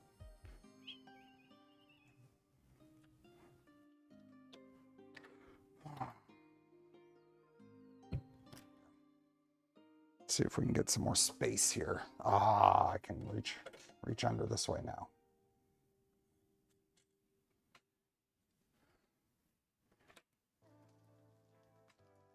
Can't pull really good quality from broken TVs, complete with metal heatsink backing. Really? That's interesting. For the side light, the backlighting. Better. Now this one gets shifted, lined up.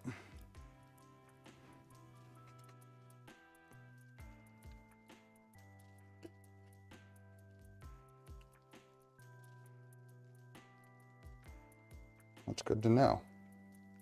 Okay, and I've got it right at center right now, so that's good. Hold this flat.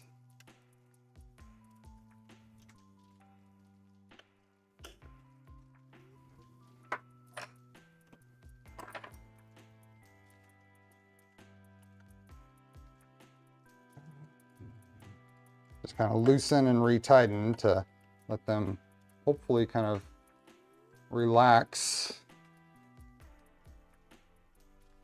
Oh, this one needs to bend this way. Rotate. Oh. There. Otherwise, you'll end up with the PCB just kind of doing a wave here if everything isn't straight and aligned before you tighten them down. 2 out of 3.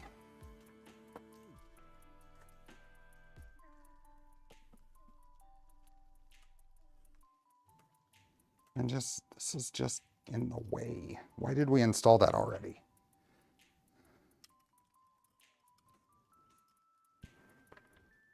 Why did we install that already? I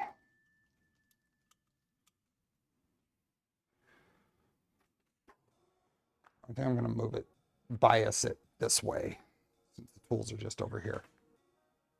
It is going to be lit. It might be a little lit much. Where did my pieces go? There's one.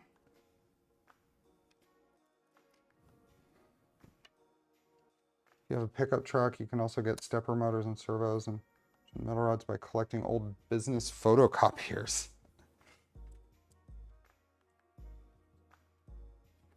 It's all because you told us to. Yes, Drill Sergeant.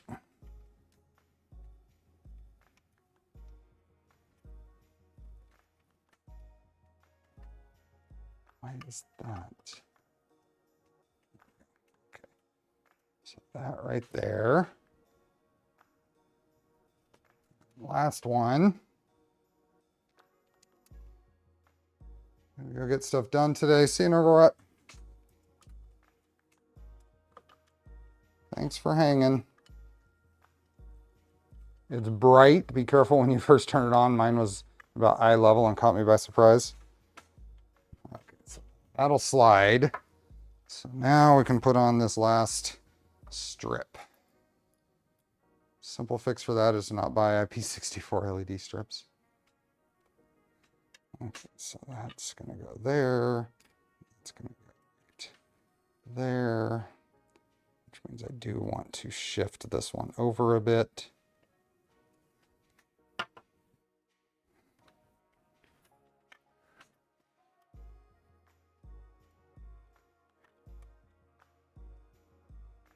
Let's go about right there, I think. About the same right there.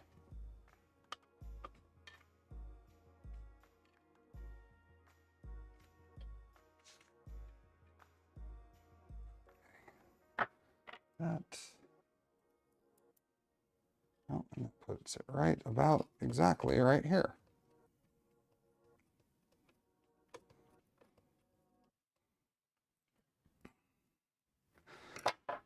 Okay. Shift that and tighten it. Release the tension. See you, Josh.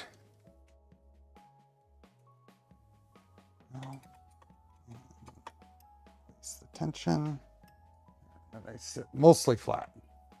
Let's see if we can see them at all. There, this one I'll shift this way where it matches up. Might as well do that now, I guess. Let's move you over there. See you, Jeff. What are we down to? How many people we have? Oh, we still have 200 people. That's awesome. Right about the same spot the other one is.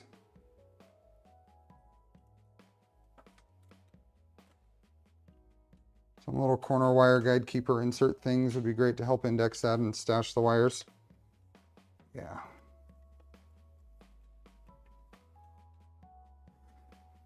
Okay, LED lighting is in.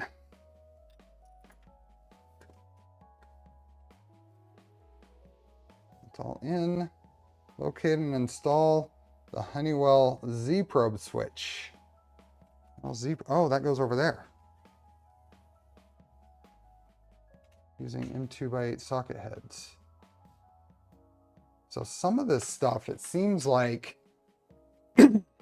this is being put in place with no wires attached to it. Probably going to have to remove the PCBs to connect the wiring. No, I can get to every plug here. I can get to them, I think. This is a nice little, this is our probe switch. So this is our probe switch, and it's a neat little, is this an Omron or? Can't really tell.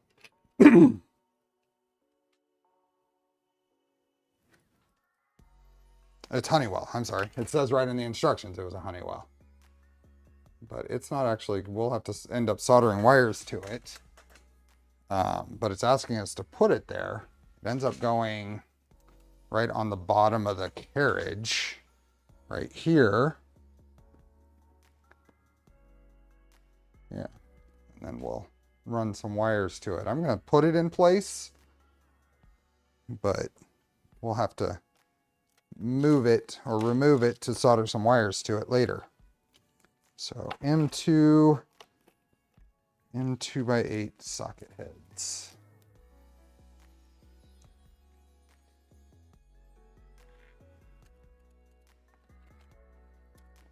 Those are solder leads.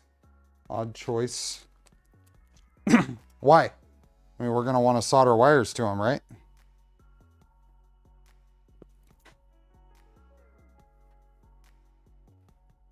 Something that was interesting that didn't really occur to me until Poity mentioned something. This is a fixed Z probe.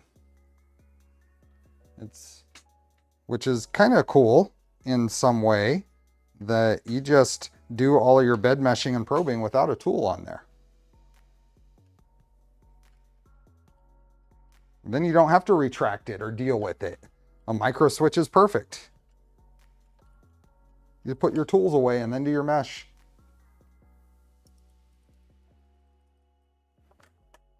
It didn't really occur to me that until it was actually said, and realized, oh yeah, that works. So many baggies. So many baggies. Okay, I'm not going to install the blower fan because I didn't print the fan part.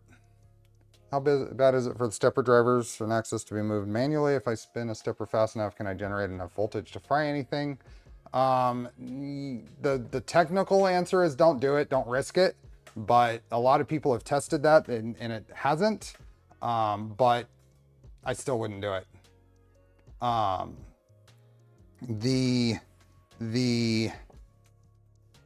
You are going to induce a voltage out of it. And right now, none of this matters because nothing's plugged in. I can move these and it's not going to make any difference. But I would still be careful on the chance that something happens. Is there an automated way to do tool offsets? Yes. I don't know what that way is yet, but. Oh, automated tool offsets. There is, the recommendation is the Ember Prototypes camera or some sort of camera. At some point, I actually want to try the nudge on here. So my plan is to try nudge on here instead of this Z end stop sex bolt thing. I think I'm going to try nudge. Okay, so little fan, little duct work, and we're done.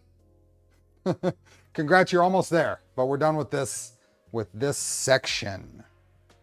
That was a lot. That actually was a lot. TAMV is okay, but the problem is there's issues with duet pi dependencies in TAMV. Okay. I think nudge is going to be the try. How does nudge work?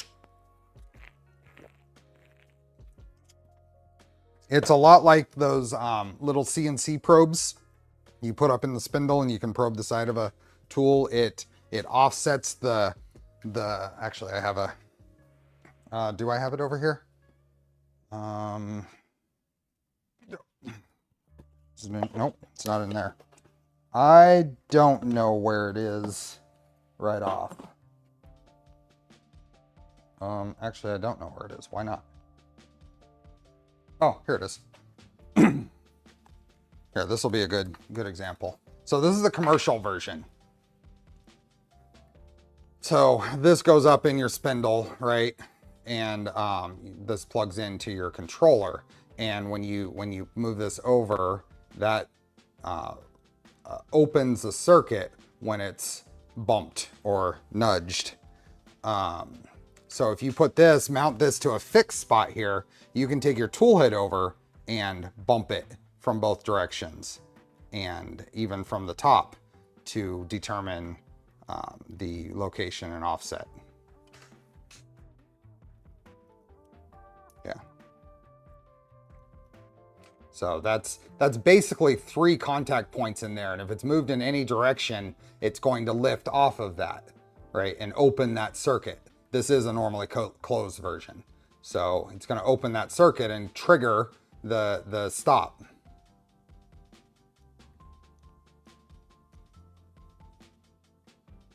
You are right.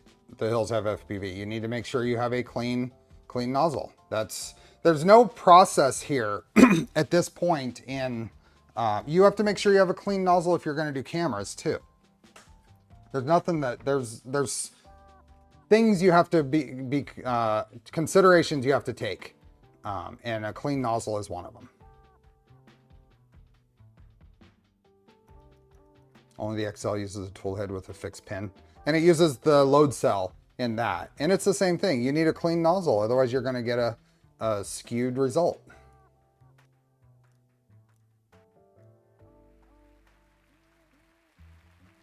bumping with the top, you would potentially need to make sure it doesn't line up directly with the nozzle orifice. Well, absolutely on this, but nudge has a flat pin. Nudge has a flat pin. This is just a visual example, so I could show. It was handy and easy. So, can you store tool sizes? You only need to probe the size once, like a real CNC.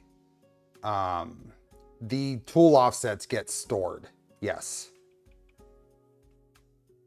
Does Clipper support probing in the XY directions for that, or do you need rep firmware? There is a PR for adding that support. I haven't tried the latest changes to it. It wasn't working when we tried to cover it here last month on the Charlie's Angel stream, which reminds me I need to make that one public. Even though it was annoying, I'm still going to make it public.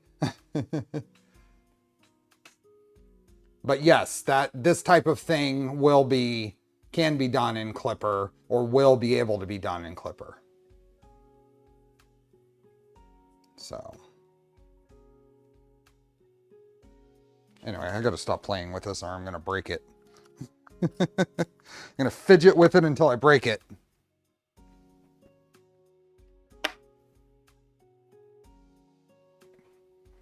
Need to pull the stock on that thing and do proper shoulder shot. Yeah. Try it out on my own tool changer. Cool. It's just an end stop. Yep. Once the wiper spacers is still missing and tool head number 3. Yeah, I did print those. I just didn't reinstall it wherever I put those. Oh, there they are. Yeah, see, I printed a bunch of them. So I just haven't reinstalled it yet. He's saying that's not a fidget toy? No, it absolutely is a fidget toy. It's just one with probably when the lifespan runs out, it's another $75.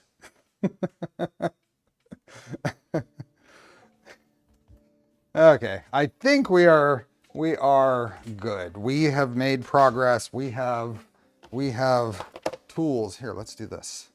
We have tools that we can, oh, I can't do that because the nozzles are on there and I haven't adjusted all the wipers, so they don't go on there nice and easy yet. But we have 5 tools. This is massive progress. So, and I do like the idea of running the thermistor wires up through there, even if I have the magic tool to depin that, so it doesn't seem like it's a big deal. At least it's not a 500 hammer. What is this printer using for the X-beam? Is that a custom steel bar? No, it's a 2010. It's a 2010 extrusion. No, here. It's a 2010. It's a 2010 extrusion. There's a slot on only one side.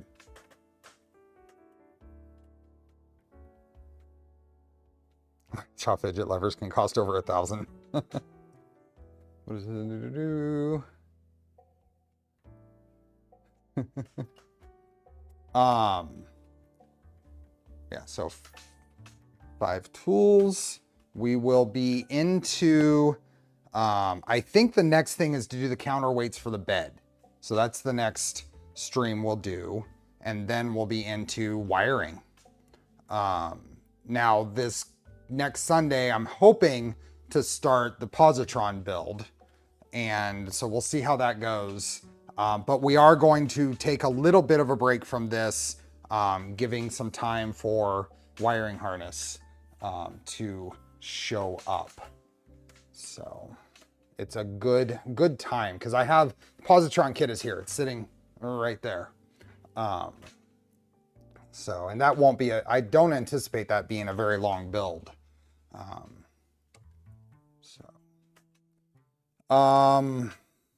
Tuesday, we will be unbuilding the Trident and whatever, I don't know how much progress we'll actually make on modifying it and moving it over to the 9mm gantry, but that will be the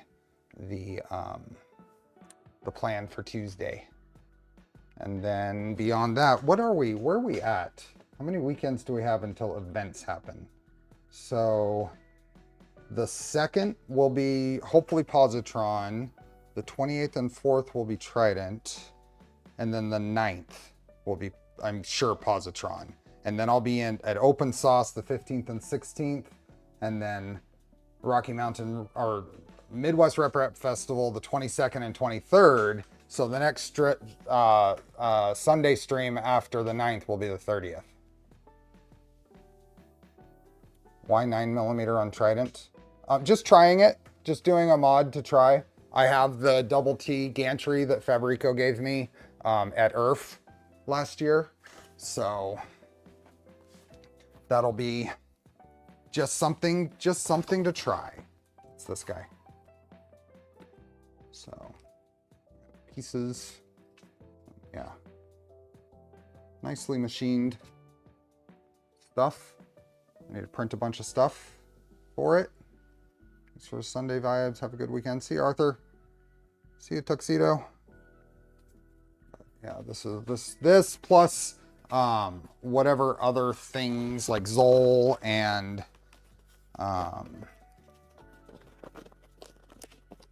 any other little mods I can think of. I got to go through the things that are around and see what I can cover. Black ring, zinc plated, very nice, yeah. That's for a Trident, yep. So it'll be on my 250 Trident. So it's going to be a very interesting setup.